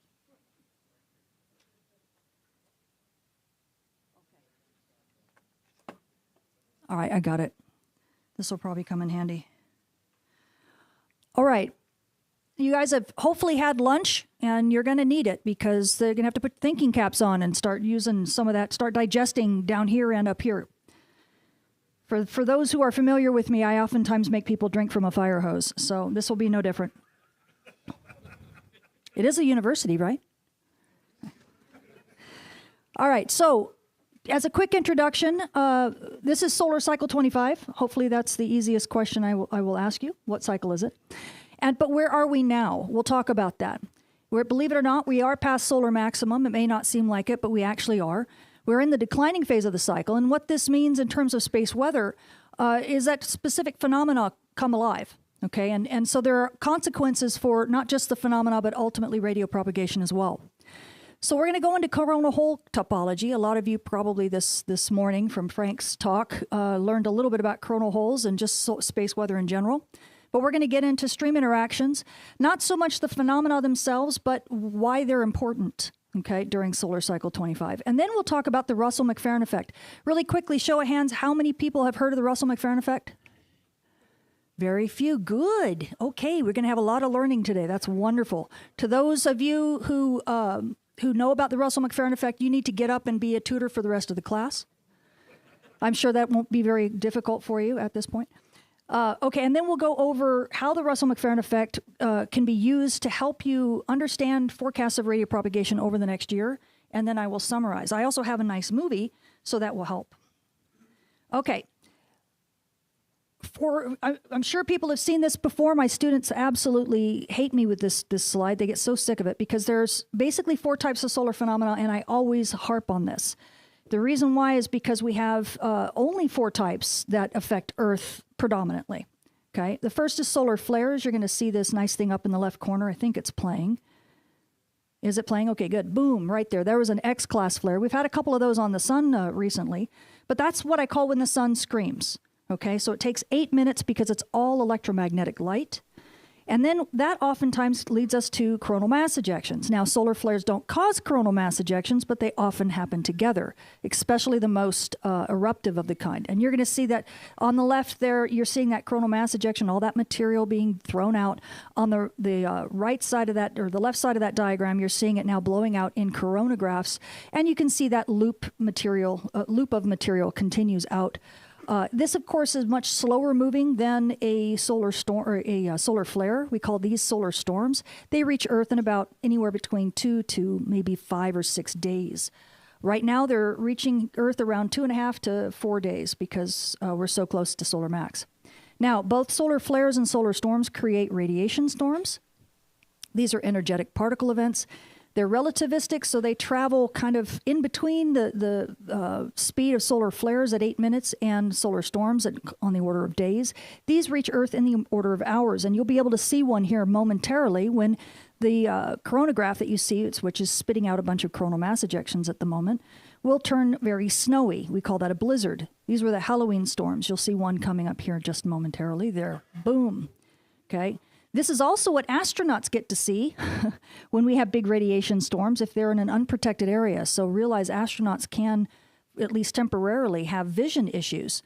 So even when they close their eyes, they still see them. So it's also what makes the DRAP model, if you see the picture in the background, the red at the high latitudes, both north and south, that's what radiation storms cause. And they're a problem for navigation as well as radio propagation.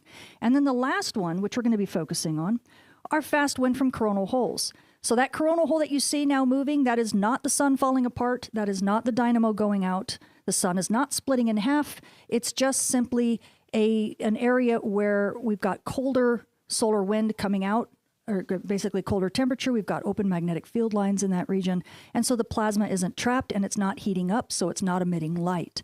Now, if you wanted to look at them at a different wavelength, then you might not see the coronal hole, but we'll talk about that. Okay, so where are we now?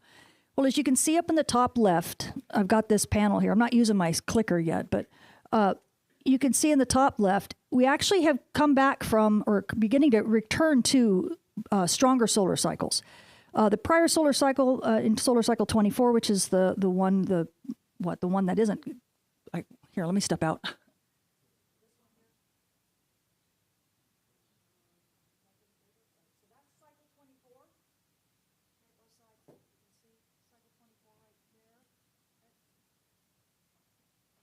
That cycle, as you can see, is much, much lower in intensity than cycle 25. But cycle 25 is still only an average cycle. It's actually a little bit less than average. So when everybody freaks out thinking that the sun is doing really crazy things because all they remember growing up was cycle 24, well, remind them that we used to have a much bigger cycles, right? Cycle 19, cycle 20, cycle 21, for anyone remembers, easily over 300 for sunspot numbers, and solar flux was great. Okay. Whoops, hang on. So now if I look at the bottom panel, right, we are now entering the declining phase because solar maximum was reached in basically October of 2024. Some of you might have noticed the big solar flux dip just recently. Yeah, that is the declining phase, okay? This is when the dynamics of the sun is the most complex because we have a new dipole field. We have cycle 26 established. We have coronal holes both in the north and the south, but the old coronal holes from cycle 25 are now being shedded. So they're being pushed to mid-latitudes, and that's why we start seeing them and why they start becoming a bigger deal to us. So basically, we have a new dipole field that's competing with the remnants of the old dipole field, and it makes for very complex and a very dynamic star. In fact, as we take a look at F10.7 flux, now this is a linker prediction, so those of you who remember Scott McIntosh, he's a good colleague and friend of mine. He is one of the leaders when it comes to solar cycle prediction. He actually predicted that this cycle would be much larger than what the consensus cycle was going to be. He's also now a member of the SWAG, the Space Weather Action Group that reports to the White House. And the prediction from the linker team is that really, not only are we in the declining phase, but the solar flux is going to drop off a lot more rapidly than one might believe. In fact, by late 2027, we could be below 100 for F10.7. Okay, so be aware of that. Get your QSOs in now. Okay, but yeah, the ascending phase was fast. The maximum phase, this is the only positive thing. The maximum phase didn't last all that long this time, but the declining phase is going to take a while. Okay, because we're basically just entering it right now. So in the declining phase, coronal holes take center stage, right? And a lot of you recognize the image on the left as being, an image of the sun in 211, the pink sun, right? 211 angstroms, where you can see coronal holes quite well. But the right side is the synoptic chart from the Space Weather Prediction Center. And they actually do have coronal holes in them. And I hope you can see that better than I can see on my screen. Can you see the pencil-in lines? Hopefully you can. Okay, good. But that's actually, they're labeling coronal holes. And believe it or not, by the end of this talk, I hope that you're going to be able to read them quite well. So we'll talk more about that in a sec, because there's a lot of information in there that you can get. Now, coronal holes appear as dark areas on the solar surface, both in extreme ultraviolet and X-ray imagery. They do have a lower density and temperature compared to the surrounding corona because they've got open magnetic field lines. You can see in the pink sun on that left, all those lines coming out. If you trace with your eye very carefully, the ones that actually emanate from the dark spots, those coronal holes, actually are open. They just stream out. Whereas the ones that emanate from the bright areas, those are curved. The field lines over them are curved. And those curved lines are like jails. They jail that plasma and keeping it trapped there so it heats up, gets hot, and emits light. So that's why coronal holes don't emit light in certain wavelengths, is because it's just cold, it's flowing very freely, and it allows for fast solar wind to be generated as well as low densities. Okay, but so these correspond with what we call fast wind streams. Okay, And yeah, I think I covered everything here. So look at the pink sun, look at the bronze sun. You can see coronal holes a little bit better than you do see them in, let's say, 304, which is the red sun. So if you have any friends or family members or just strange acquaintances who are thinking the sun is dying and the solar dynamo is going out because they see these massive coronal holes over the next couple years that are taking up half of the sun, just point them to the red sun or a yellow sun and the coronal holes disappear. So geomagnetic storm activity always peaks in the declining phase. Most people think that solar max is where everything occurs, but it really isn't. It's where CMEs peak, coronal mass ejections, but that's not where activity at Earth peaks. Okay, it's always in the declining phase. So if you look at the diagram on the right, you see in the top panel, hopefully that is recognizable by now, it's sunspot number, right, cycle 20, 21, 22, 23. But look at the bottom two. Okay, one panel says small, one panel says medium, and it's got red and black lines. The black lines are the number of coronal mass ejections that are occurring, okay, for both small storms and medium storms. The red line is when storms from fast solar wind, what we call co-rotating interaction regions, see stream interaction regions or co-rotating interaction regions, CIRs or SIRs. And when those streams peak, notice that when the activity from those streams peak, is offset from the maximum. It's actually during the declining phase. So as the cycle wanes, that's when the peaks of these storms increase. And that's very critical because that's when we are shedding those polar coronal holes and they become more transequatorial. So they're in the way of Earth, right? So we keep getting this fast, slow wind, fast wind, slow wind, fast wind, slow wind kind of repetitively. In fact, what we notice is that the activity increases dramatically because CIRs, right, this is when we've seen a stream more than once, we call it co-rotating interaction regions. These CIRs are due to high-speed wind from persistent coronal holes. So if you look at that long line of suns right there, this is the sun back in 2018, every single solar rotation from August to December. That's 6 months. That coronal hole rotated around the sun, survived its far side passage 6 times. Takes 27 days to rotate, to have a complete solar rotation from the vantage point of Earth. That means every 27 days, this coronal hole gave us a storm. So every month, and you can see, if you're those who can read the bottom plots, the KP stoplight chart, green is good, yellow is red is storm, right? You can see the first one was active, then you go to G2 level, then a G1 level, then a G2 level, then active, and then a G1 level, okay? That's a lot of storming. And it means that Earth doesn't quite recover. In fact, there's even likely a coronal hole on the sun's far side that you can't see. So not only do you have a storm every 27 days, you more likely have one every 2 weeks. That's what we get to deal with. Now, they may not be the strongest storms, but they are still G2, possibly G3 level. And that makes the declining phase unlike any other period in the solar cycle because space weather becomes predictable, at least more predictable, right? Every 27 days, old patterns return. So for radio propagation, the trick is knowing what kind of fast wind is streaming from these persistent coronal holes. And this depends upon the season. Okay, this is why I'm going to get into the Russell-McPherson effect. Now, I'm going to go through this fast, but the nice thing is we have a movie afterwards that kind of goes through the same thing again. So I will walk through it twice, okay? And I wish I could point, but it's a little bit hard to here and still be audible to you guys. Okay. So during the declining phase of the solar cycle, we can take advantage of the seasons to predict quiet and stormy times. It's the same thing as space weather, as terrestrial weather, okay? So on the left-hand side, you're looking at an overhead view of the Earth's orbit. So you're looking down at the sun's north pole, you're looking down essentially at Earth's north pole, even though it doesn't show it there. It looks kind of weird.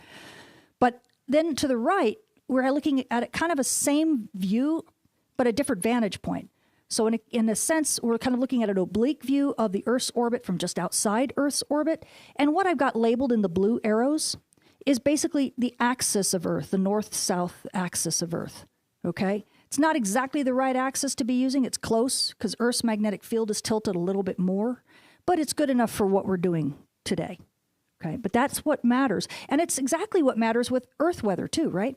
Because if the axis tilts, if the axis tilts north in our summer toward the sun, that means the northern hemisphere gets hotter.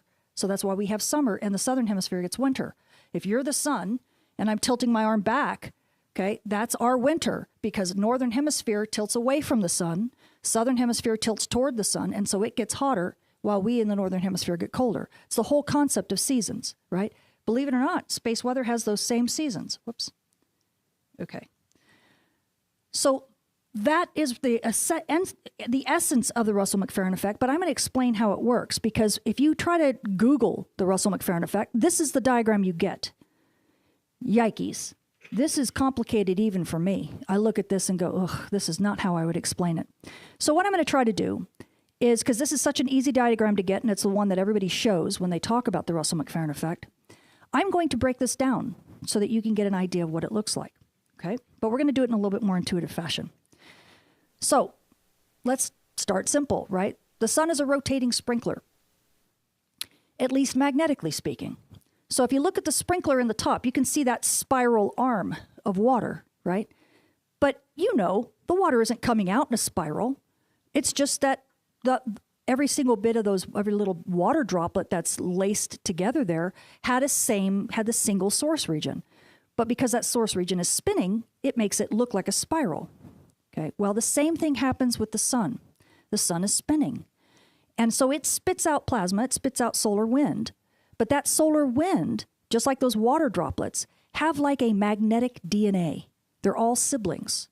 So as that magnetic field stretches out, okay, it threads through all of those droplets of water, or rather plasma, meaning the solar wind. Okay, so we take advantage of that because if you look on the left-hand side, you can see that Parker spiral, what we call the Parker spiral. It's a big Archimedean spiral. And you can see it from the right. It's kind of like a, obliquely looking down at the sun, right? So hopefully that makes sense. And we have the two different what we call polarities, sectors. Okay, we have magnetic sectors. This one is away, right? Because you've got the sun, you've got the magnetic field direction is shown in the yellow, pointing away from the sun. And you can see it at both angles, right? If I have a magnetic sector, if we're in the magnetic sector, that's called the toward sector, well, the magnetic field points toward the sun. Okay, and you can see that at both angles, right? Not too complicated yet, hopefully. Well, let's talk about spring equinox. What does this mean? Remember, the Earth is tilted, right? And because it has to interact with the sun, the Earth's magnetic field has to handshake with the sun's magnetic field. Well, this matters. So as we take a look at a magnetic sector away during spring, you can see that our north-south axis is tilted, right? It's tilted to the left and to the right. We'll call those positive and negative. Okay, so here's that. I've just overlaid the diagram, that part of the diagram that said away, b, y is greater than 0. We'll return to that diagram, but I've overlaid it onto this magnetic sector away so that you can kind of get an idea of how that lays together. Okay, well, look at that yellow arrow in the right. Do you see how that yellow arrow kind of points toward the positive? Right? It points in the positive direction. Well, there we go. You got a positive sector. It's an easier way to understand it, right? But here's the thing. Now let's project that yellow onto Earth. What direction would it be pointing? Well, it's kind of pointing positive, kind of in the positive way, but it's also kind of pointing up compared to the north-south. Do you notice that it leans north? Let me point.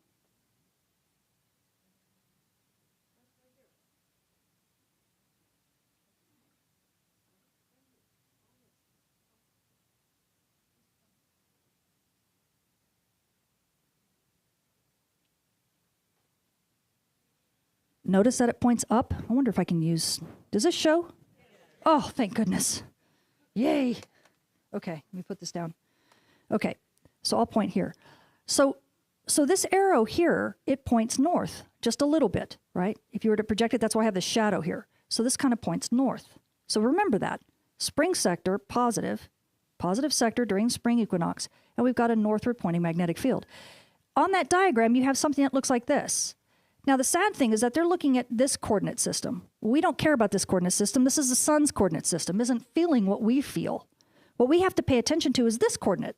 We care about this one. So this one kind of looks like this. Notice how it's tilted to the left, just like ours is tilted to the left. And sure enough, you're seeing this projection off here to a northern direction, right? North magnetic field in Earth's, if you remember Frank's talk this morning, north means good, South means bad, right? Okay. Well, let's try the magnetic sector. That's the toward sector. Okay. And in this case, not only is the magnetic field of the sun pointing toward the sun, but if you look in our view off to the right-hand side, it's pointing more to the negative sector, right? See, because the magnetic field points this direction now. So that's more negative. Okay. And so if I add our little thing, here's the arrow going the same direction as the magnetic field, but projected onto to our coordinate system, to Earth. Okay, and thanks to the axis, the tilt of the Earth's axis, this now is actually below this line, right, this axis. So that means it's projecting slightly southward. So what this means, and you can see it up here again, we care only about this axis, and because this yellow vector here, this arrow, is below this line, it's actually got a little part of it, that component of it, that points southward. So what this means is that in the during spring, if we are in a way sector, we're constantly going to be seeing northward field, just a little bit, but constantly northward. So even if we have small magnetic storms, we may not notice them because the field will never stop being northward. But if we're in a toward sector, well, then we're constantly going to be bathed in southward field, constantly, sometimes for 8 to 10 days. That's a lot more than any geomagnetic storm does, right? No CME lasts 10 days, but magnetic sectors do. And if you pair that with a fast wind stream, you can get something that looks a lot like a southward pointing CME. So this is what we've done, is we've basically looked at the spring. Okay, so these are the two diagrams that I showed you, right? So now let's talk about the fall equinox. Okay, we're going to slip down to here. Okay, so during the fall equinox, right, let's switch our presentation mode. In other words, the view on the left-hand side, this will be the same view, okay, that we saw during spring, right? But now here, notice spring is no longer over here. I've moved spring over there. What we've done is we've marched all the way around to the other side of the orbit. So we're looking out at Earth from the other side, okay? And when you do that, if I'm standing here like this, and I have the orbit here, and I march around and look at this from the other side, it's tilted the other way. And I can do that by taking my arm like this and watch me walk backwards. See, what direction is my arm pointing? Northward this way, southward there. Now watch.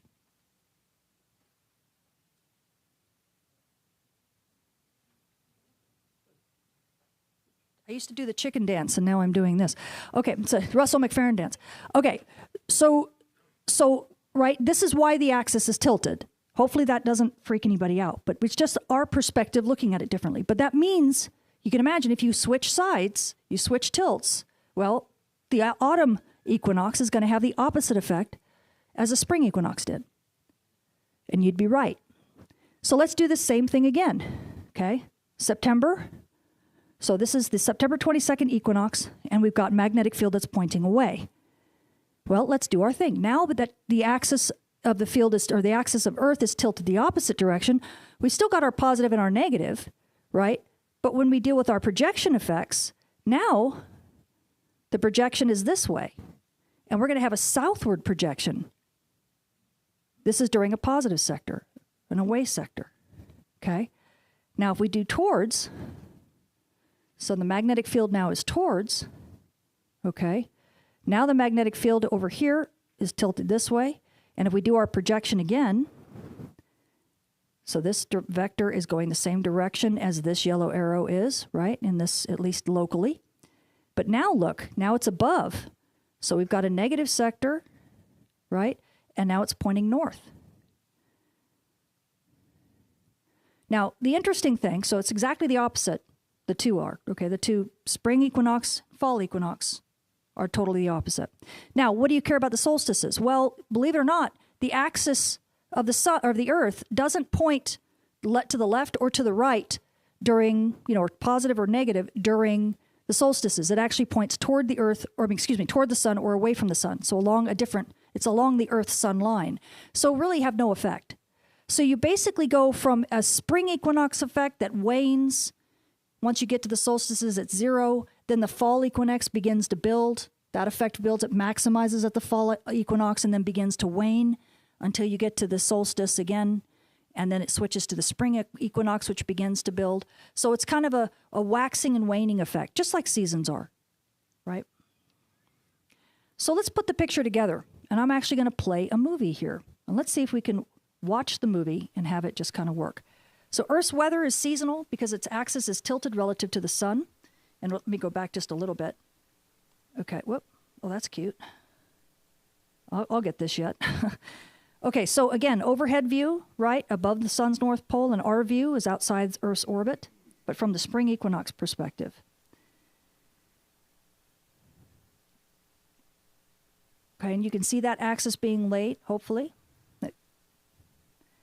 And now, if we look at the magnetic field, it causes space weather to be seasonal as well due to the sun's magnetic field, both the towards sector and the away sector.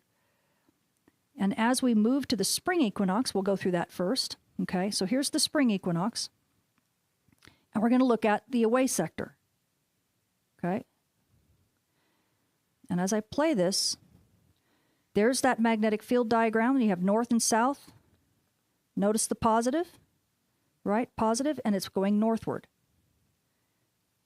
So its away sector is positive. There's the northward projection. And there you get the northward projection from that diagram that we showed. Okay, and you care about the axis that's tilted, not the GSE axis. So that's the away sector. Here's the toward sector. Notice I had to rotate the diagram. So if I go back just a smidge, that diagram, that Russell-McFerrin effect diagram, has both away and towards together. So you just rotate. Oops, if I can get this to move. Why did you do this? That's weird. Hold on, guys. All right, I'll probably not touch this anymore because as soon as I touch it, it goes crazy. So you get a nice little review. So there's the away sector again,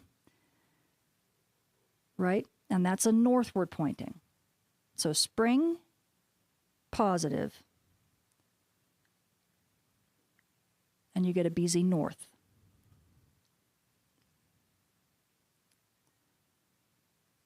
Okay, hopefully we're catching up where we left off. Okay, now we're going to go to the towards sector. You have to rotate that diagram a little bit just to get the thing to line up. And now as you put your north-south on there and you compare it to the vector of the magnetic field, you'll see that the vector actually moves toward the negative direction. So you know that's a negative sector. And it looks like the field projects southward. Okay, so negative sector, BZ south for spring equinox. So now let's switch positions and look at the autumn perspective, or we look at the perspective from the autumn equinox. I'm pushing that. I'm pushing the Earth over to the far edge now for the spring, and looking at it from this perspective, we have the axis is reversed. And as we move to the autumn equinox, boom, now we're September 22nd. You look at an away sector. That diagram, that when there's a toward sector, that diagram now has to rotate upside down to get to that. So there's the away sector. And again, it's projecting a positive, but it means that it also reflects a little bit southward. So it's the opposite of the spring. And yeah, sorry, some of my diagrams don't have that on the CTU. This movie is a little bit more annotated. And then as we rotate it to the towards sector, so you can look at the towards. Again, now it's a negative sector, but it's reflecting positive BZ northward. I should have said that carefully. Negative sector, BZ northward. And I know this is incredibly complicated, right? But you can utilize this effect to know when northward field is coming. Okay, because northward field oftentimes creates more calm geomagnetic conditions, which quiets the ionosphere. Unless, of course, you're a high latitude radio operator, then you just hate it all the time. If you're anywhere near the Arctic Circle, you're in trouble no matter what. But mid latitudes, it actually facilitates radio propagation. So that's kind of a neat thing to know, because that means that sometimes certain coronal holes are actually useful. Okay. Spring equinox favors the negative, or what called toward sectors away for storming, and autumn equinox favors the positive or away sectors for storming. So you want the opposite if you want good radio propagation. And so the nice thing is that even if none of this made any sense at all, there is something that you can use very easily to remember. It's called SNAP. Spring negative, autumn positive. And why do you care about that?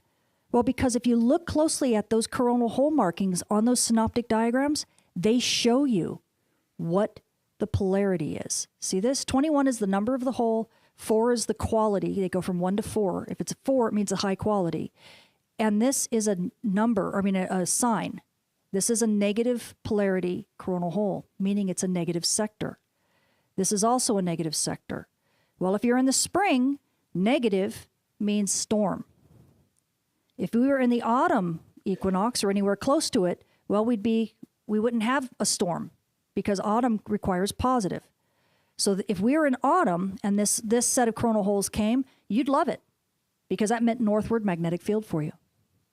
So you can use this, okay, I'll keep it here. So you can use this to help take advantage of coronal holes and what polarity the coronal holes are for radio propagation, especially at mid-latitudes, okay? So be aware of that as over the next probably 1.5, maybe 2 years, as these coronal holes continue to grow, we're going to be seeing 800 kilometer a second solar wind, fast solar wind. And so the stream interaction regions are going to be quite strong. So you're going to notice a very big difference between positive polarity and negative polarity coronal holes, okay? And realize that in the declining phase of solar cycle 25, this is still just average. We're just barely scraping the median for solar cycles. Next cycle looks to be even larger. Expect the F10.7 to drop below 100 in mid to late 2027. So that's when this becomes even more important because as that solar flux drops, radio propagation becomes less robust against storming. Geomagnetic activity peaks during this phase due to a combination of Earth-directed solar storm eruptions like CMEs and, of course, SIRs or CIRs. And these coronal holes are persistent and more predictable during this phase, so you should know a lot more in advance when you're going to get good and bad propagation. Solar cycle 25 coronal holes are stronger than cycle 24, creating faster solar wind streams and thus larger extremes of quiet and stormy periods. Okay, so again, unlike cycle 24, these predictive capabilities are going to become a bigger deal. And the Russell-McFerrin effect can absolutely help you. It's not the only effect. There's several other types of effects, but this is one of the strongest and one of the most reliable. So remember, it's a snap to know when stormy weather is expected. Thank you.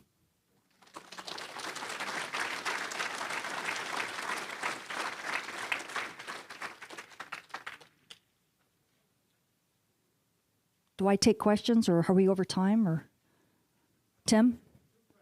2 questions? Okay, I see a hand over here. What they talk about the BZ factor, negative and positive. Has that got to do with this? With this corona? Yes, no, BZ positive. BZ positive is northward field. BZ negative is southward field. So that's what it was all about. When I said had north and south, that's exactly what I meant. BZ negative is what you don't want. BZ, yes, that's BZ southward. That's storm. Okay, that help? The number associated, you're talking about here in this diagram? Do you mean this number here with the coronal hole? That is only the number is just a number. It's a designator.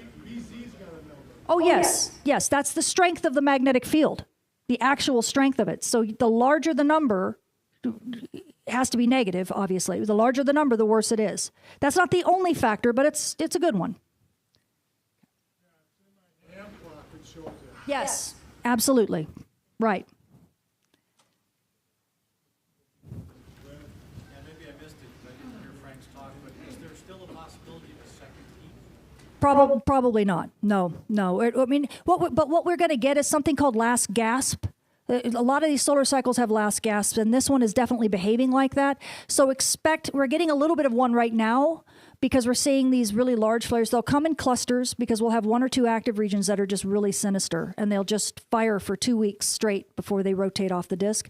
And then after that, expect something probably in around 2020, late 26, 27, because we'll get something that could be very, very ugly. Just like we saw back in 2017. Guys, remember 2017 during Hurricane Marie and, oh yeah, all that? Expect one of those again. So, and it might even be stronger this time. So just be aware of that these cycles have those last gasps, and don't expect that means that we're going to get a big thing. That's when everything's going to drop back down to solar minimum. Okay? You're welcome.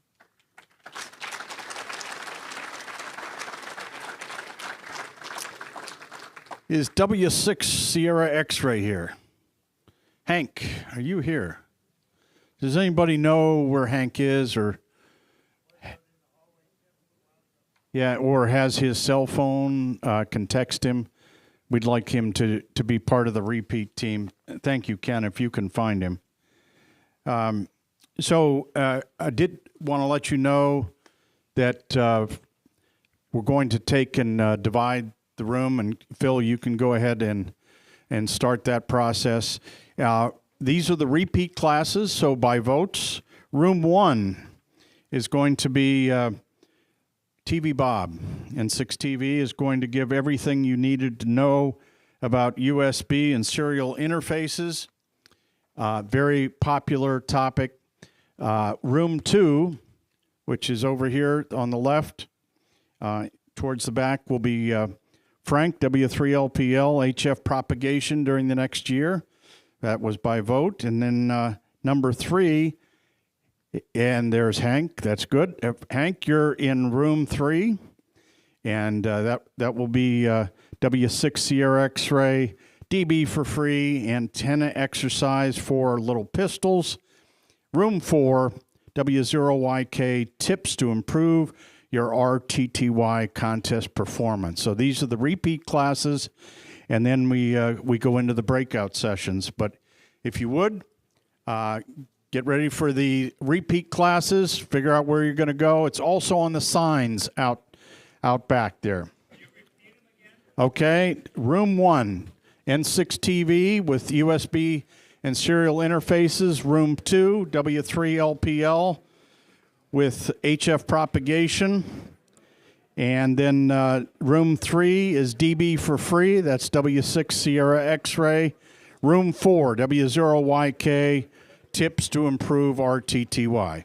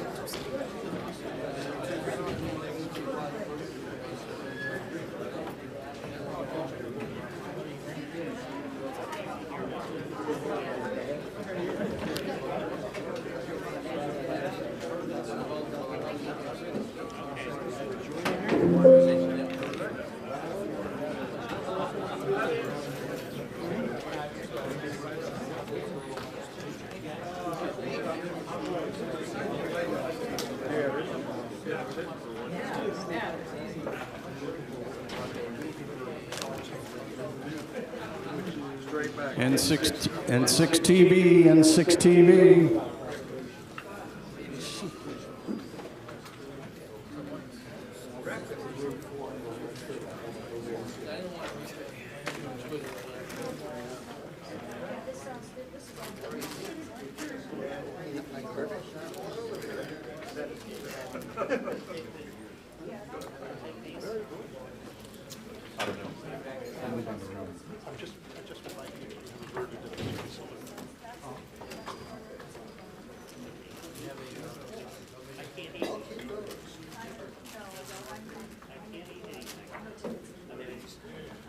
picture with you. Okay, I'll see you. Okay.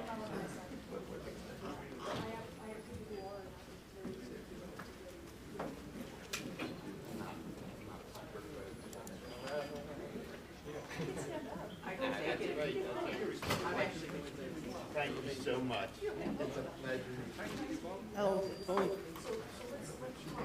Welcome. I think I have less time to give this talk than I did last time, so I'm going to go a little faster. I don't know if any of you are getting a repeat on this. So a little overview of the talk today. I've updated it. If you've been in this before, I've updated it from prior years a little bit. Some new tools out there. Going to talk about legacy PC serial ports, and then, of course, the USB ports that we see on our devices today.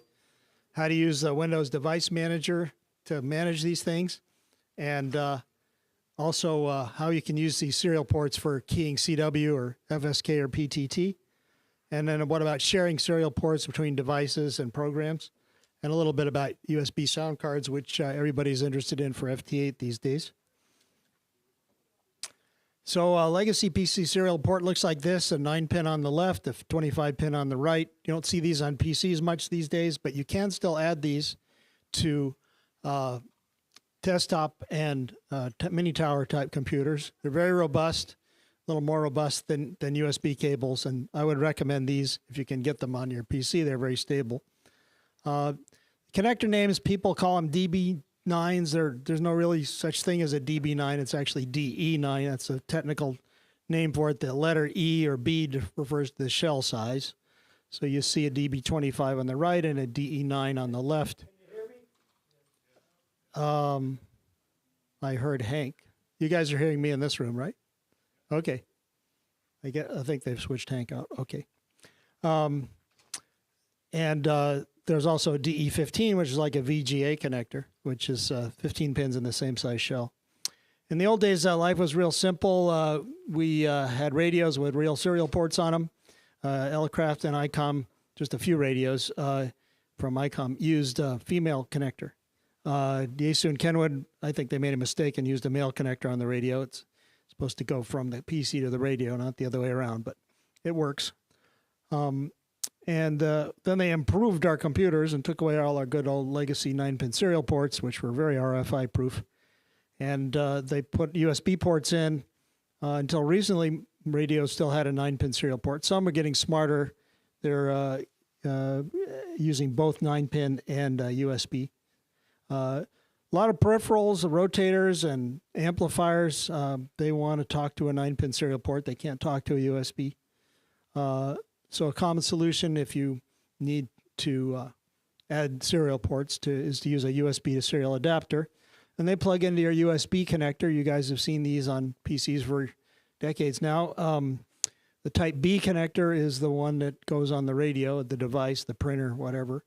And the Type A is on the PC. They also deliver 5 volts. That's why you can still see a serial port after you turn your radio off in most cases. The USB 3.0 connector is on the right. It's often colored blue, or it has a little super speed logo on it. It can go faster. The only radio I know of that has a Type B connector is this IC7610. The super speed, the 3.0 is a IC7610, but you can't plug your USB cable into that and get a COM port that's used for other purposes on the 7610. So you got to use the other serial port on this other USB port on the 7610.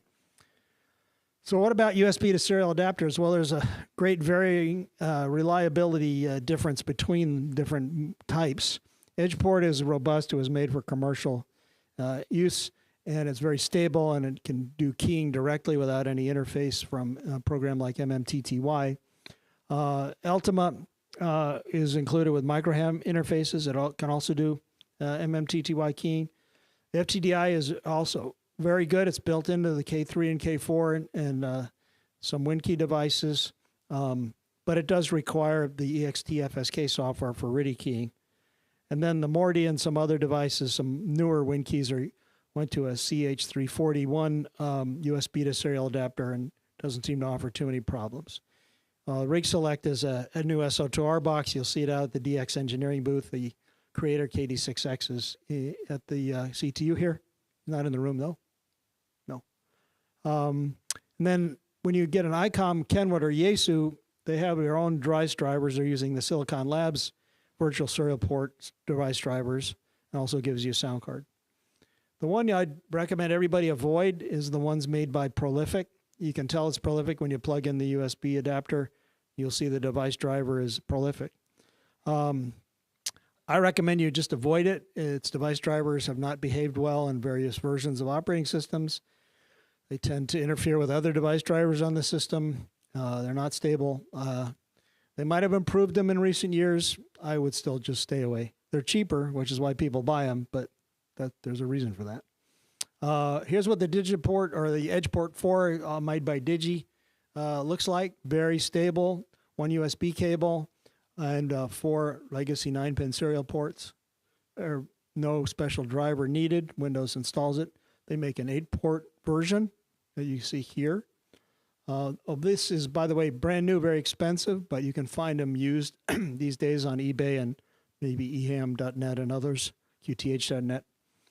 StarTech makes one that's based on the USB, the FTDI chip, and it has a 5-volt power supply, which it doesn't draw too much current from the USB cable, which is nice. They also have an 8-port version, and again, FTDI drivers, you get 8 ports with 1 USB cable. Ideal if you have a bunch of rotators and 1 USB cable to the PC, and you can control all the rotators. This device, Microham MK2R Plus, isn't made anymore, but they use the Ultima drivers, and you could create as many virtual serial ports as you needed, for 2 for rig control, and 1 for RIDI, and 1 for CW if you wanted, 1 for PTT. And then it had custom cables to the transceiver. These are the FTI to USB to serial adapters that I'd recommend if you need one to connect to a rotator or a device that doesn't have a USB connector. The Chippy X10 is available on Mouser and DigiKey. I think these prices are relatively current. They'll probably go up in the near future. Gearmo is available on Amazon. They also have a 1-port version I didn't show here, but it's handy to have 2 or 4 USB ports coming out of 1 USB cable that way. The Prolific adapters kind of look like the picture there at the bottom. They're cheaper. There were counterfeits, and that was part of the problem. And as I mentioned, their device driver just didn't play well with others. So I don't use them, and if I see one on your system, I'm going to uninstall it and use Device Manager to do that, and I'll show you how in a sec. So pretty simple. You just connect the USB port to your PC and the other end to the radio or to the radio. And Windows, for FTDI anyway, will usually locate and install the right driver. There might be a pause and it'll say device is ready for use. Then you can look in Device Manager and see the COM port numbers that get assigned kind of numerically. The COM port number is going to change, and this is where people really get messed up. They think, oh, I can just unplug this USB connector from this port on the PC and plug into that port on the PC, just like it's an AC power strip or something. It doesn't work that way. Internally in the radio, there might be USB 3.0 ports that are on one internal hub. There might be 2.0 ports that are on another internal hub. And whenever Windows sees you move a device from one hub to another, it thinks you have a brand new device, gives it a whole new COM port number, resets everything to the defaults. So watch out for that. A lot of people get confused by that issue. So normally for USB radios that require a special driver, like all the ones from Kenwood, Yaesu, and ICOM, you want to install the device driver from the manufacturer's website first. Some send you over to the Silicon Labs site. Whatever the manufacturer tells you to install that on your PC first. If you get a new PC, install that on the new PC first. And then you can plug in your USB cable. But if you screw up and you just plug the USB cable in and it comes up as unknown device, oh, I forgot to install the device driver, you're going to have to uninstall that unknown device using Device Manager, right-click, uninstall. And then you can start over after you get the driver installed, put the USB cable in, it'll finally recognize the device. Turning the radio on and off doesn't help because the power comes from the PC to the USB device in most cases. And you get new COM port numbers. But you can change your COM port numbers. What's the highest COM port number anybody's using in the room here? I've seen COM 32, COM 67, 9. What's yours? 30. Yeah. Once the COM port numbers get so high, you start to lose track of what's what. And I recommend just number it. You shouldn't have 30 different COM port devices in most stations, so you can clean that up.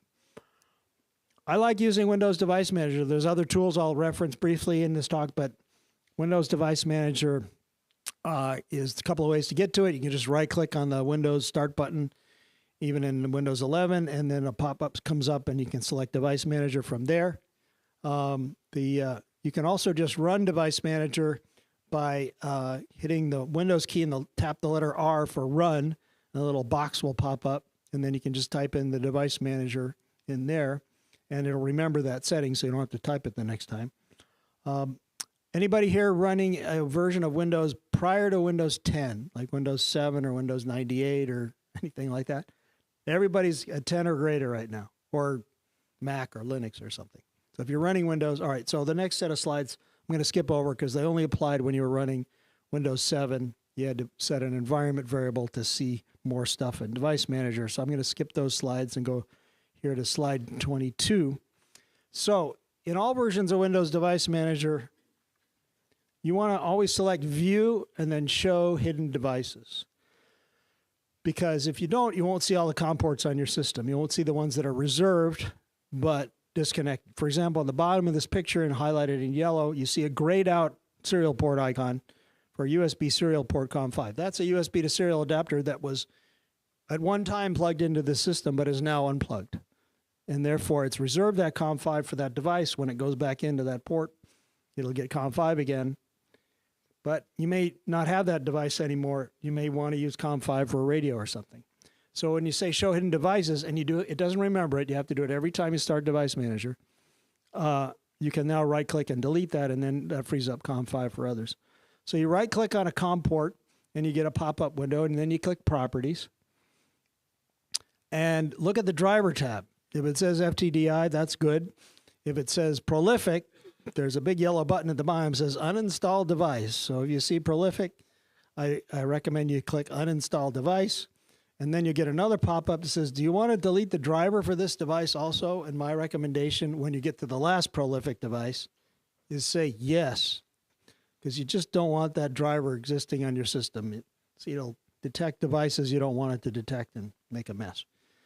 But if the driver is FTDI, you're still not quite done, because even though it's a very good driver, and a lot of radios have it these days, click the Advanced button there in yellow at the bottom, and then go over here, and you'll see the default options that FTDI has defined for their devices labeled Serial Enumerator. And there's also another box that's unchecked labeled Disable Modem Control at Startup. That's at the bottom there. Can you guys in the room read that, or do I need to get my pointer out? Oh, maybe I can use the mouse pointer. Okay. Disable Modem Control at Startup Serial Enumerator. What are those things? It has to do with mice, serial mice that used serial ports from the very olden days. They maintained backward compatibility to an extreme, so they wanted a mouse to work with their adapter. So they have all these options set. You want to turn those off every time. Does no harm whatsoever. You uncheck Serial Enumerator so it doesn't, and you want to check Disable Modem Control at Startup. You don't want it looking for a dial-up modem on your virtual serial ports. That's what it's doing. Why do we do this? If you don't do this, you turn on your computer someday, you'll plug in the USB cable and the radio is on, and you're going to hear da da da da da. That's what's doing it. This key, it's sending commands to those ports to say, are you a mouse? Are you a mouse? No, I'm a radio. Shut up. Leave me alone. That's what's going on there. So it's toggling RTS and DTR pins, and if you have that enabled in your menu for convenient keying, which I'm going to go into more of later, they'll key your radio. So just remember, do that, and you may see a Windows update puts these all the way back to the default. Go back in if you hear that again, change these, and you won't hear it anymore. Now, somebody in the room may still have a desktop PC with a good old legacy 9-pin serial port, COM1 or COM2. It can do kind of the same thing, and there is a way to disable that. I won't go into a lot of detail here. It's in your book for reference. But you can go into the registry, find this key called upper filter, and rename it. So briefly, I'll just skip over these slides to save a little time here. But if you're going to mess with the registry, you can always create a restore point first. That way you can get back if you screw something up. But anyway, you can go into the device instance path and find the port, the path to this thing. And right there, you'll see upper filters is set to serial enumerator. That's the thing that keys your radio. And then you can just rename that old upper filters, and then it won't look for a serial mouse on that port anymore. There are other methods that I've tried that don't work as well. This will keep a legacy serial port from keying your radio. So under your USB serial bus controller section of the device manager, you're going to find all your hubs listed. And you may say, well, I don't have a hub plugged in. Where are all these hubs? They're internal to the PC. Some are 2.0, some are super speed 3.0. Most USB hubs will, you go to right click and you go to the properties and you look and you'll see it has a power management tab. And that power management tab has this default, allow the computer to turn off this device to save power. Well, the last thing you want is your computer to turn off the device that talks to your radio. So always uncheck that box so your computer is no longer allowed to power off ports on your USB hubs. And you're going to have to do this for 3 or 4 or 5 or how many hubs you see in Device Manager. Do it on every single one. The Silicon Labs drivers under the COM port section also have a power management tab. You know, one day it works and I let my radio sleep for a while. I come back, it won't talk to the radio. The COM port's gone, or it says I can't talk to the radio. Go to that power management tab in the drivers in the USB serial port section and see if your Silicon Labs drivers have a power management tab and uncheck the box. So what about managing the numbers? The numbers can get bigger and bigger over time, and there may be some software that has a fixed list, like in the old days of WinTest, the max port number it would allow is COM13, and your radio got assigned a higher one, you couldn't talk to it. So I have a sort of a rule of thumb to try to remember things. I'm just going to sequentially number my devices left to right in my station. They don't have to do it this way. Some people put like the odd ones on the left and the even ones on the right. But I like to get the numbers down to a reasonable value I can remember and deal with and not see 50 different COM ports listed in Device Manager for devices that are no longer there. So how do you do that? You first use the Windows Device Manager, and you're going to uninstall all the grayed out ones that are not plugged in, no longer in use. Then you can right-click on the remaining ones and go to the Advanced Settings of the Advanced tab of the Settings dialog, Port Settings, and you can renumber the COM port. What does that look like? Well, you'll see in a sec. And then you can just, no gaps, you know, left to right or whatever, 3, 4, 5, don't leave any gaps so you know what's what. So when you go to the Advanced Settings button, and so each driver might be a little different. This is what an FTDI one looks like. But they all have COM port number and a little drop-down box. This little arrow next to the COM5 is a drop-down box. You click that, and you can give it a different COM port number. And therefore, you can get rid of all those gaps in your numbering sequence. And you'll know the brand new device you put in next, hopefully, will get one number higher than the highest you were using before. Otherwise, you're never not sure what COM port it's going to get. But what does that in-use thing mean? Can I use those ports even if they say in use? I don't know what they are. It just means that that COM port number was at some time assigned to some other device, one that may not even be plugged in anymore. It's not really in use now. It just means it's in use by Windows, reserved.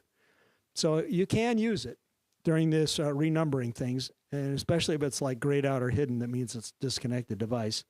Obviously, shut down all your software that's using a COM port before you start deleting and renumbering COM ports. If you uninstall all the grayed out and disconnected devices first, now you have more COM ports that are not marked in use, and you won't have a problem. You may still see this warning about the COM name is being used by another device. Using duplicate names can lead to inaccessible devices and change settings. Do you want to continue? Just click yes. It usually doesn't hurt anything. Worst case, you might have to reboot Windows once to clean things up. Oh, that's a trick I should mention. People think, oh, I'll just shut down the computer. I'll hit shut down and then I'll power it back up and that'll clean up everything. No, don't do that. Use the restart, power off, restart, not power off, shutdown. Why do we do that? Shutdown is kind of like a hibernate in Windows these days by default. It kind of saves the current state of the computer so it can boot up faster. It doesn't kill all the programs and restart them. Shutdown, restart really does kill all those programs and restart them from scratch. So that's a good trick. If things are screwed up, you want to reboot Windows. Don't do a shutdown and think that powering off helps. Just do a restart and things will be better. One of the things I like to do is label my serial ports, because you have all these numbers hanging around a separate sheet of paper and then you can't remember what's what, or you lose the piece of paper. You can actually put labels into the device manager. I have two K4s, two KPA 1500s, and a couple of other things. And so I wanted to have them all labeled so I knew what was what. And so you can't do it, unfortunately, in Device Manager, not even Windows 11, but you can edit them in the registry. So how to figure out where to go in the registry, and this is kind of detailed here, but you shouldn't be afraid of it. It's a good thing to do. You right-click on the serial port, go to Properties, go to the Details tab, and then a little shortcut there whenever you see a drop-down list is you can just tap the letter D. Is a very long list of things in this drop-down property here. But if you just tap the letter D, it scrolls right to the D section, and happens to be the first thing there is device instance path. So it's a shortcut for navigating through the big drop-down list. And once you get the device instance path, there's this big, long, ugly string, but that tells you where to go in the registry to find that name so you can rename it. So in this case, it's FTDI bus and then VID and some other stuff. So how do we find that? I know this is hard to read. I apologize, but under the big key, H key local machine system current control set enum, you will find that FTDI bus section that was the first key, and then the subdirectories are all the other things after the slashes in that string. And eventually you'll see this friendly name field over here, and sure enough it says COM3. And then you can just double click on the friendly name. You can leave what's there, just so you have the standard Windows name still there. It doesn't have to be. And then you just put in the string you want to appear in your device manager and click OK. Once you refresh your device manager, the new name will be there. And you can repeat that for all your other COM ports. Here's a tool I haven't used too much, but developed by a guy in Germany, and the link at the bottom there, I'll show you how to use it. It's a COM port manager that he's written, which is full screen. I personally just learned how to use Device Manager, but this might be easier for you. It does show the friendly name. I don't think it has a way of editing that directly, but I haven't explored it enough to try. Sometimes you'll get the wrong device driver installed.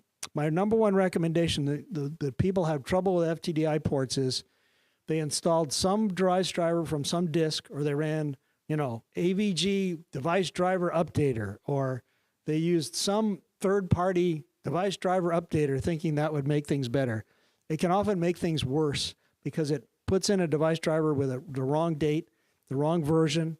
It supersedes the one that's the good one that is already installed on your system. And you can use this Driver Store Explorer to find multiple FTDI device drivers and delete all but the good one. The good one is highlighted in yellow. It's dated July 5th, 2021. That's the only one that works reliably. I would delete all the other drivers and use just that one. So there's also a tool called USB Device View. And to download it, you got to go all the way down to the bottom of the page, and you'll find that download link there. Here's a screenshot of it. It doesn't only show FTI, it doesn't only show serial ports, it shows all the USB devices that you've got in your system. All right, sometimes you're running a program and it says, I can't open COM3 or COM4 is in use. Or who's using it? I don't think I'm running anything. What program grabbed that COM port? Well, you can use this tool you can download from the Windows internal site called Process Explorer. I use the 64-bit version these days. And you have to run it as administrator. Right-click, run as administrator. And then there's a search button that you can look for any of these strings, and it'll find the program that's using that device. Unfortunately, all the devices use a little different string instead of one for all COM ports, and they're listed there. So, for example, there's the binoculars icon, because it's kind of a complicated graphical user interface. It can do all kinds of things, but the only thing we care about for now is click on the binoculars to search, and then put in that partial string. Don't forget to use backslashes here. And I just put in device VCP, and sure enough, after I hit search, it popped up at the bottom there. wintest.exe is using that device. That's the process ID. It has it open. Sometimes, you think you killed the program, but it's still kind of running in the background and the icon's gone from your taskbar. Then it'll tell you it's still running, and you can kill it with Task Manager if you need to. Another example, I went ahead and searched for the device, and this time showed me OmniRig was using it. OmniRig can be used by programs to share a COM port. We'll talk about that in a bit. And sometimes it kind of starts itself up in the background, and then when you close the program, it's supposed to go away and let go of the serial port, but sometimes it takes a few minutes before it'll do that.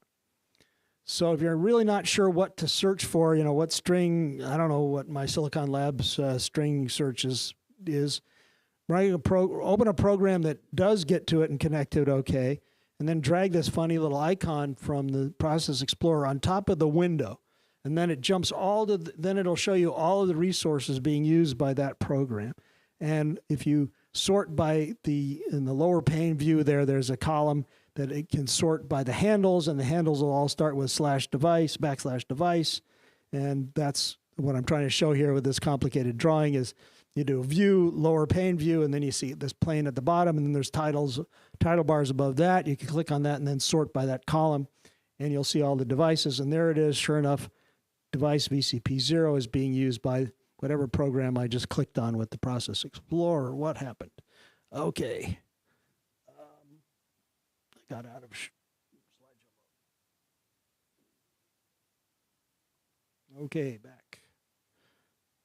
We're good. So let's talk about keying CW and RIDI and push-to-talk from software without using a WinKey, without using anything but a USB cable. Well, in the old days, we had this very reliable circuit that used an NPN transistor, and you could, DTR pin, which was typically pin 4 on a 9-pin connector, when it goes to a high voltage, that turns on the transistor, and that grounds the keying input. Similarly, turn on the transistor for pin 7, and it grounds the PTT input. So that used to be an external keying circuit, and you can still use those on older radios that don't have this built in. Elecraft K3 was the first to put that in their devices inside the radio. So the keying circuit's built into the radio now. They don't use those pins for RS-232 handshaking, and it applies to virtual serial ports as well as real legacy 9-pin ports. So to enable the keying, you do in a K3, you would set this config menu, PTT-key, to RTS-DTR. The default is off. And that simply means it's going to do PTT on the RTS pin and CW keying on the DTR pin. K3 does not support FSK keying on the DTR pin or the RTS pin. And this will work on a standard serial cable like the K3 non-S, and it'll work on a USB version, the K3S. But as I mentioned earlier, if you want to prevent that da-da-da-da-da sound, you got to uncheck serial enumerator and disable modem control at startup in Device Manager for your FTDI ports, all of them. What about the Elecraft K4? Same as the K3, but now you get 3 independent serial ports. And now you can have one for rig control and CW and PTT, in this case the PC1, and you can go to PC2 and set it DTR and RTS independently to do, for example, FSK keying and PTT, and you got a totally independent serial port that can be used with MMTTY. And you again need to remember to uncheck serial enumerator and disable modem control. ICOM not only copied what Elecraft did, but eventually they added FSK keying on the ports. K4 supports that, K3 does not. And it is supported by these radios, the IC705 and so on. The 7300 only gives you one virtual serial port, so there can be some conflicts there if you're trying to do 2 programs on one virtual serial port. But these radios provide 2. And sometimes they show up with actually a radio name in there, like 705. And sometimes they show up as just Silicon Labs UART bridge, COM5, COM6. You don't know which one's A, which one's B. And you have to know because A is used for rig control and B can be used for keying, but not the reverse. Just as a mnemonic to remember things, I like to always just be consistent and assign keying to DTR and PTT to RTS, and then give port B to the MMTTY program a separate program for FSK keying exclusively. Here's my little trick. C, D, and F kind of go together in the alphabet, so you can think of that as use DTR for both CW and FSK, and use RTS for PTT and send. Send is what they call it, keying on a ICOM rig. How do I figure out what's COM A and B? Who here has got an ICOM radio? Just raise your hand. Quite a few. Be sure to tell Ray Novak. The details tab, device instance path, again, the thing I had you look at before for the registry. It is got the A or B in the last letter of the device instance path. It's a little hard to see here, but I've gone to the details tab. I've gone to the device instance path. Sure enough, there's a letter A at the end of that long, big long string. And that is how I figured out that COM5 in this case was port A. The 7300, who's got an IC 7300 in the room? Quite a few. Again, it only has one virtual serial port. So how do you get around the problem of MMTTY wanting to key FSK at the same time as your logging software? Use a CT17 or a USB to CIV converter to talk to the 7300's remote port. Do that for rig control, and then you can freeze up the virtual serial port for MMTTY. 705, who's got one of those? 1, 2, 3. It does give you two virtual serial ports, A and B. Again, you can use A for CW and B for RIDI exclusively, and you can use A for rig control at the same time with no conflicts. 7610, same story. Who's got a 7610? Another set of hands going up. Good radio. Same story. Little slightly different menu setting, but you can find it under set connectors. Anybody got a new 7760? Okay, we'll skip that one. 7850 or 51? None of those. We'll skip that one, but again, it's a very similar menu setting, but here they call it USB 1 and USB 2 instead of A and B. Who knows why? How about a Yaesu FT991? A couple of hands over there. They call them an enhanced port and a standard port. And the enhanced port is the one you want to give to your logging program for logging, and the keying port is the standard one. And you'll find Kenwood does the opposite. But Yaesu rigs enhanced for rig control, the standard for keying. So you would give the standard one to MMTTY and the enhanced one to N1MM or your logging program. Yaesu FTDX 101D or MP, anybody got one of those? One hand, two hands. Same story, enhanced for rig control. These are all in your notes so you can see exactly what to go to. There is one setting I haven't mentioned yet, this R232C timeout timer. The default is only 10 milliseconds. I think I haven't quite figured out what that means, but I know that if you don't increase it, your logging program may complain the radio's not responding to me anymore. If you increase it to a 1 second timeout, 1,000 milliseconds, then the radio has more time to send commands to the radio. And you do have to turn CAT RTS off, which is the handshaking thing. You can do that in the Yaesu menu. Then that frees up the RTS pin for some other functions. FTDX10, got one of those over there, one over there. Similar story. Again, the timeout timer and turn off RTS. 710, FT710. No hand, one hand there. That one's a hard radio to interface with amplifiers, but we can talk offline about that. Again, enhanced and standard. Now we get to the Kenwood 890. Somebody got a Kenwood TS 890? Anyone in the room? All right. All I'll mention is that here they want you to use the standard port for the rig control and the enhanced port for keying. So they use the same words, totally different meaning. All right. How do we get N1MM, for example, to key CW without using a WIN key and have good timing and all that stuff? Well, you go to Configure Ports, and you go to the Hardware tab, the first tab, where you set your COM port numbers, and you have to check that CW Other box first, and then you click the Set button, where you set the baud rate and stuff of your COM port, and right there under DTR and RTS, you will see where you can put CW and PTT. A lot of people ignore those fields, and they default to always on. What does always on mean? It means key my radio as soon as as soon as N1MM connects. Just go key down, lock it, key down, everything will be fine. No, it won't be. Change that always on to either always off, which is what they recommend at the bottom, if you're using a WIN key or something, or to CW and PTT. And of course, it won't key your radio if you haven't enabled those menu items in the radio, but many of you will after you see this talk.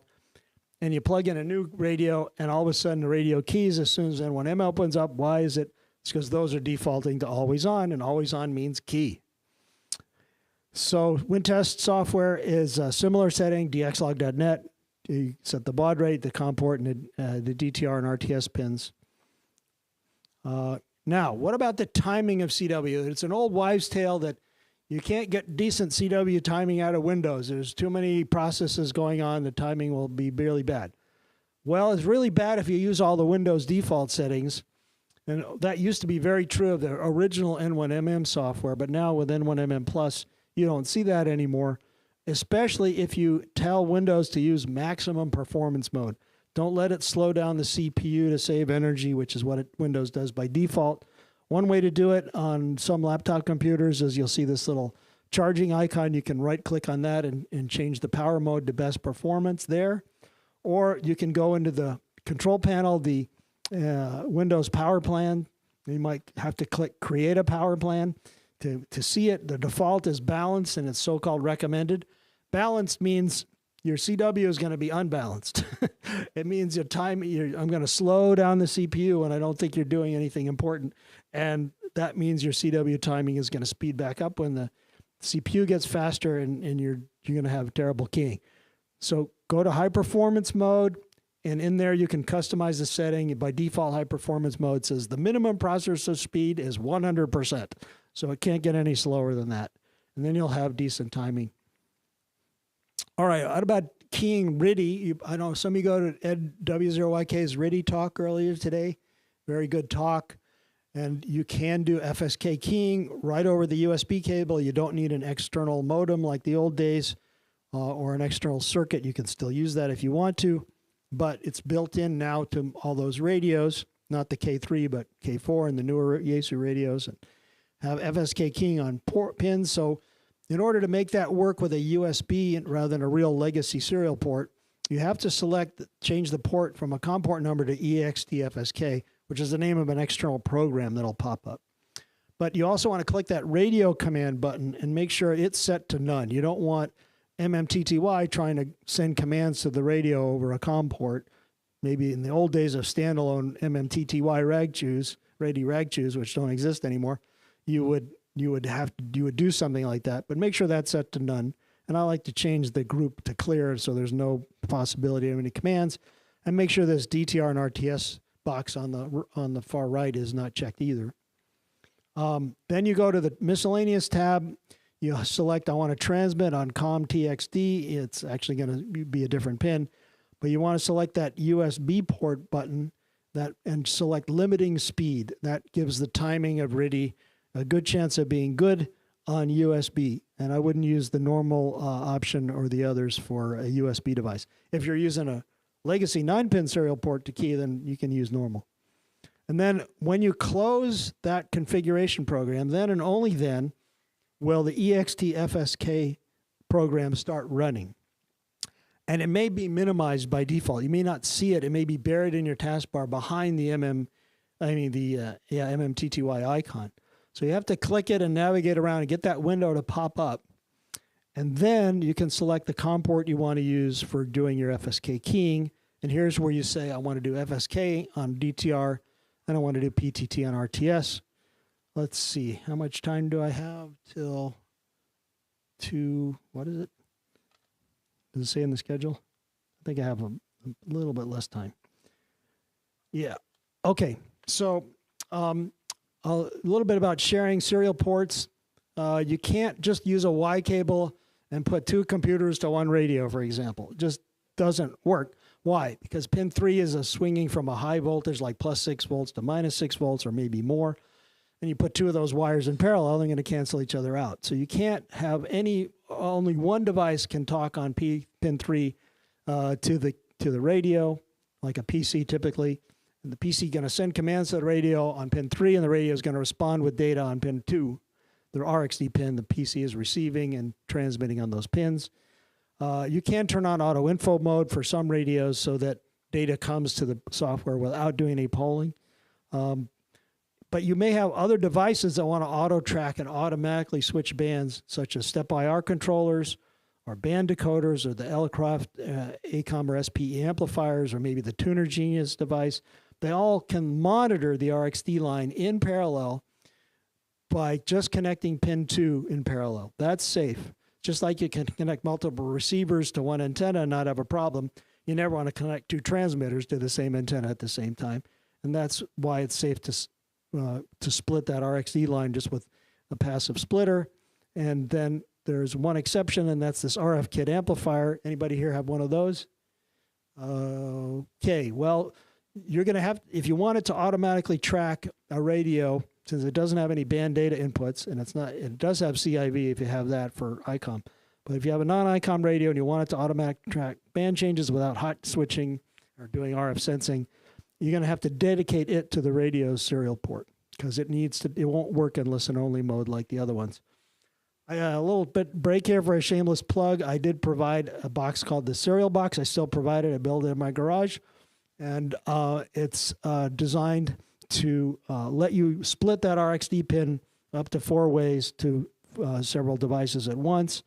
And I provide all the cables you need. This is what it looks like. It can break out pins of a 15-pin connector to 4 RCA jacks, which can be useful for interfacing with ACOM and SPE amplifiers. Also, Elecraft to power them on, and there's the link to it. It also, for legacy radios that don't have the convenience of keying CW over USB cable, you can add that feature just by plugging the serial box into the radio. It can use the RTS and DTR pins and key on those RCA jacks right to the key jack or the PTG jack of the radio with a standard cable. All right, what about sharing serial ports by software?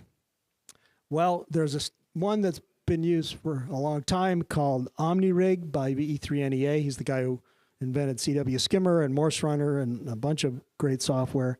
And it can be used by a lot of logging programs, including JTDX and WSJT.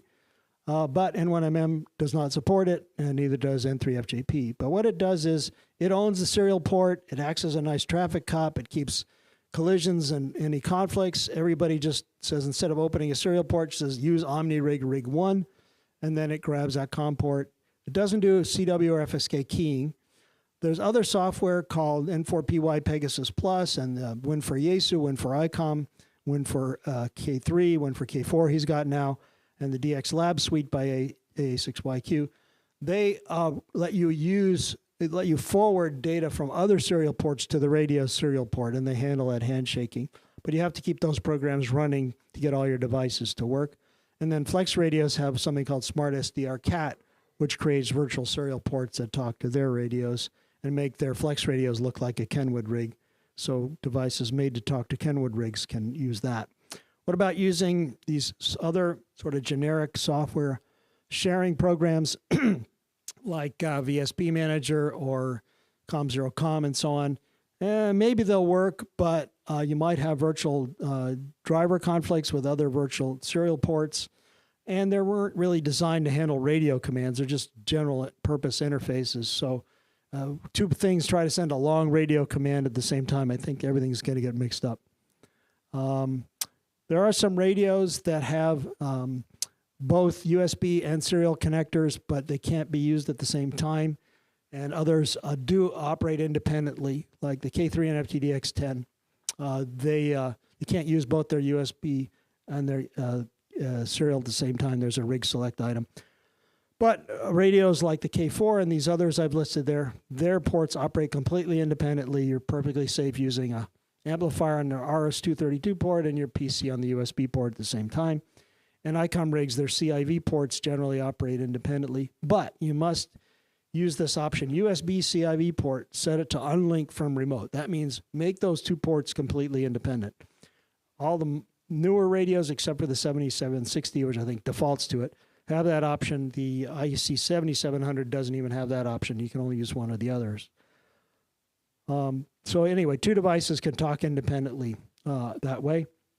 All right, we're almost at the end here. Talk a little bit about sound cards, and the problem people have is FT8 worked yesterday. Today, Windows did an update. It doesn't work anymore. What happened? They probably messed with your USB audio codec, your driver, and maybe your software was running during the Windows update. You didn't close down WSJT at night. And so it tried to use that COM port when a program was using it and messed everything up. So right-click on the speaker icon in your taskbar and go to Open Sound Settings on Windows 10 to get to the sound control panel. You had to find this link that said Serial Sound Control Panel, and it was hard to find. An easier way, I have in text there at the bottom. Just tap the Windows key, hold it down like a shift, tap the letter R for run, and type in mmsys.cpl. That means Multimedia System Control Panel, which is the sound control panel. Sound control panel is your friend. It does for sound cards what the device manager does for COM ports. And you don't want that green mark, which means this is the Windows default sound card. You do not want that to be on the USB audio codec ever, because that means Windows can mute it, Windows can change the volume of it, Windows can play beeps and dings over the air. You don't want any of that to happen. And as soon as you plug in the USB cable from a radio for the first time in that COM port, that USB port, it's going to say, oh, you have a new sound card. I'm going to make that the Windows default from now on. No, you don't want Windows to do that. So every time you plug in a new radio or move something to a new COM port, a new USB port, go into the sound control panel, click on what your PC speaker is, the thing that drives the speakers that connect to your PC, and click that Set Default button at the bottom. That'll move the green mark up there, and now Windows will leave your sound card alone, at least as far as the radio software is concerned. If you need to figure out which sound card is my radio, just open up the sound control panel, unplug a USB cable from the back of the radio so you know you got the right one. You'll see a sound card disappear. Plug it back in, sound card reappears. That's your radio. I would go ahead and go into the sound control panel and go into the General tab, and you can name the sound card. You can click the Change Icon button and change it to something that looks kind of like a radio, so it stands out even more in the sound control panel, and you know that that sound card is my radio. And if you do rename it, WSJT might get confused if you've already used the default name. You generally have to unplug the USB cable, fire up WSJT, tell it to temporarily use your Windows built-in PC sound card to the speakers just to clear out the list, and then stop WSJT, put the USB cable back in, go back to WSJT, and the new name will be there in WSJT, and JTDX can use it. So to summarize this, be sure to use your Windows Device Manager to manage your numbers and renumber your ports. Always get rid of those prolific devices and drivers that drive you nuts. And always change the FTDI default options, serial enumerator and disable modem control at startup. And you can label your COM ports with names using the registry editor. Don't move your USB cables around once you get things working. And I'll show you one little bonus tip here, how to prevent Windows updates from messing with your device drivers. I'll get to that right now, but you want to try keying by USB cable using those virtual serial ports in the menu settings in the radios that have that feature. And if you have any conflicts, make sure you don't have anything with the same COM port number, and label your audio codecs. So there's a list of references here. This presentation, older versions are already on my QRZ page. I'll have this latest version up there after the convention in PDF form, and all the links should be live. Before I go with a quick demo of how to prevent Windows update from messing with your COM ports, any questions? I see one. Go ahead. To have like a virtual speaker where it would take the data that's going to speaker and then send it to two different speaker devices? So you can use software like virtual audio cable to route audio output of one device to others, either to the speaker and another device. What's your particular application you're trying to do? Well, just in my shack, because I like my headphones. And unfortunately, if you got headphones on, nobody else can hear what's coming out. And So here's how you fix that. You buy an Elecraft radio, because Elecraft radio has a way of don't mute the speakers when I plug in the headphone jack. It's just a menu set. And then you can have phones plus speaker. But if you want to do phones plus speaker, obviously you could use some kind of an external headphone box with a monitor output, and a volume control. That's one way to do it. The phones are plugged in, not into the PC. Your headphones are plugged into the radio. And so the radio's output is going out the USB cable to the PC, right? So you can hear with your headphones, and the PC still hears the audio of your radio.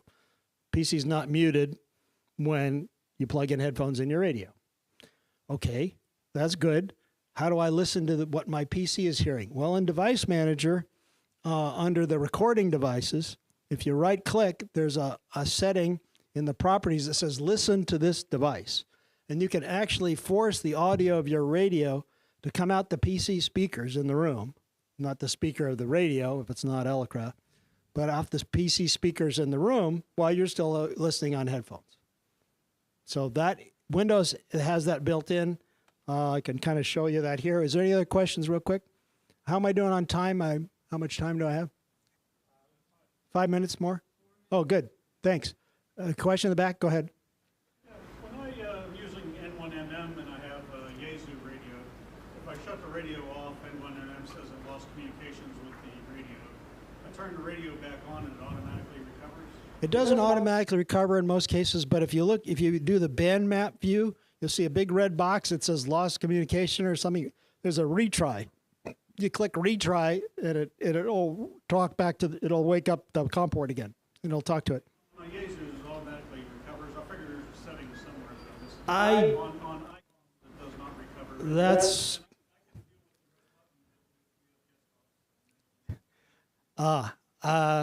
don't know how to automatically make it work if it works for one radio and not another.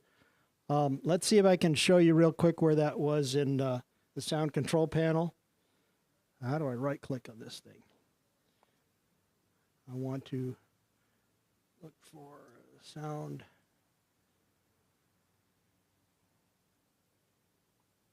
I'm trying to type, but nothing's happening. Oh, the darn touchpad. I always turn off touchpads.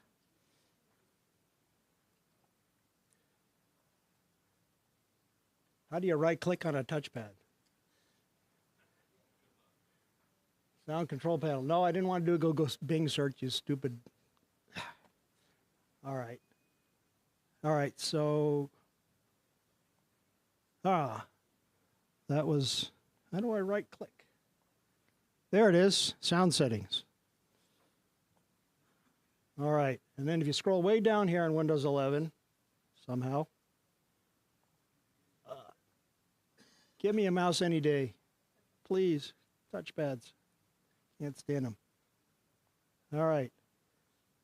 See it says advanced here?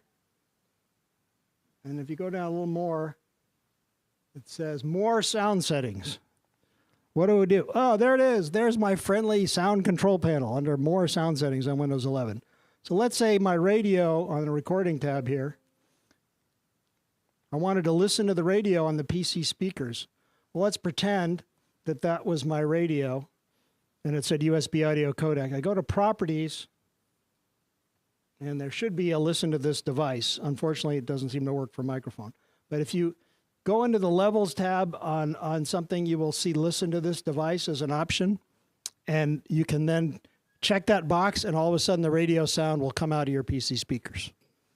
Volume control on the radio won't work. It's a fixed line level output. You can use the level slider. So there's a levels tab under properties there.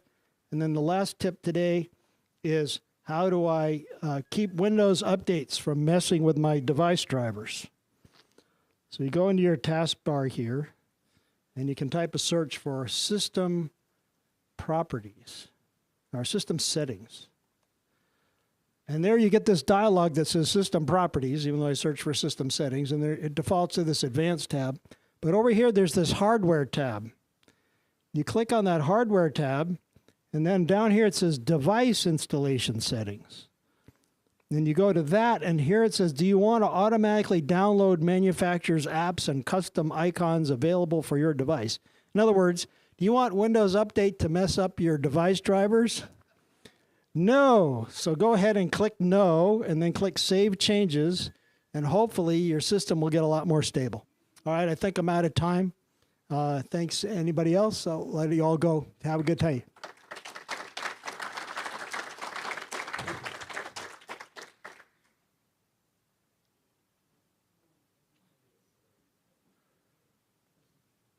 Well, shark. learn more about this picture.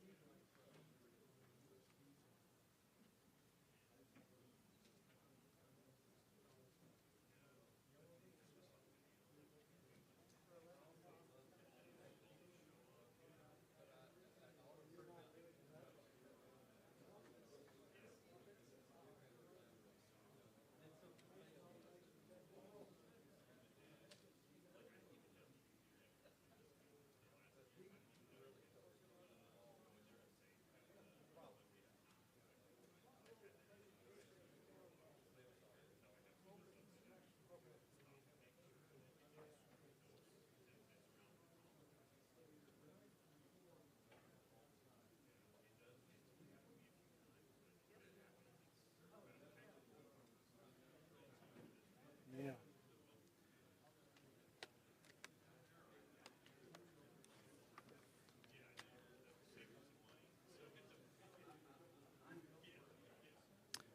Want to hit the light switch over there? Vic, you want to grab the light switches right by you there? Light switches on the wall. Put them all on. There. Next. That's good.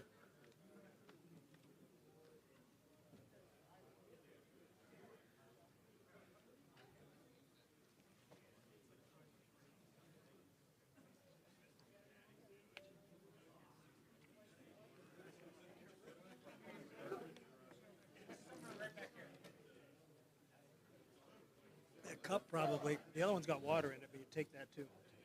It's not yours. No.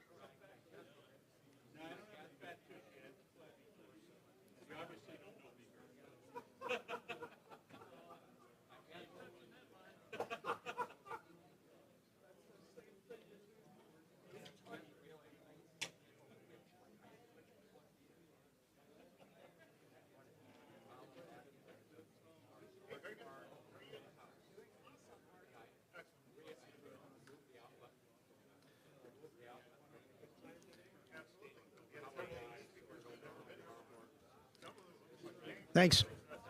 Okay, folks, let's get settled in. So this wasn't going to be a formal talk on station automation. I do have a talk like that on my QRZ.com page. I have the slides here if you want to see them. But I'll show you. It's more like you guys say what I'm trying to automate, and I'll tell you how to do it. Or if you have questions. But I can start to go through the talk if you want. Anyway, it is here online on my QRZ.com page. If you scroll down to online presentations and PowerPoint files, there's a link here, Basic Station Automation Techniques and Recommendations. And they just uploaded this to YouTube for me, guys in the Norfolk Club in the UK. And it's on YouTube here if you want to see the whole talk. I have the slides here. I wasn't really prepared for that, but they're in PDF form here, so it's not real PowerPoint. There's full screen mode.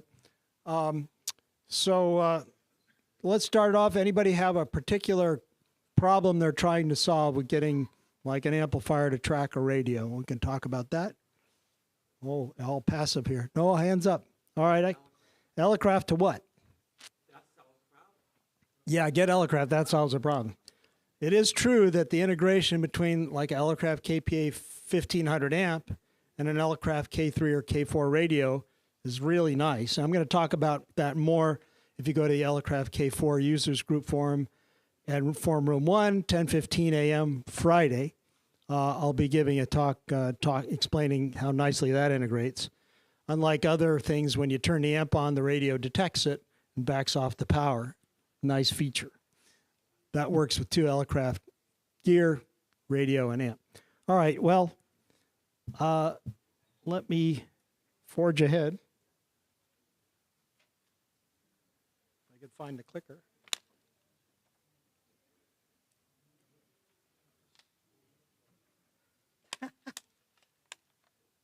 Need light. Up here. There it is.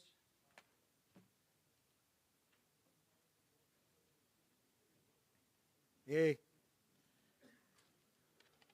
All right, well, I'll just skip through some of these slides since it wasn't supposed to be a formal presentation, but if you want a bonus, I can do it. Why do we automate things? You're going to get sleepy, you're going to make mistakes. Maybe not in here, I don't want you to get sleepy, but you want to automate things so they automatically switch.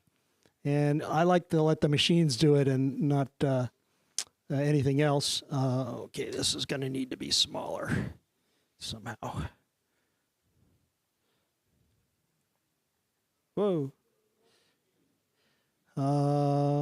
Maybe next slide or next page. And zoom in or out.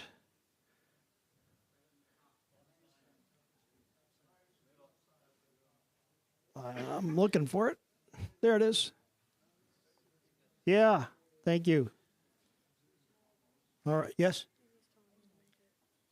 I did. This is a PowerPoint file, so. Oh, that way? Oh, okay. No, it's too small. Hit the plus and then we can. All right. That looks better. Thank you. All right. Clicker. Looking good. So what should be automated? Obviously your logging and your CW transmissions. And I think your bands and so on should change automatically. Don't automate things like copying CW. Don't rely on code readers and cluster spots and automated letter by letter voice keyers. If you have a disability, obviously you can use that stuff. And the voice keyer stuff is getting a lot better and sounds a lot better. Figuring out when you sign your call when running. If you get a really good pileup, you really don't want to sign your call every time. Every 3 times is good enough. But every 3 times may be too much or too little at other times. So you make the judgment based on what you're hearing in your headphones about whether it's time to sign your call again. But obviously don't go 5, 6 QSOs without signing your call no matter what. So you want to save time. You want to save your equipment. Speed and reliability is the key. That's why I like to use the hardware to switch everything so that everything works even when the PC is off or Windows is locked up or rebooting. I still want all the stuff to automatically switch if possible. I don't want to be totally dependent on a computer running things or even a Raspberry Pi for that matter. Other guys get fancy with that stuff. But the way it works is the PC is usually talking to your transceiver, and then the transceiver talks to an automatic amplifier, maybe a band decoder, maybe an automatic antenna tuner or a step-IR antenna. It could have bandpass filters that switch automatically. Could have an antenna switch. All those things can track the radio. The radios are made to drive those devices. The devices are made to listen to the radio directly, and you can make it work. So there's things called band data. I am skipping through these kind of quickly since this wasn't supposed to be a formal talk, but so be it. Here we are. And the band data is ideal for just switching when the device that only cares about the band. Because it's very simple. It's 4 bits of data. I know what band you're on. I go to the right band. But if you need the frequency of the radio, for example, a tuner or an amp with an automated tuner, you need to get the frequency, and you usually get that from either the CIV port on an ICOM rig or the RS-232 port of other rig. Step-IR controllers need to know what frequency you're on to get to the right segment. How does band data work? It's just 4 bits of data, and fortunately Yaesu and Elecraft agreed on the same standard for this. except for the 60-meter band, which nobody knows what to do with since it's so new. It's just a binary code. ICOM has a legacy thing, but it actually came out before the new bands, so you get the same voltage on that pin, whether it's 10 or 12 meters or 15 or 17. But most of the legacy products still support the ICOM band voltage to track the band changes. Flex, you can get band data out of a Flex radio as a 4-bit pin for devices that want it. Requires a special adapter. Kenwood radios, they don't have any band data output. There's nothing, so you have to use RS-232 with those. And of course, everybody decided to use different connectors, especially Yaesu. On their old radios, they use this weird horseshoe 8-pin DIN. If you get the standard DIN you find in the flea market, you try to shove it into your old Yaesu radio, probably won't fit. Don't make it fit. It's just not going to work. You can find what they call a 262-degree 8-pin DIN, and it will fit. They did it again to us on their FTDX10 and FTDX1200. They use an uncommon 8-pin mini DIN that won't go in all the way if you use a standard 10-pin mini DIN. But you can buy from DX Engineering the right kind of cable with bare wires on the other end. I've built a lot of those cables for people. Fortunately, on their bigger radios, they used a nice DA15 D-sub connector that has the 4-band data pins. The 710 has this too. Unfortunately, they overloaded 2 of those pins with both a secondary RxD and TXD purpose, and you have to select which way you want the 710 to work on that connector. Elecraft band data pins are there on their 15-pin connector, same encoding as Yaesu. Yeah, there's 2 of them actually. Pin 5 is ground and pin 12 is ground. So there's 2 ground pins there. Don't need to use both. And the shell is also grounded. Yeah.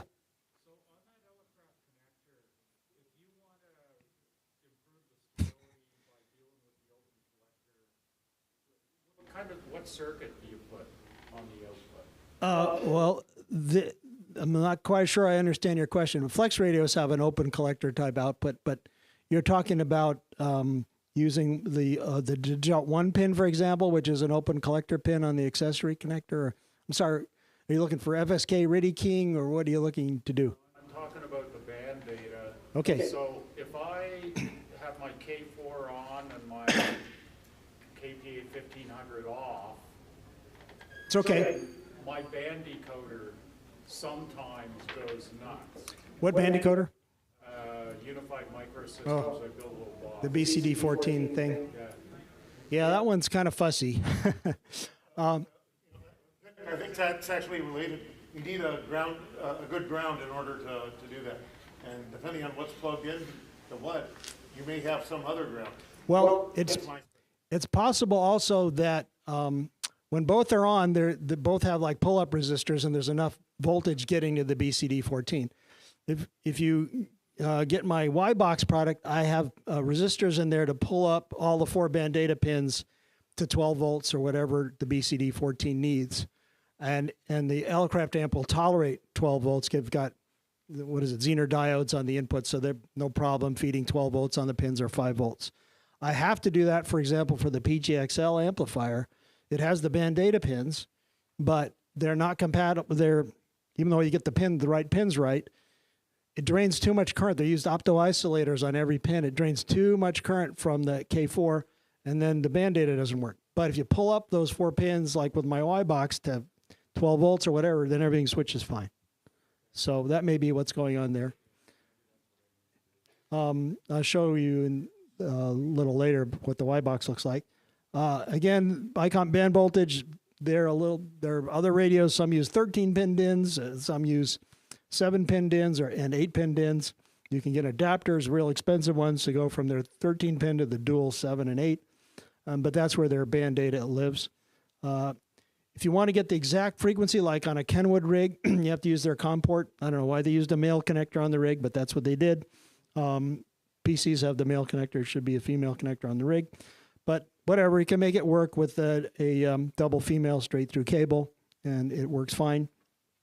The tricky thing about the FTDX 3000, even though it has a USB port, You get to pick one or the other. You can say use the USB for control or use the 232 port for control on the FTDX 3000. But the good news is you can still use the USB for audio when you select the RS-232 for rig control. What happens at PCs or peripherals like amplifiers that are operating RS-232, they're going to transmit a data on pin 3 if they're not opened, and it will try to respond. But if your PC software is already using pin 3, you can't wire those in parallel, as I mentioned in my previous talk. You can't use a standard Y cable, but you can use a serial box which shares pin 2 with the radio's data with everybody and gives pin 3 to only one device, such as the PC. You can get this for Yaesu also on their RS-232 connector. Elecraft has one, but it's not independent of the USB port on the K3S. On the K4, they're totally independent. ICOM rigs, they have this jack called remote, which is really the CIV connector. It's before their rigs had serial ports or USB ports, they had this remote connector. They maintained it.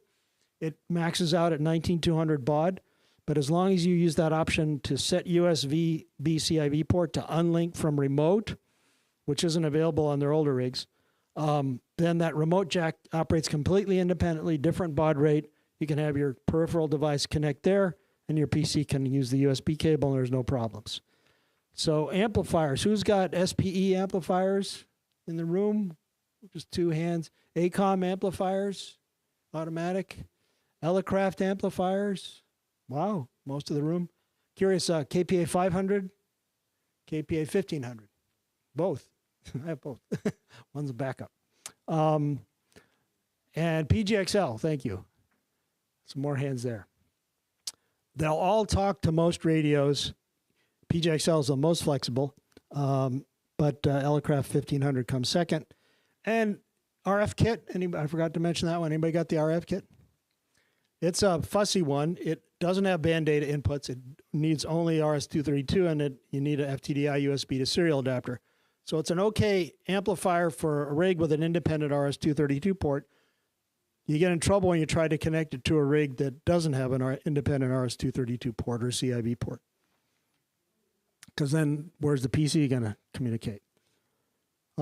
Most amps will switch automatically by a frequency counter in them, but that's always going to involve some hot switching, and sooner or later a relay is going to carbonize, and you might have problems. Here's the ACOM 2000A. They don't have band data inputs on their new RCU. The old black and white RCU doesn't switch automatically at all, but they're newer RCUs, and they have a couple different models of it. They all have this CAT connector. They used to have a keying pin on here, and they took it away for some silly reason, but you can add it back. And then so now you need two cables to the amp instead of just one. But they have both the TTL level radio interface, which is 5-volt signaling, 0 to 5, and the RS-232, which is like -6 to +6, so it could be more voltage. And solid-state amps, they got a lot better one. They still have those 4 pins for doing serial communication, indicated by the arrows there, but they swapped them. Now pin 2 is the RS-232, and in this one, pin 2 was the TTL. It's okay, fine, ACOM. But they did add band data pins at the bottom, and that's ideal for an amp that doesn't care about the frequency. All it cares about is the band. So that band data is instant switching. No software commands need to send back and forth in the radio. It knows instantly what to do.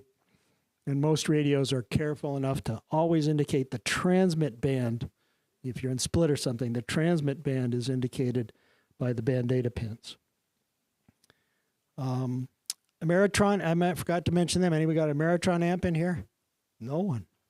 One guy, two guys. Okay. They have an auto button on their band switch, and if you connect it to this ARI 500 interface with the right transceiver cable, those amps will automatically switch bands before you do any transmitting. Good old Elecraft KPA 500. It has band voltage for ICOM, doesn't have CIV support, but it doesn't really need to know the frequency of the radio since it has no tuner built in. KT 500 it's a trick. You can make it that tuner track Kenwood rigs or Kenwood compatible rigs. Elecraft KPA 1500 does have CIV as well as ICOM band voltage and band data, and the Elecraft proprietary aux bus, which is the thing that they use to signal between the amp and the radio that I'm in operate, I'm in standby, I'm powered on, I'm powered off. So you get a lot of good data there. It also has this 3-pin TRS plug, which is all you need for RS-232 communication with a Kenwood rig, or it also can be used for CIV connection direct to an ICOM rig. So this amp is made to work with all the other guys too. It doesn't have as nice a features of backing off the power of the rig when you switch to operate. That only works with Elecraft rigs. Flex Radio, they went whole hog here. They gave you a good 9-pin serial connector to connect CAT data. That works with the K4 too. They do have the same connector as Elecraft for band data, but they didn't use the same pins. So you need to, I built many of these custom cables for folks to go from the band data pins on the Elecraft to the band data pins on there. And if you look closely, there's a CIV connector, and it supports two radio inputs independently, which is kind of cool. It's about the only SO2R, true SO2R amplifier on the market, 2 transceivers, separate antennas. PW2 claims that fame, but it's not really made only for ICOM rigs. RF kit, they just give you that CAT connector and the LAN. Of course, the RF kit can work through Ethernet to flex radios, but not to others that I'm aware of. The CAT connector is it's just a USB socket. You plug an FTDI USB to serial interface there, or maybe a CT17 type interface, and you can talk. I think their newer RF kits have a CIV connector. Anybody remember? This is an old picture here. I have to go to their booth. Anybody know if RF kit has a booth here? I think it does, yeah. SPE amplifiers, they support 2 inputs, but not, one and only one gets the antenna.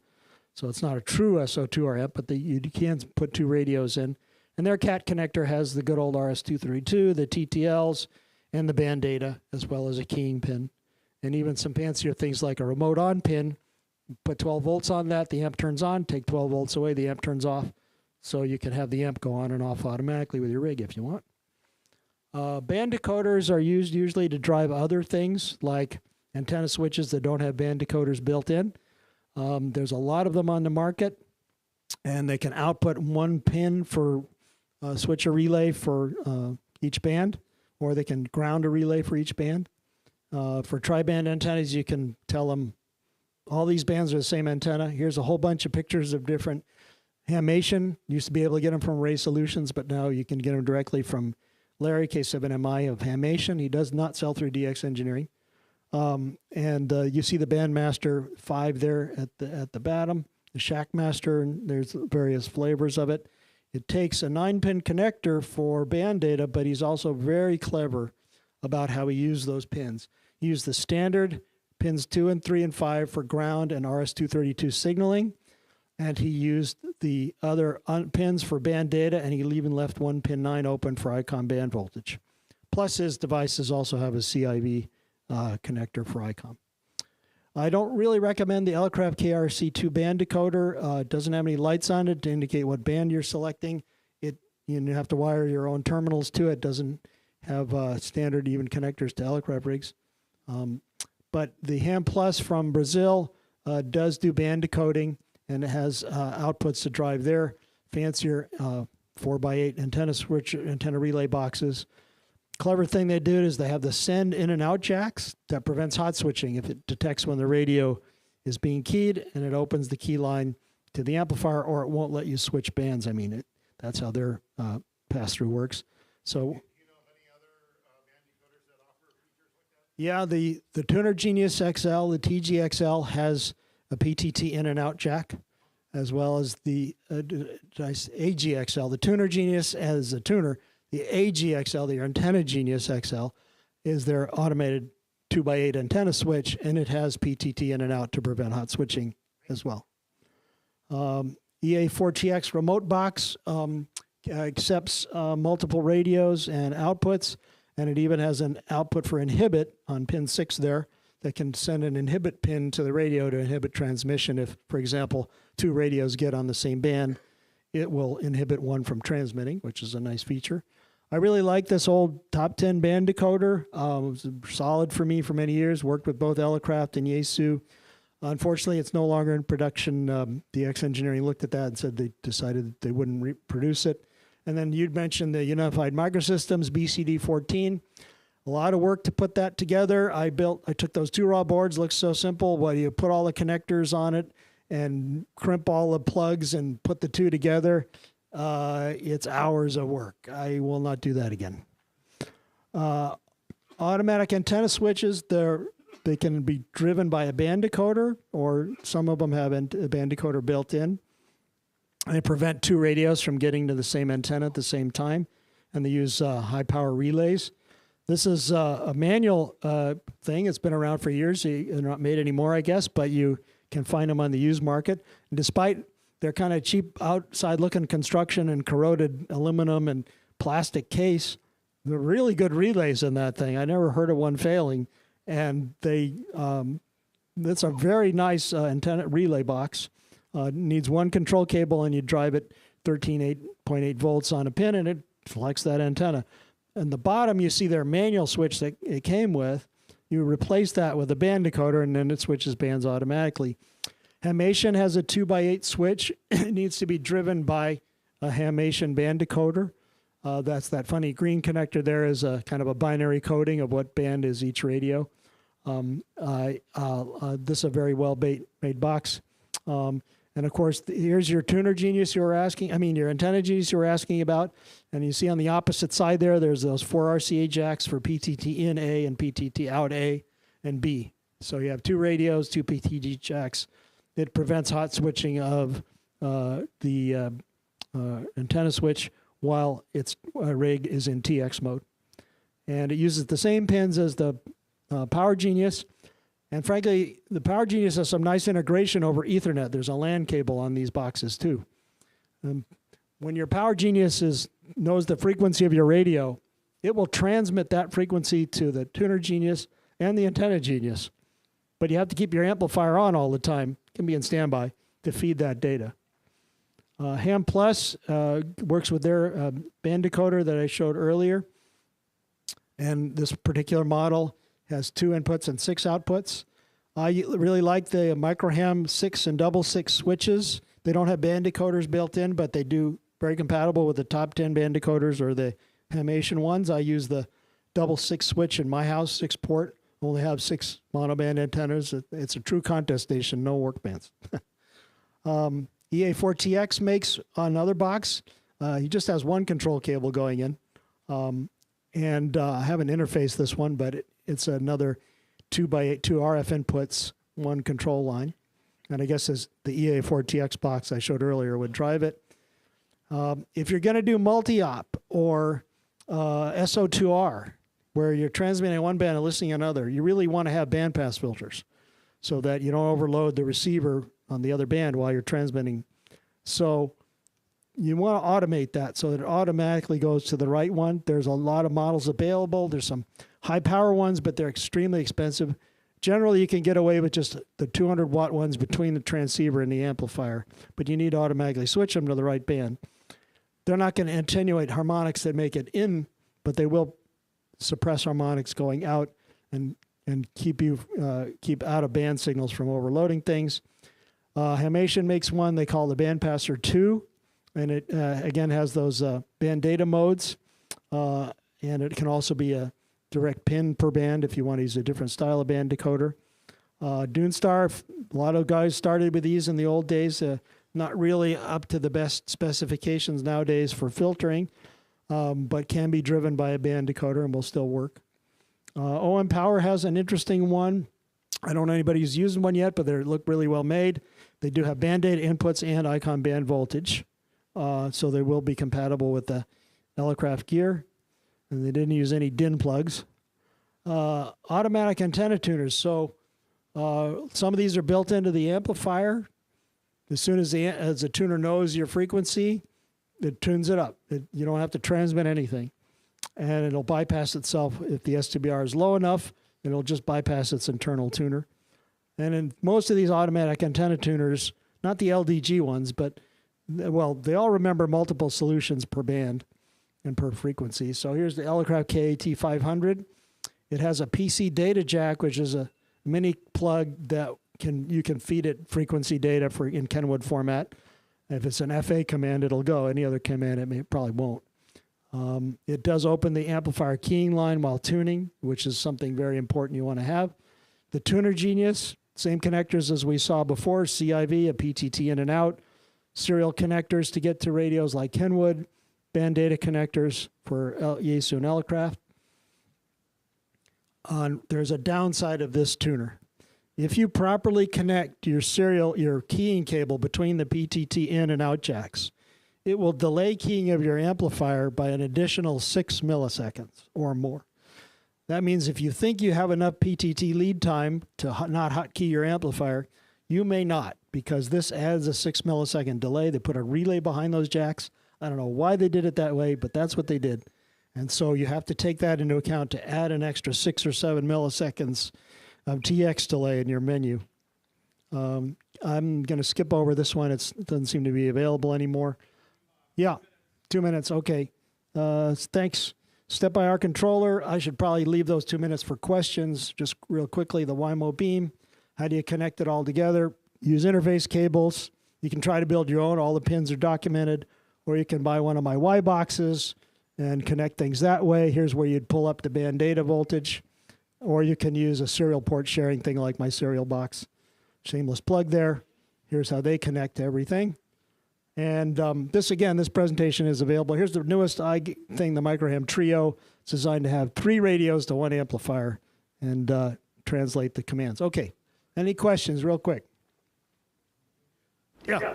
I just point out if you're building custom stuff, which eventually you end up having to do, that the best deal going is to go on Amazon and get these Chinese 16 relay boards.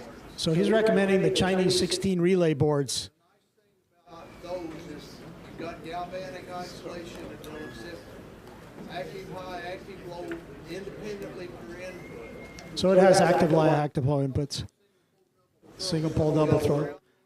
You can use relays, but generally for this stuff, I don't think you need too many relays. One final point: if you don't know what you're doing, please don't do anything. All right, I guess we're out of time. You can come see me in the hall if you have any more questions. Thanks, guys.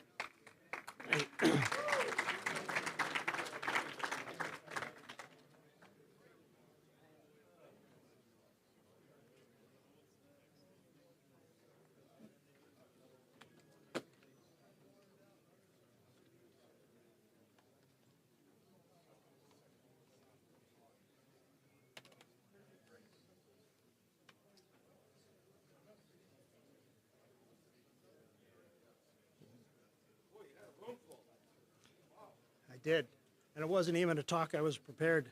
I thought it'd be Q&A and stuff, but I ended up giving my whole station automation talk. How long was your session? This one? I think I rushed through it in about 35 minutes. Oh, you mean the breakout sessions? This gentleman here knows exactly how long they last.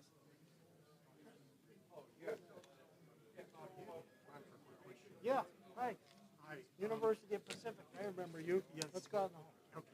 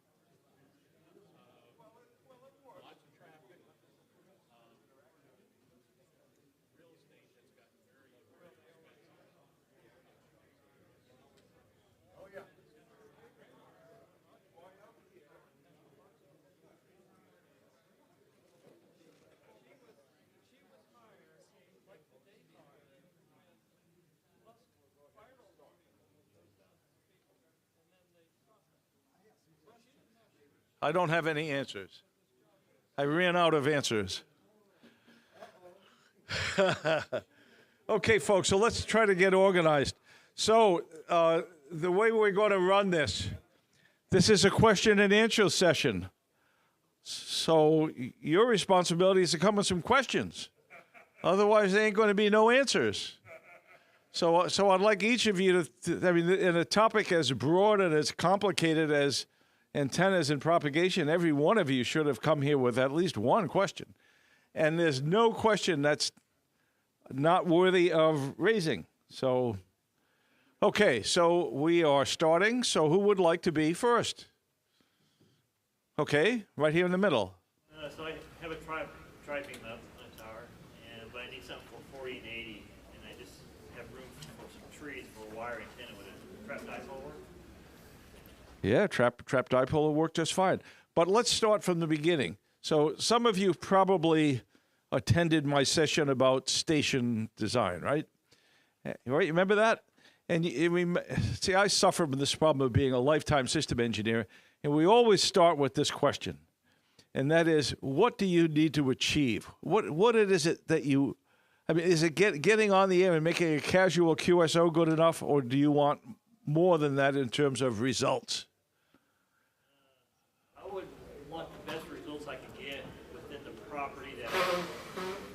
And tell us a little bit about this property. That it's a half-acre lot with some very tall trees that I can string. Oh yeah, so you've got possibilities, and no restrictions. No HOA. No HOA. Wow, it's a dream location. Wow.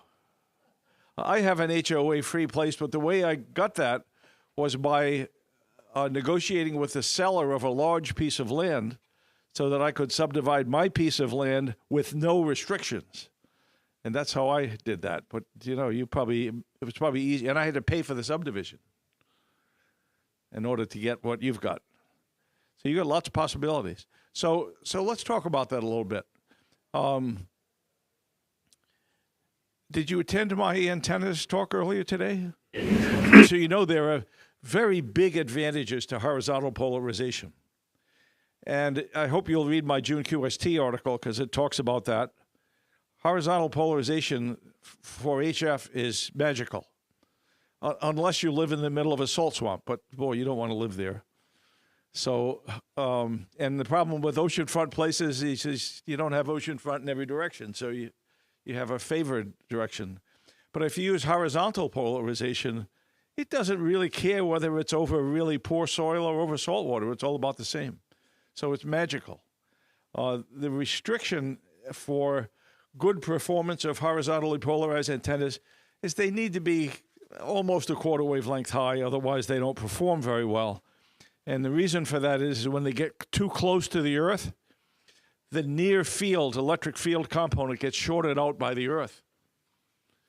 And the performance goes to hell.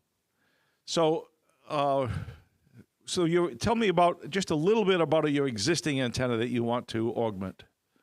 Well, I have an infed up. We just purchased this house about a year ago. So Congratulations. And I have a doublet up, and I can get them up pretty high considering trees. They're up about 50, 55 feet. Yeah, that's good. Well, I think you've kind of got the formula for success. You know, those trees are a real gift for you, and your antennas are up pretty high. And the other thing is they're not in real close proximity to the antenna on your tower. Did you say you had a tower? Yeah. I'm not going to answer that. It's going to incriminate me. Leg of one of the wires is within 20 feet of the tower. That's okay. That's fine. Horizontal polarization on HF is always the preference unless you can't do it. The 50-foot height is great. You'll do well even on 80 meters with 50-foot height. You'll do just fine. Trap dipole would be the way to go. Trap dipole is fine. The antenna I would not recommend because it's finicky. It works, but it's really finicky. Is these multiple dipoles all connected together to a common feed line?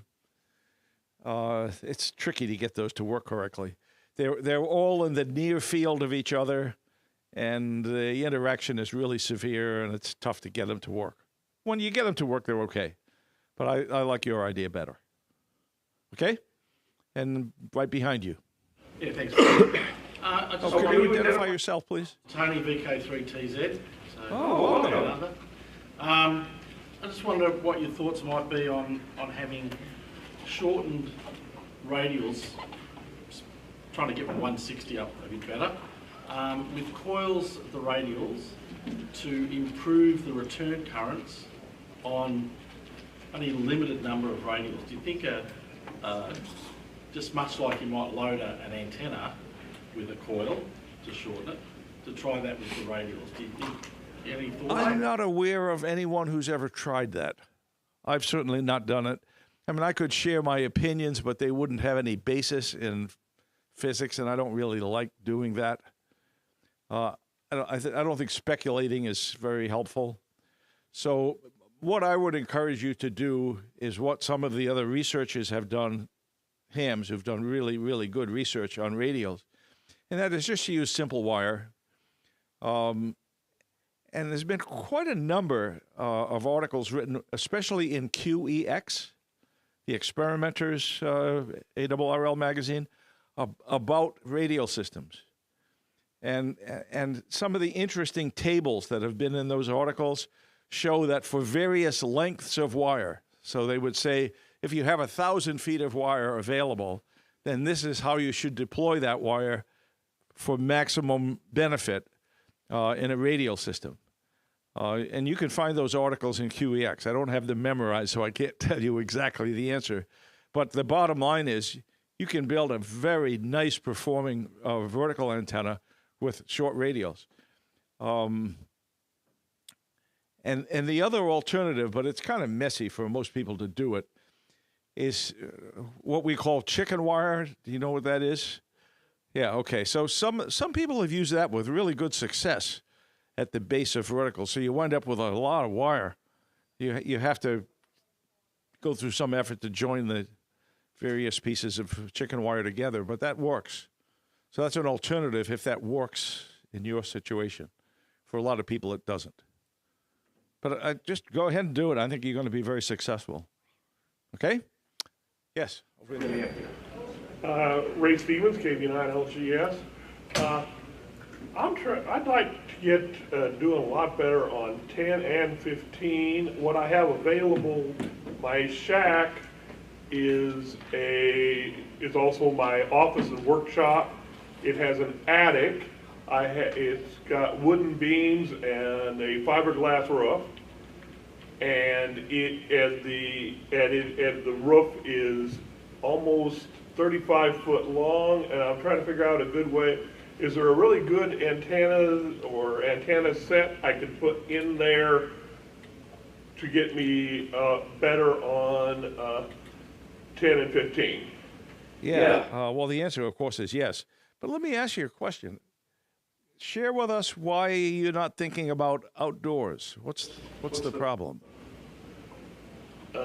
Well, among other things, I've got good on some of the other bands, and I got a lot of wire out there already. And the area where I've got that roof is kind of wire free. And you were mentioning about the tower with this gentleman here, and I'm trying to get away from my other antenna. So do you have, in that attic, do you have things like air ducts, electrical wiring for lighting? So there's nothing up there that's wire or metal? There would be a few metal things. It's basically storage for household goods. Okay, so there's small metal cabinets and stuff. But there are no long, you don't have any electrical wiring in that attic? Nope. Wow. That's unusual. Well, that's good. They put a roof on top of the building, and it wasn't even supposed to be an attic, but hey, you got nice roof, and it is, basically it's an area that was good enough that they had put a floor underneath so that they could put the the roof supports in, and you can walk in there. So Yeah, okay.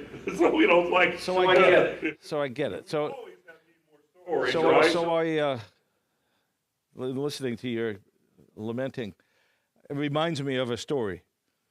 My wife and I went to St. Pierre, Fox Papa, and we were staying in a hotel that didn't have any room for antennas. But I looked, and boy, they had this attic, and it's nothing up there.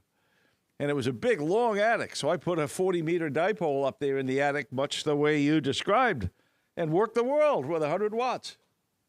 And there's no reason why you can't do the same thing on 10 meters. You know, what you've described to me sounds like a perfect radome for That's kind of what I was thinking. And I'm thinking, you know, but now, you know, I have one of them. Yeah. And I'm trying to use that space in part to address 10 and 15. How long is this attic? About 35 foot. Okay. Yeah, well, just coincidentally, a 15-meter half-wave dipole and a 10-meter half-wave dipole end-to-end is about 35 feet. So that's what I would do. Okay. Put I up thought two about center-fed dipoles. I was thinking about trying to put them side by side, and that's suddenly, that No, was I what I was wouldn't put going them side by side. side. Put them end-to-end. Now, how much power are you going to be running? I run about 100 watts. Yeah, so so you don't have any real serious safety issues. Kilowatt power, you'd have some safety issues. Yeah, put them end to end, and they should work great. And let us know how it goes. About, is there a good way to extend the bandwidth on a wire antenna, a basic wire dipole? Yeah, you make it fatter.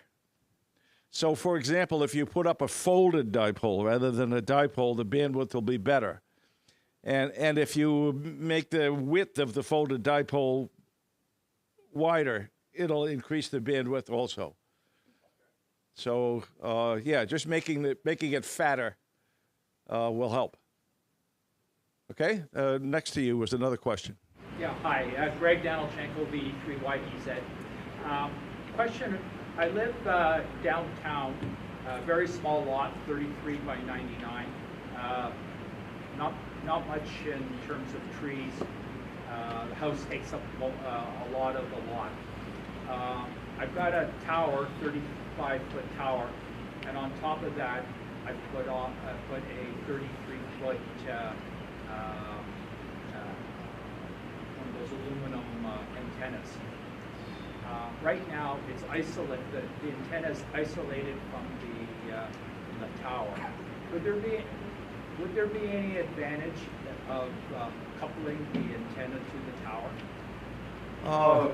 First of all, tell me, what are you trying to achieve? What are you trying to do with this antenna? I like chasing DX. I try to do as much as I can. I do some Comcasting as well, but I only, because of my limited situation, and I've got a lot of neighbors. Yeah. I have to run 100 watts. So Yeah, okay. Yeah, I can understand that. I when I was a brand new second lieutenant, I tried to run a kilowatt in the apartment I was living in on the base, and I got a order from the base commander to speak with him about my ham radio activities on the base. Oh boy! So that was it was interesting with this brand new minted second lieutenant speaking to the colonel at the base. To meet him. You're right. Yes, you know, I never thought of that. I got a chance to meet the colonel. Yeah, that's good. I'll have to remember that. Yeah, so be careful what you wish for. That and when I was a young ham before I went in the military, I lived in a very densely populated urban area, and I ran a kilowatt in that area too. And boy, I got to know a lot of the neighbors. So it's probably a good idea not to run a kilowatt. It created an interesting life, especially when I met the colonel. Neighbors. Yeah, I get to meet a lot of them, not on their terms, not mine. So anyway, You know, that 35-foot tower offers a lot of opportunities, and if your interest is on the HF bands, I would think, you know, just putting some. Are there any trees on your property? 30-foot tall. Oh, that's all right. So they're about the same height as your tower. Well, on the higher bands like 15 and 10, the 30-foot high antenna is going to work. So I think if I were in your shoes, I'd just think about putting up a simple center-fed half-wave dipole, one for 10, one for 15, on that 30-foot tower. Horizontal polarization is very, very beneficial on HF. And I encourage people to do that unless it's impossible. The antenna to the. What kind of antenna is this? It's a 0.5, one of those. It's a vertical. Yes, it's a vertical. Yeah, that's not going to work very well. Most of those vertical antennas are intended to be mounted on the ground or close to the ground. And when you take a vertically polarized antenna of that type and you raise it a significant portion of a wavelength or several wavelengths above the ground, their performance degrades a lot. They'll work, but not very well. Yeah, so I wouldn't. Those antennas you're better off putting on your rooftop with some elevated radials, or you could mount them on the top of that tower, but then put radials there. But it's still vertically polarized, so it's not the best solution. Noisy. And the fact of the matter is that almost all RFI is vertically polarized, almost all. So you got kind of the worst combination there for noise. Has solar panels. Yeah. So even are they noisy solar panels? They are. Oh boy. Yeah. So horizontal polarization will minimize a lot of that. So. And, you know, maybe if you want a little more height, which would be helpful, maybe you could put a strong mast on that tower to extend its height a little bit. Anyway, those are my ideas. So good luck with it. Next fellow over. 160-meter inverted L. I've got quite a deceased cottonwood tree in the front that holds up. I've got a pulley up there. I can get that up. I think it's about 55 feet to that pulley, where it's a nylon pulley. So the wire goes up through that pulley and then goes out. So I do have 3/4 of an acre, so I'm lucky there. And I've got an ugly ballon down at the feed point as the choke for that. But I'm wondering what other kind of radial system I might put in. What do you have now? It's just a wire that goes to a ground stake pretty close. Yeah, so it's very, very inefficient. And what are the limitations on what you could do? You haven't done any more than that for a reason. So, yeah, it gets pretty close to the front property, and I want to keep my profile down a little bit. Well, radials are not visible, so. K0RF has been banging on me to put up one of those folded counterpoise systems. Yeah, they work. Yeah, but they're very visible. Would that be a good alternative? People have been very successful with them. But, you know, that folded counterpoise is going to be very visible in the neighborhood, so. It's also going to be hard to fit. I guess you can fold them, you know, have them as I don't know. Inverted V's or something, but to put it up as a solid. Well, anyway, that's worthy of consideration, and, you know, Chuck's a smart guy, so that's good advice. So, yeah, the folded counterpoise was developed maybe 10 years ago by some top-band DXers as an alternative to a radial system. And basically, it is just a long folded wire, folded in a special way, with a matching device, or that's I guess the best name, or a loading device between it and the feed line. And it's magic. It just works. I mean, you wouldn't think it should work as well as it does, but many 160-meter DXers have installed them and had wonderful success. They're mounted usually about 8 feet above the ground or so, something in that order. And the guys that developed it said, do it exactly the way we did it. You know, if you make any variations on what they've done, you're on your own. What it's doing, Frank, is actually canceling it out because of the phase difference in those sections of wire and how they couple back to each other. Yeah, I don't know. I've never examined it. I don't have any intent to put up that system, but all I know is many people who have used it have been very successful. So that, maybe follow Chuck's idea. As an alternative to that, a lot more wire on the ground. One thing on the inverted L, which I found is, on an inverted L, radials on the ground really make the difference. And the higher you can get the vertical part, the better, because all the radiation is in the vertical part of an inverted L. But if you can do the horizontal part as high as you can get it, that gives you better radiation efficiency. Possible, and then slope that horizontal part as high as you can make it. It makes a big difference. Yeah, go ahead. Jim Dunbar, K4 Papa Victor, out of the Panhandle of Florida.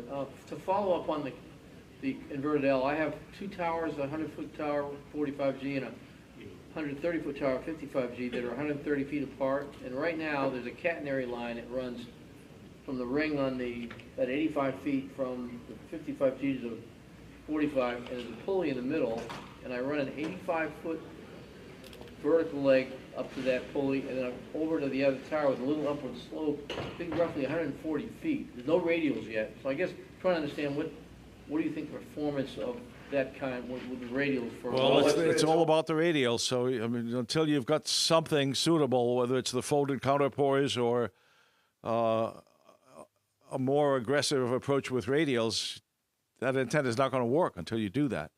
For matching at the base of the vertical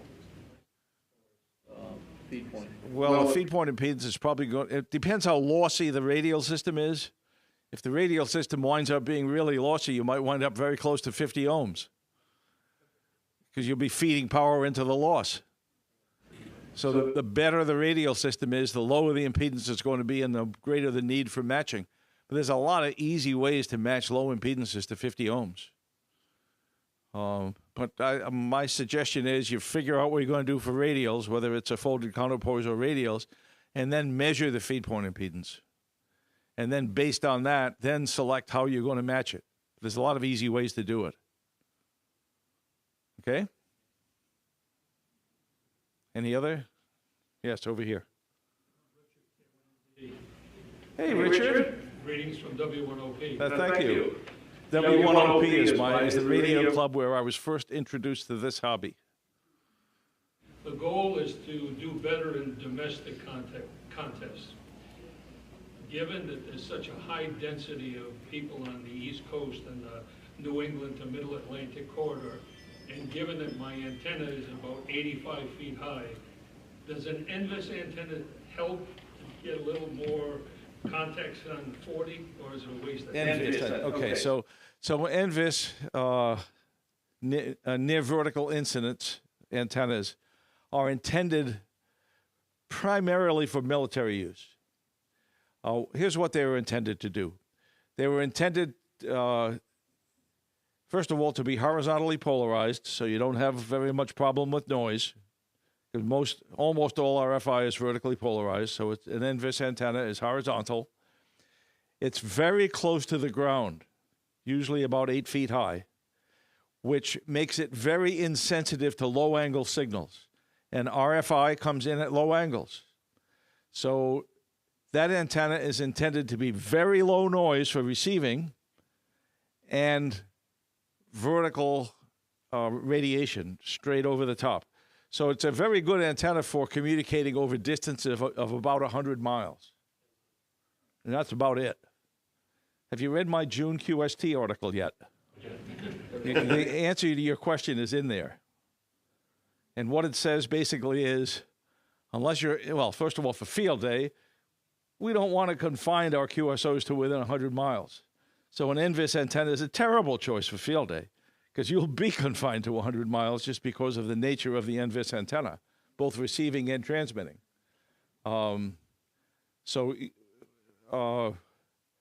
That's not a good choice for what you described as what you want to do. But what can you do? I live in Rhode Island. sometimes working Maine and New Hampshire is really difficult. I'm trying to get those New England states. I'm trying to catch the people in the middle of Atlantic. And which band? 40. 40 meters. Yeah. A simple dipole, 35 feet high. That's a quarter wavelength. Yeah, you're probably too high for that. It's not optimum. It's probably, I mean, I can't think of any reason why it wouldn't work, but it's not optimum. Optimum would be a 35-foot high, 40-meter dipole. It'll be mostly omnidirectional. So I think we've reached the end of our time, have we? Okay, wow. One more, wow. How am I going to pick Tim, you can pick who it is. So actually, I apologize, Marcia, because it probably won't be a good question for the whole people, but very, very new to ham. Well, that's good. Get started. I live in an apartment, so I was kind of curious, I guess twofold question. Advice on learning more about antennas, building them, setting them up, like just getting started questions, and the more specific, like getting started inside of an apartment, especially like issues of grounding and yeah, well, you heard my story about the apartment I lived on when I was a brand new second lieutenant. That didn't, but it did get me an invitation to leave the base.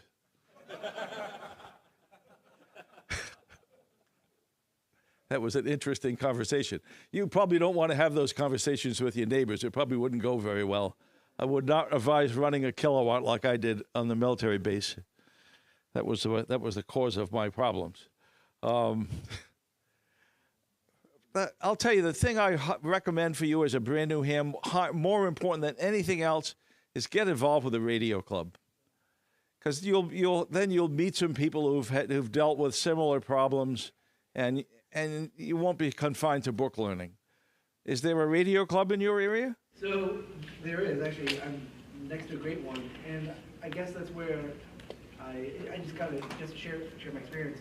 I started going there, got into the, I was asking for advice, hey, how do I learn this hobby, how do I get into it? I'm like, well, come to the tech class, get your tech license. So I did. It's like I learned all this book stuff, learned about the science of it, but still have never gotten on the air. Yeah, you got to get on the air. So that's where I'm struggling to get my own setup, get on the air, learn and do that. I'm surprised there's no one in the radio club who will help you. Maybe you should do like I would do, and I would just go up and say, "Can you help me do this?" Instead of go to field day. Yeah, go to field day. Sure. That's a really good idea. Does your club do field day? I don't actually know. Everybody talks. That's a really good idea. I mean, and I'll just close this out with this comment. I was introduced to the ham radio hobby in field day 1959. Those guys changed my life forever. And that's what a radio club can do for you.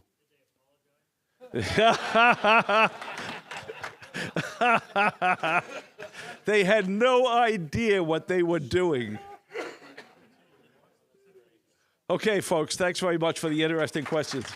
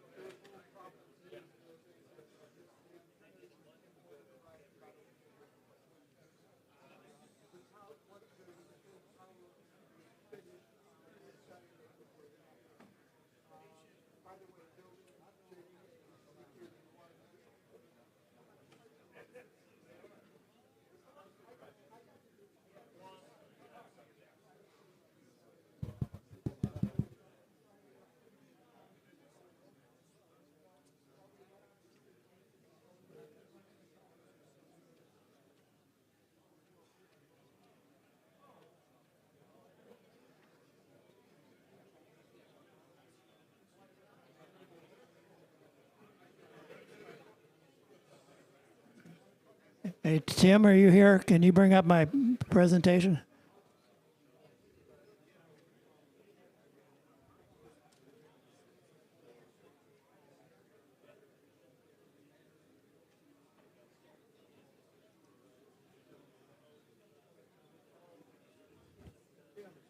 Okay, great.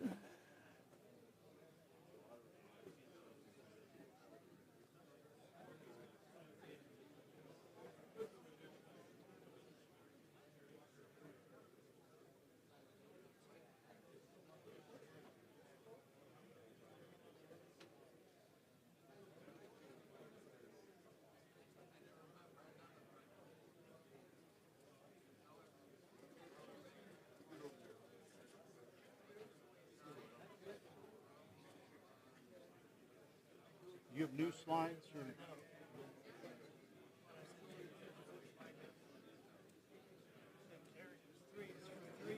Three you.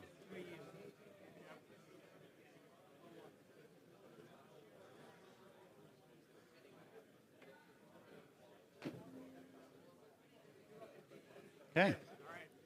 You're all set, Rob.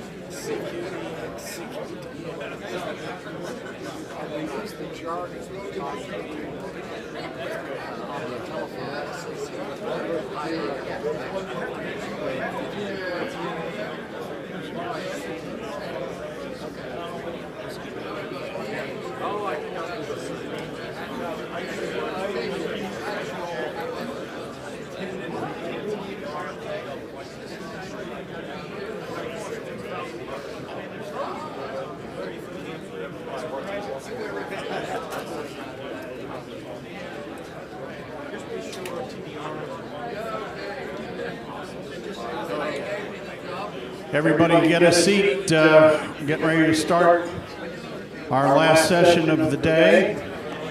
Get a seat, please. Is N4ML here? November 4, Mike Lima. Now, did somebody lose a glass case for their glasses, to protect their glasses?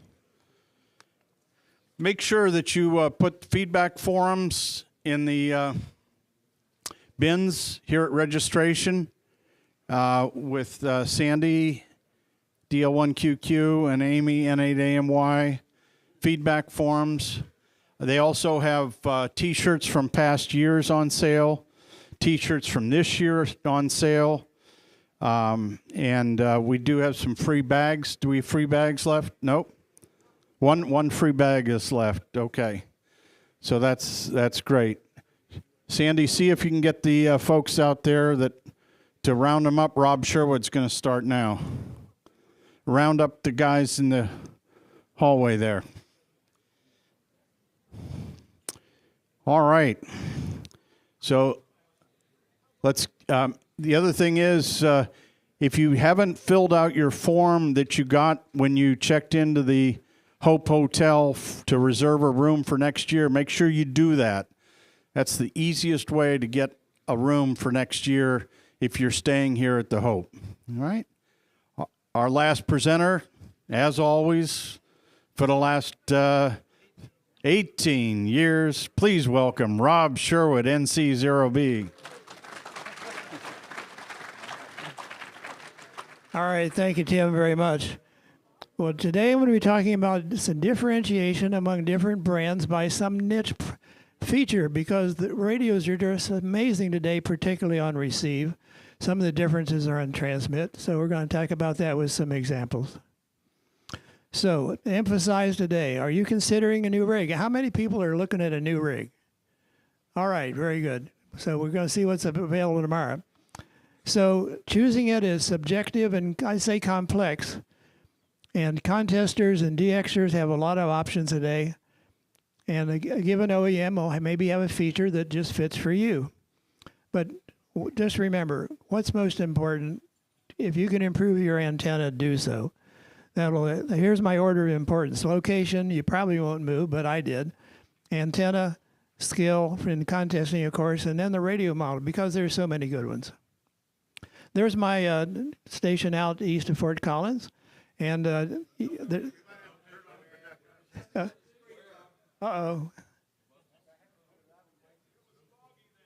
I guess it was.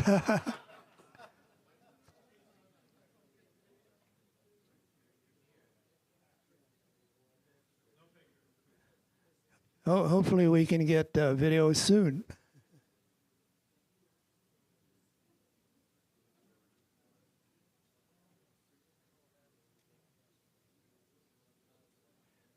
While we're looking into that, I'll just give you a little background. I got licensed in 1961, and back in the 1980s, Tim's station used a bunch of Drake radios with Sherwood mods in it. So we've been involved in contesting one way or the other for a long time. Do we have video? Okay, all right.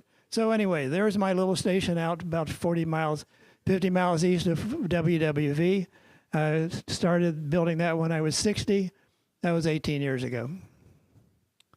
So what's changed in 5 years? While receiver lab numbers are just excellent for all sorts of products today, the user interface is all over the map. So if you're looking at a new rig, or maybe trying to decide between the 2 or 3, if possible, sit down in front of one of them. You make use of your club. Hopefully your club members have a lot of different models and brands, so make use of that. And maybe the OEM has a niche that's really important for you, and you need to know that. So if your rig is more than 10 years old, it's really different. Major types today, well, the superhead, of course, that's been around a long time. The hybrid superhead, I'll describe that. Direct sampling, that's really taken the world by storm. And then IF sampling, which is really mostly on a Yaesu. So we've got a TS890S, which is a hybrid, and 3 of the 4 Yaesu models are IF sampling, and it's only Kenwood that doesn't have some sort of a sampling product. Of course, the 890S is a very nice radio. So does architecture, I mean, it's a black box as far as I'm concerned. It does what it does, but it doesn't really matter for most of us what's inside the box. So is it a superhet with an IF between 5 and 70 megahertz? Is it a hybrid superhet that added a direct sampling band scope? If it's IF sampling, it has an ADC chip, analog to digital converter, but it's at the IF, not at the antenna. And then pure direct sampling has no reefing filters, by definition, never will. But if you've got signals that are 60 and 70 over 9, that would be local, 10 blocks away, 5 blocks away, a roofing filter can be helpful from an overload standpoint. So here's some examples of models. Superhet, well, there aren't too many left that are just pure superhets. The 590SG is a fine little radio, and the ICOM 7100. The hybrid, I'm going to differentiate the hybrid superhet. I'm only going to consider it the TS890S. Pure superhet, but the direct sampling band scope, that's very good. I love the way the waterfall works. IF sampling would be Yaesu, the FTDX101D, the MP, and the little FTDX10. From a direct sampling standpoint, that's really kind of the majority now. The K4, most of the ICOM products, all the Flex, all the Apache, and the new from Yaesu, the FT710. So any sampling has an ADC chip. It just depends where it is in the circuit. If it is IF sampling, it has a local oscillator, it has a mixer, and it has roofing filters at the IF. So what you see on transmit on your band scope, because almost everything today has a band scope, that's reality. If a guy's splattering, you can see it besides hearing it. And it used to be in the past, if I would say, hear a guy splattering and say, okay, I'm going to break in and say, you're kind of wide, he'll say, oh, I'm overloading your receiver. You can't get away with that today. What's on your band scope is true. And you can see wide signals, whether it's sideband or CW, and we'll get some examples of that. This is an example from 2018, about near the bottom of the sunspot cycle. This happened to be a 7610. Band was busy. This was ARRL 160. Before 8 o'clock in the evening, more than 30 stations in 10 kilohertz. So what I want you to look at now is, on the left it says, there's a signal. It says key clicks 5x. That signal is way too wide. And over on the right where it says clean, there's a signal that's only 3 dB weaker. And look how narrow that is on the band scope. And on the waterfall, it's just tiny. That's the way we want our signals to be. We shouldn't be like the one on the left. We can dig in a little deeper on the one on the left. On the left-hand side, partially down, almost near the bottom, there's a little tiny signal trying to peek through this guy's key clicks. And you can even see the key clicks on this band scope, and it's sort of some dots there on the waterfall. So we don't want to be that way. As many people have probably said today, we share the bands. You want to be a good neighbor. You don't want to look like the guy on the left. So key click improvements. How many here have heard of ARRL's Clean Signal Initiative? Raise your hands. Okay, great. Now, it hasn't had as much press in the last year, but it has some information for how wide should CW signals be, how wide sideband, and also transmitted noise. So from a CW standpoint, I would consider key clicks to fix that, like the one on the right, the low-hanging fruit. It's the easiest to probably clean up. Now, right now, Flex and Elecraft have fixed rise and fall times, which affects the bandwidth of the signal as you're keying it. Not when you have a rock on the key, but when you're keying it. Don't quite meet CSI, but a firmware update would fix that. So I'm expecting both Flex and Elecraft to have a firmware update to meet CSI. The Apache G2, not the 7000 DLE, but the G2 does have new firmware that meets CSI for CW key clicks. Now, if you have menu options like ICOM, Kenwood, and Yaesu, you can go in and adjust your rise time, but don't pick the fastest. I don't even think an OEM should offer a 1 millisecond option or a 2 millisecond option. That's just a key click special. So none of those three, ICOM, Kenwood, or Yaesu, meet the CSI spec now at the default, but slow it down. One other thing is if you are running full break-ins, most rigs are a little bit worse on key clicks with full break-in. That really shouldn't be, and I know with the Apache it's not. So if you don't really need full break-in and your signal is a little wider than you want, just run semi-break-in. I happen to run semi-break-in, but your choice. If the menu is adjustable, pick the slowest one. And if you say, well, its slowest is 6, that's fine. In the case of the ICOM, I believe it's 8, but it's really a little faster than that. So I pick 8. And if it's a Kenwood, for instance, I pick 6. So let's look at sideband and see what's really happening on the air as far as broad signals. And this is a case where in the past, like way back in the Collins 32S3 that I had, that meets CSI sideband mask. But that was a long time ago, and they had negative feedback in the PA. And as long as you weren't burying the ALC, it was amazingly clean. Class A was available from Yaesu for several years, particularly with the 200-watt rigs. But that's not the case with the 101MP. We do have pre-distortion, which is kind of like just consider it negative distortion to cancel out distortion and make our signals more narrow. We've got ICOM now in addition to Apache. I'm hoping that maybe tomorrow Flex will be announcing something. They talked about it a year ago at the Flex dinner, and so maybe it'll be coming soon. Don't know about the K4 with timing. Anyway, this screenshot here, I was on 75 meters along with another station, and the station in Boulder, W0IVJ, captured the other station's signal, which was a 9-year-old Apache running pure signal, adaptive pre-distortion, including his solid-state amp. And look how narrow that is. It's just a rectangle. And you might see just a tiny little bit of splatter on the opposite sideband, but it's basically not, splatter is virtually non-existent. You can even see that wobbling, probably some switching power supply or a wall wart there to the right-hand side of the main signal. It's perfectly obvious because there's nothing covering it up. If you go down to the bottom of this screen capture where the waterfall is, well, that was me running a Kenwood 890S, a very fine rig, and an Alpha 89, a great tube amplifier, but without pre-distortion. This is what your signal's like. Now, not if you're S9 and the band noise is S7, you're not going to see this, but this was a case where the signals were like 30 over and the band noise was like S4 or something. So that was disappointing that my signal was about 3 times as wide as the Apache, and that was a 9-year-old rig. So then I got to brag a little bit. This case with ICOM digital pre-distortion. Now that's not a term that can be copyrighted. Just digital pre-distortion is kind of generic, but that's what ICOM calls it. So my signal in this case is on the top, driving an ACOM 1000 tube amp that is not in the pre-distortion loop like the previous one that had the Apache with the amp in the pre-distortion loop. But because the tube amp is so much cleaner than like an LD MOS amp, which is typical, I was able to get about 80% of the improvement with this digital pre-distortion.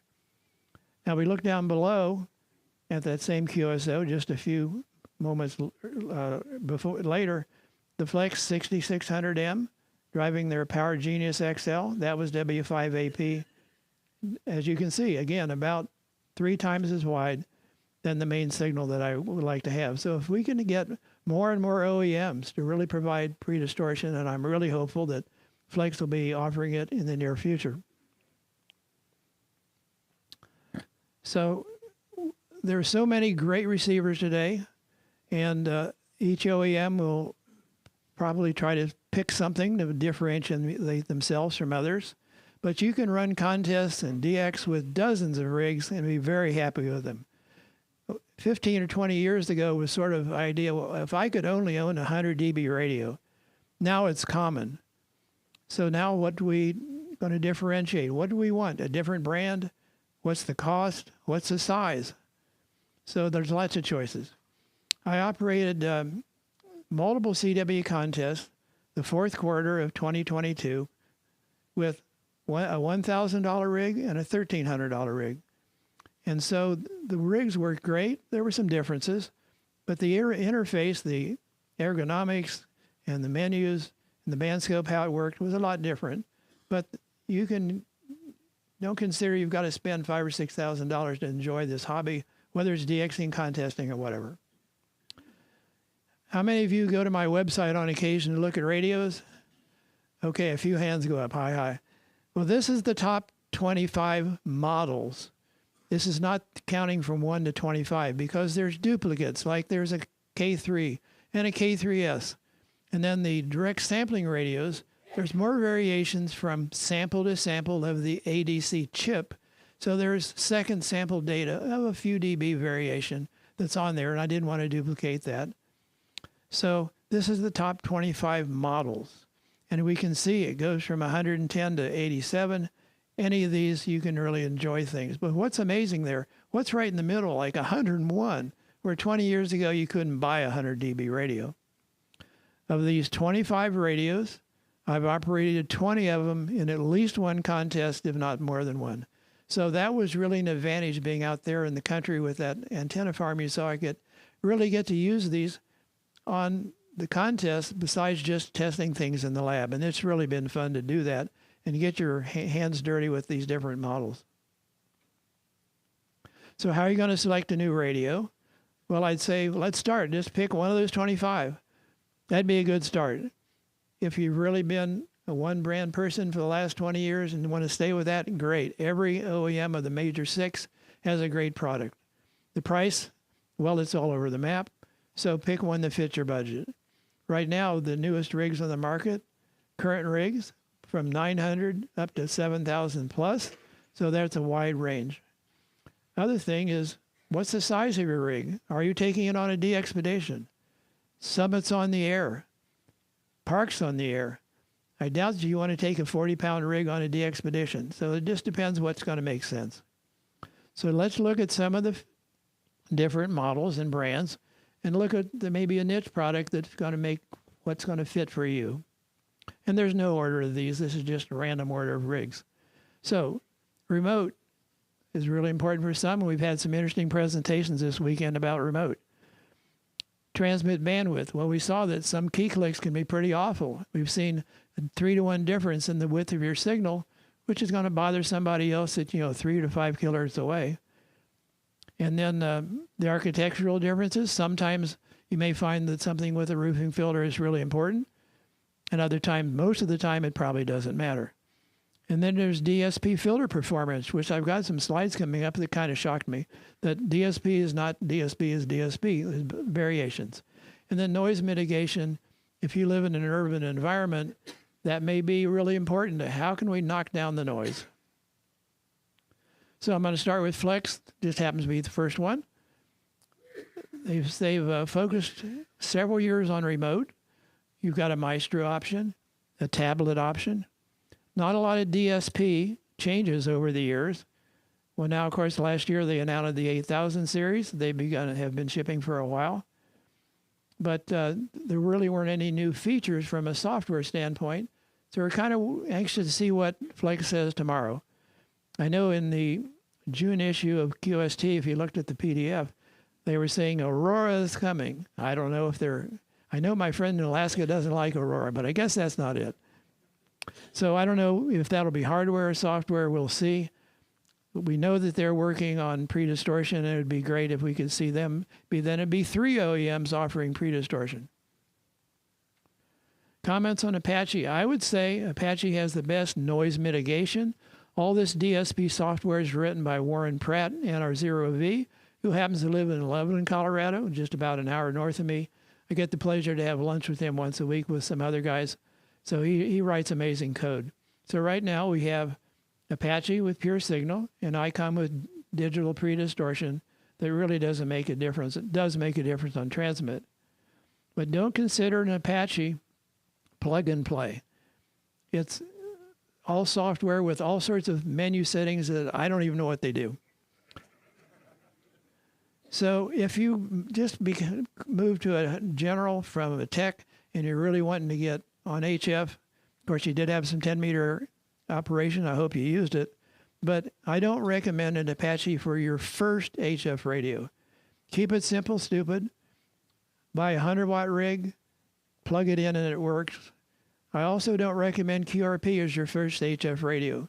My brother-in-law did that, and I had trouble working him, and he got frustrated, and he really wasn't as active as he might have been if he was able to call CQ and work more stations. So QRP is great. Don't start out there. Add it later, if that interests you. Comments on Yaesu. Well, they have the IF sampling in the 101D, the MP, and the new relatively new little DX10. So if you do have a signal that's very close by, you know, if the guy's 10 blocks away, he's going to be really strong. Now, field day, if your club does a field day operation with multiple bands, then, and particularly if you've got CW, maybe FT8 and sideband all in the same band, then it would be nice to look at the a rig with a roofing filter. Of course, multi-multi or multi-2 has the same thing. So most of the time, though, most hams aren't going to be overloading, have their signal radio overloaded by nearby, but it does exist. It is of interest that the 710 from Yaesu is a direct sampling, no roofing filter by definition. It's a little bit smaller, a little bit less heavy than the FTDX10.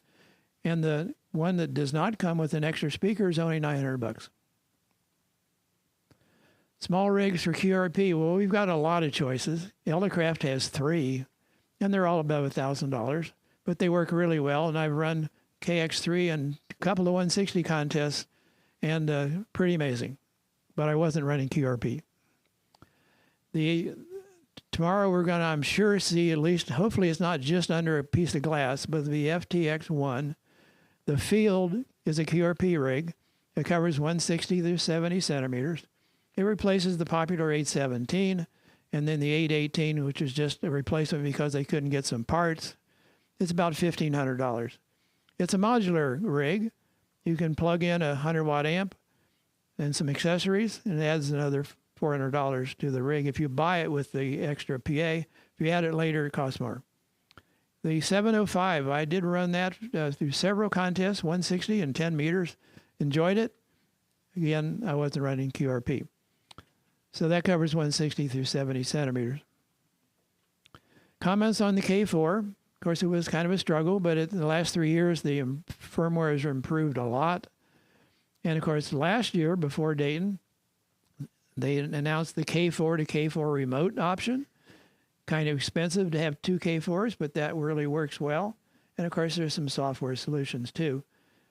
When I was at Hamcation in Orlando in February, I was lucky enough to be able to see Eric show the K40. If you're familiar with the K30, it's the same idea. It's like a radio with no radio in it. It's just a control head. He said it'd be about $2,000, and it'll be a very good remote option. Can't tell you about delivery, but you'll probably be able to see a demo of it at Hamvention tomorrow. The other thing they showed at Hamcation was a prototype of the K4 HD which we've been waiting for a long time. That would make it like a Yaesu, like an FTDX10 or 101D or whatever, that would have a mixer, a local oscillator, and a roofing filter at their IF frequency of 8 point whatever it is. So again, don't know the price too much. Is probably going to be over $1,000. It would depend somewhat on how many roofing filters. They can have 4. I'm assuming it's going to ship with 1, but maybe we'll know that tomorrow. Again, delivery, don't know. Elecraft's talked about pre-distortion since the K1 was announced 5 years ago.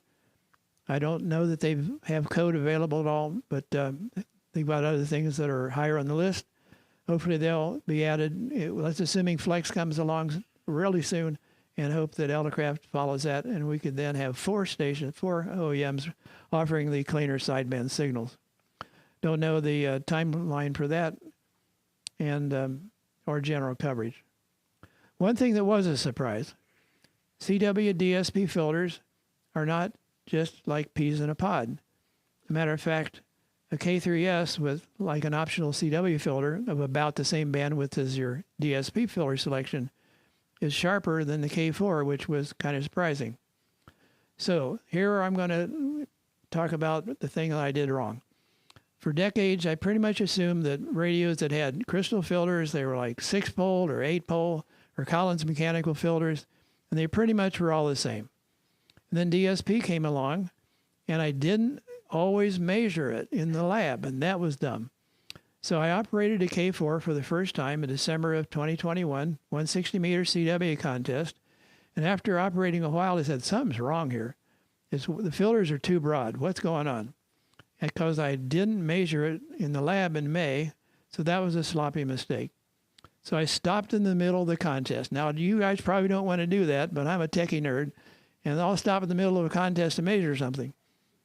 So I did that. I wanted to compare the DSP and the K4 to the 7610. And there was a massive difference. So I learned my lesson. Don't assume anything. I should have known better. So here was the data from a while ago, that December contest. So if we look at minus 40 attenuation, the K4 was set for 100 hertz, and the 7610 was set at 150 hertz, and the difference was 2 to 1. So that was surprising. And then when I posted that information on the groups.io reflector the next week, several people piped up, well, I was running the K4 and CQ Worldwide and noticed the same thing. Of course, they didn't go in the lab and quit running the contest. So Elecraft decided to fix that and make some changes, an option, because they have 2 different filter options at the narrower CW bandwidths. So I assume that that was the end of story, and I really haven't used a K4 since then, as time's gone by. So Scott, K9MA, said, well, he's going to revisit and make some measurements. And the bottom line is DSP filtering is not all the same, which I was a little surprised. So I've got some information here, the graphs that Scott produced. And again, this wasn't what I expected. So this was the K4 with the 400 hertz. You just have the one option, which is an FIR filter, stands for finite impulse response, but it doesn't matter what that means. And you can see the K4 is the broadest. The FTDX 101D is next, and 7610 happens to be the narrowest. But then they had an option of changing to an IIR filter on the K4, infinite impulse response. Well, it's still much broader than the Yaesu and the ICOM, which are virtually identical. But again, I was surprised at that. And then at 100 hertz, the difference was even greater. So it's just, like I say, DSP is not all peas in a pod. None of these radios have ringing problems. The Apache uses a different type of filter type, so there's all sorts of different digital solutions. So the bottom line is, you don't know how a given DSP filter works until you measure it. So that reminded me of several years ago, I was working in the same 160-meter CW contest with an Apache, and I'm saying, these filters aren't working at all. This is terrible. So I stopped to measure it, 4 to 1 shape factor for CW. Like, what's going on? Luckily, Warren was available on the phone. He's the one that writes all the code. And he talked me through a few clicks on a menu, and then suddenly I had 1.6 to 1 shape factor instead of 4 to 1. Wow, did that make a difference? Comments on 7610 and the 7760. That's the newest rig from ICOM. Of course, the new 7760 has digital pre-distortion, DPD. I've been running that with my 7610 for a year and a half. Now, the ICOM has the new power amp, the PW2, and that can be in the correction loop. But that's the only amp that's currently supported by ICOM. Maybe someone will hack it and come up with a way to make other amps work. I don't know. It hasn't happened yet. So my friend Ken and 0QO did testing for me for the PW2, and it works really well.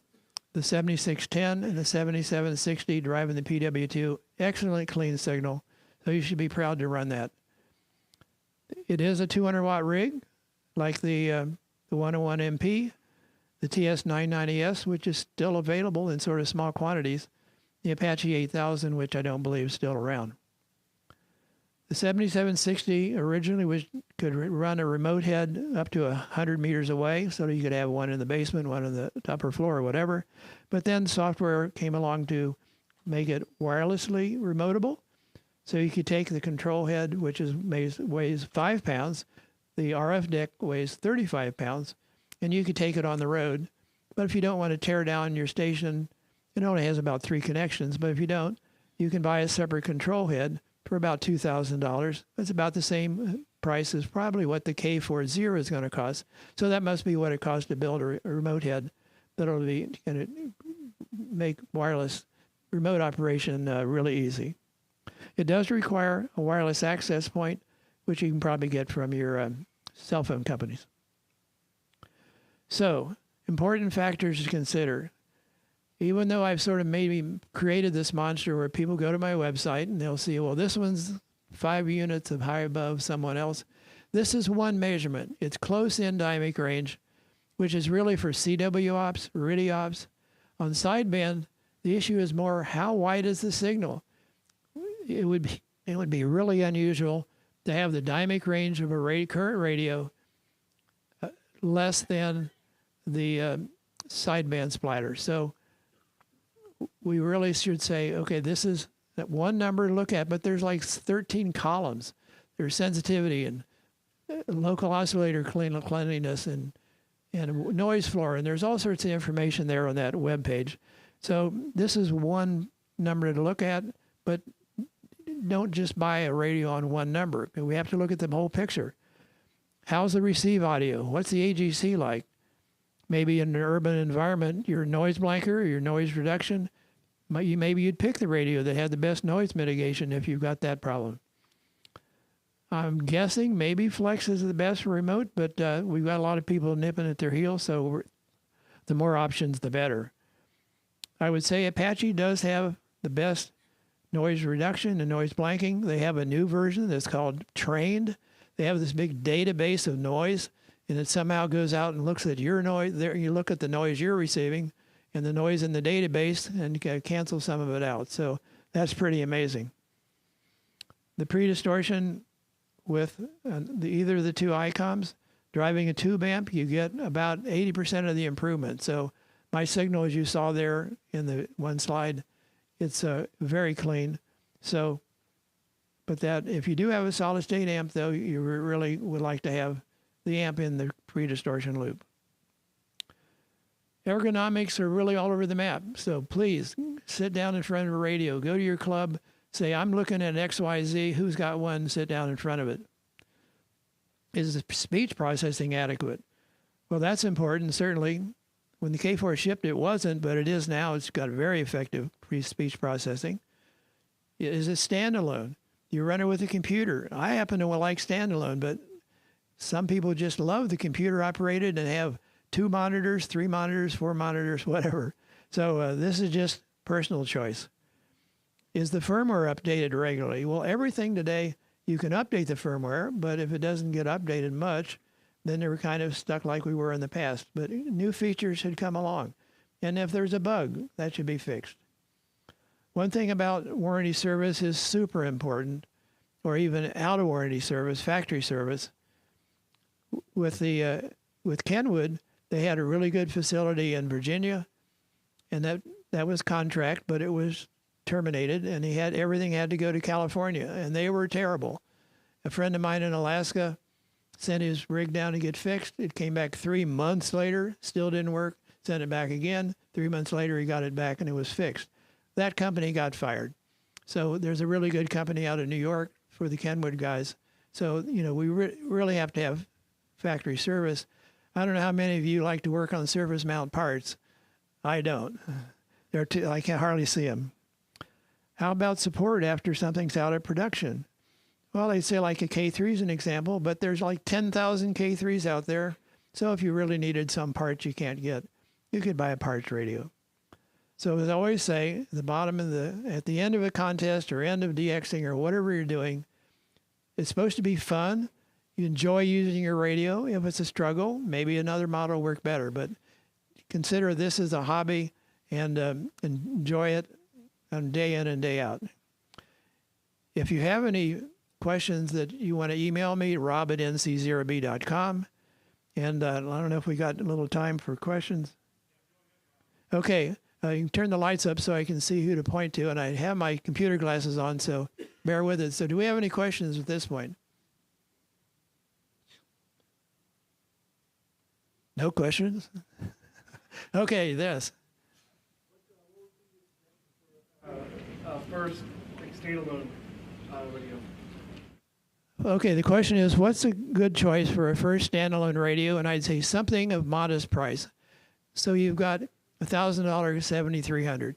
You've got either a $900 or $1,000 from Yaesu with the 710 or the $1,300 10. So I don't want anyone who's either new to the hobby entirely or new to HF to say, well, I got to go spend $4,000 or $5,000, and then unfortunately you leave the hobby and you spend all that money. So start out with the one that makes sense from an economic standpoint, because you can work DX and contest with all of them that you can buy today.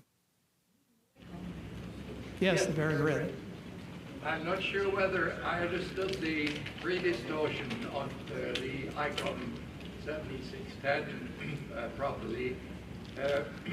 Is it only a great advantage with the PW2, or have it barefoot, or probably have it with another, well, whatever, amplifier? Well, let me ask you. To know if it is useful to upgrade the, I got a 7610 who has not yet that feature, and I wonder if it is useful to upgrade it, but I do not have a PW2. Okay, so what's your current rig? Pardon?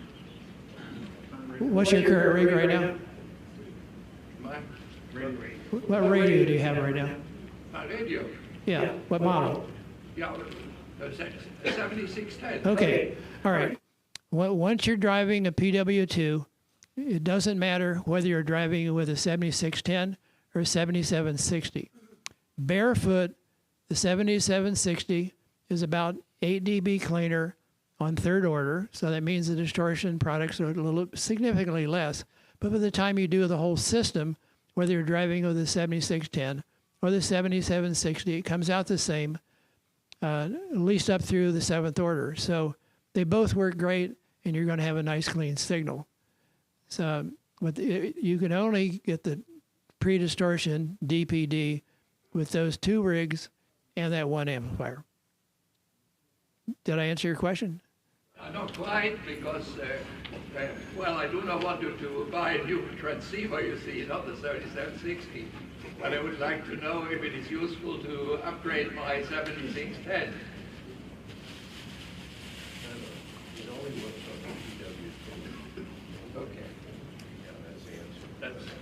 That's I wanted to change glasses so I could see you guys. So I would say no. If you're going to buy a PW2 and you've got a 7610, great. So there's no reason to make that upgrade now, unless, of course, you wanted the remote option. And, of course, it's 200 watts, but if you're talking about an amp, that would be, you know, it drives with like 35 watts, so you don't need that. So anyway, hope that covers that. Sure. Yes, in blue. I have a question for you about your measurements on the feedback system and the linearization of the 7610 and 7760. And basically, is that sampled constantly in real time, or is it sampled at certain periods? What happens when you change frequencies? Okay. What happens when your SWR changes? Does it chase you quickly or not? Okay, I understand. So he wants to know what happens in the real world. You got different antenna SWRs, you change frequency, and how does the sampling work? Because the way pre-distortion works, however it's done, and it's done differently with different models, different brands, is you take a sample of the signal and it, in effect, you invert it so it cancels out distortion.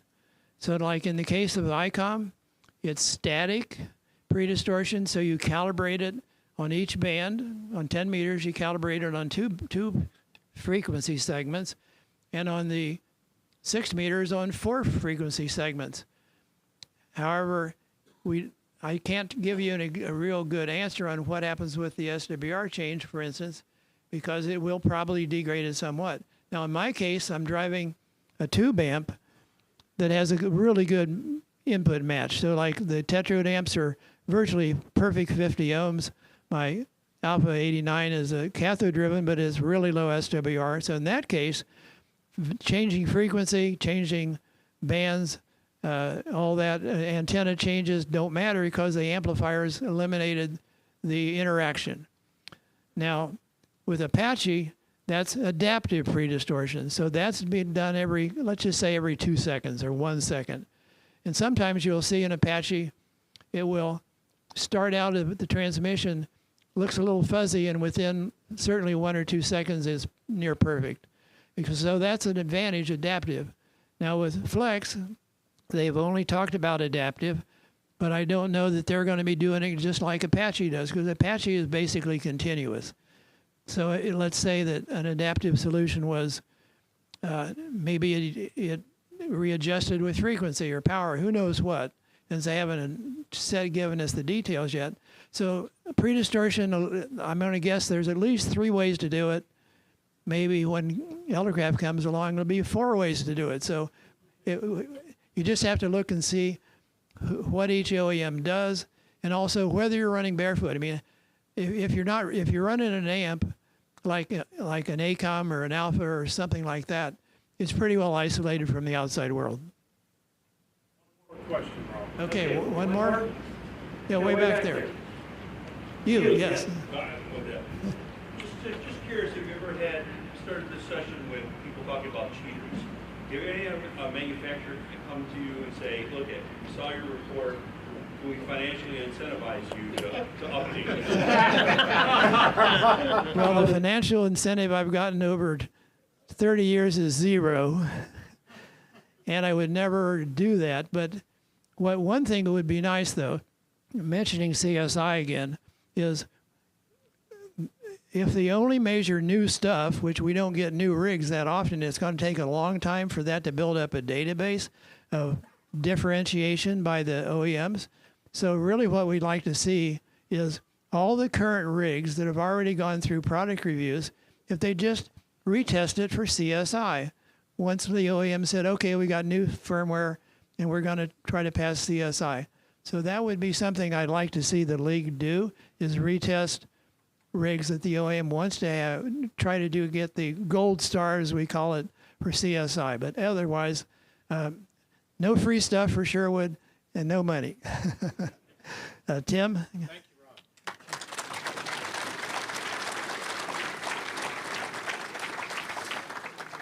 You know, and part of the Conchester University experience is that you have email addresses now for virtually all of these professors, so that if you have a question throughout the year, you've got guys you can go to. These are the experts in this field. The whole idea here is for you to have fun, not get frustrated, to enjoy this hobby, to enjoy radio contesting, and to enjoy all the friends that are here. That's very, very important. I want to make sure that you go to the WRTC 2026 table and help out there. We do have a top band dinner tomorrow night. There are still seats available for that.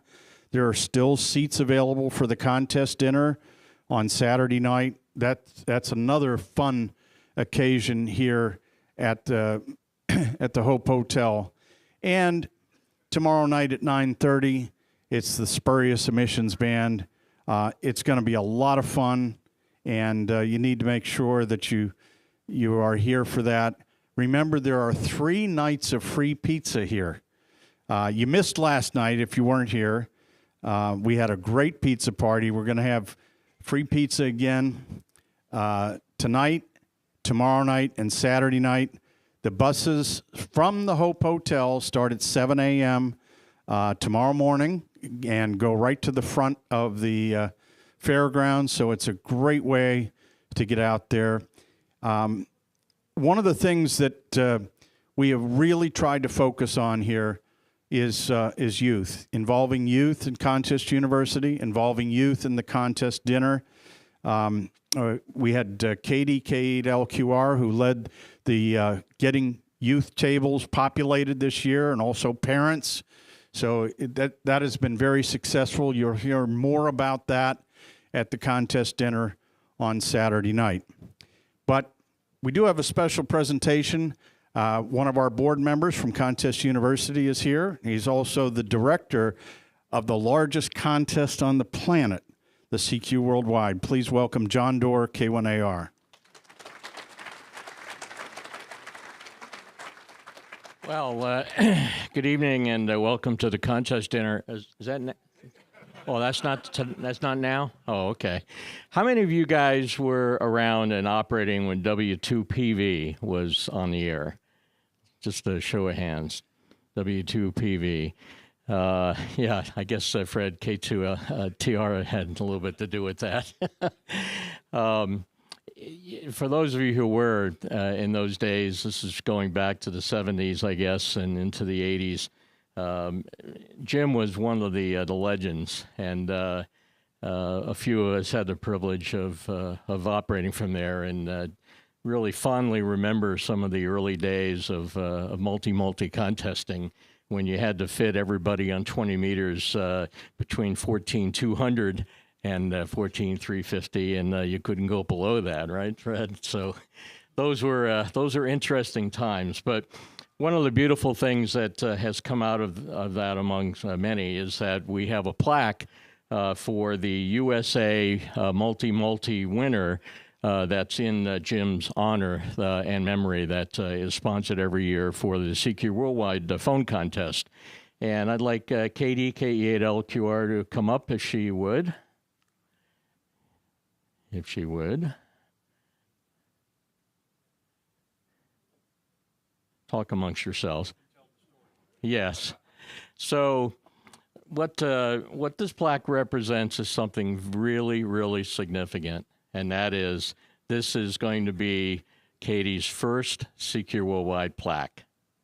And it's my honor and privilege to be able to present that to Katie, KE8LQR, for being a member, an active participating operating member of K3LR in the 2024 SSB contest, #1 USA multi. So let's give her a round of applause as she accepts this.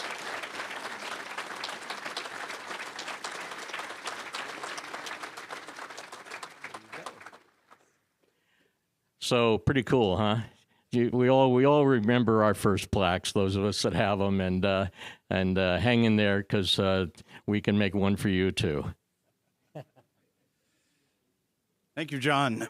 Speaking of contests, we have contest results and a winner, and somebody's going to get a $100 gift certificate to DX Engineering. Please welcome back to the microphone Doug Grant, K1DG.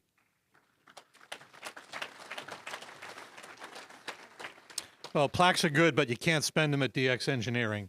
You can spend this at DX Engineering. I would like to report that your handwriting on the logs from the Eyeball QSO party was very, very good, but I would be lying, of course, because your handwriting is really, really pretty grotesque. All of you. Every single one. Anyway, aside from that commentary, we had a two-way tie for fourth place with W1UE and VE7BC. They did very well with 8 QSOs. In second place, we had Tim N3QE, who had 9 QSOs in 4 minutes. Then we got a tie for first place. I got 1 gift certificate.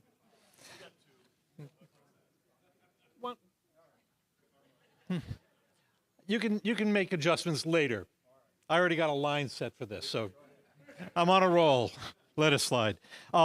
We had a tie. N9NB and KD4D both managed 10 QSOs in 4 minutes.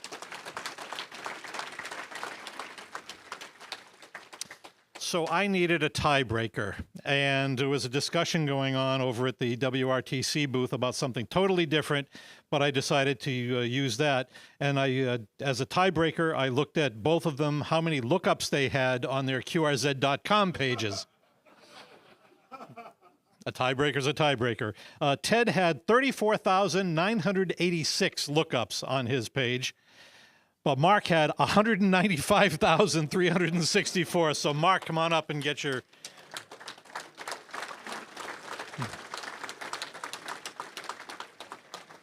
But I will leave it to your discretion if you want to award a second one. You know who the other guy was on the tie.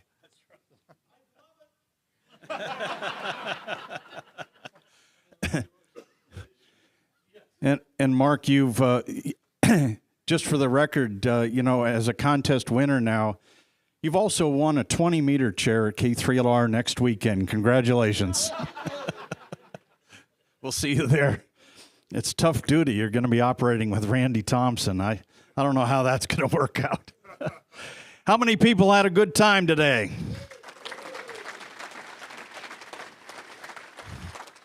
How many guys will come back guys and gals will come back next year? Do it again? More, better? The Hope Hotel treating you okay? All right. They really, really want to do a good job. Nothing is perfect, as you know. Tell them thank you for everything they're doing, along with those volunteers out at Hamvention. I hope you have a great rest of the weekend. Thank you for coming to Contest University 2025. And we'll see you back here in 365 days. 73.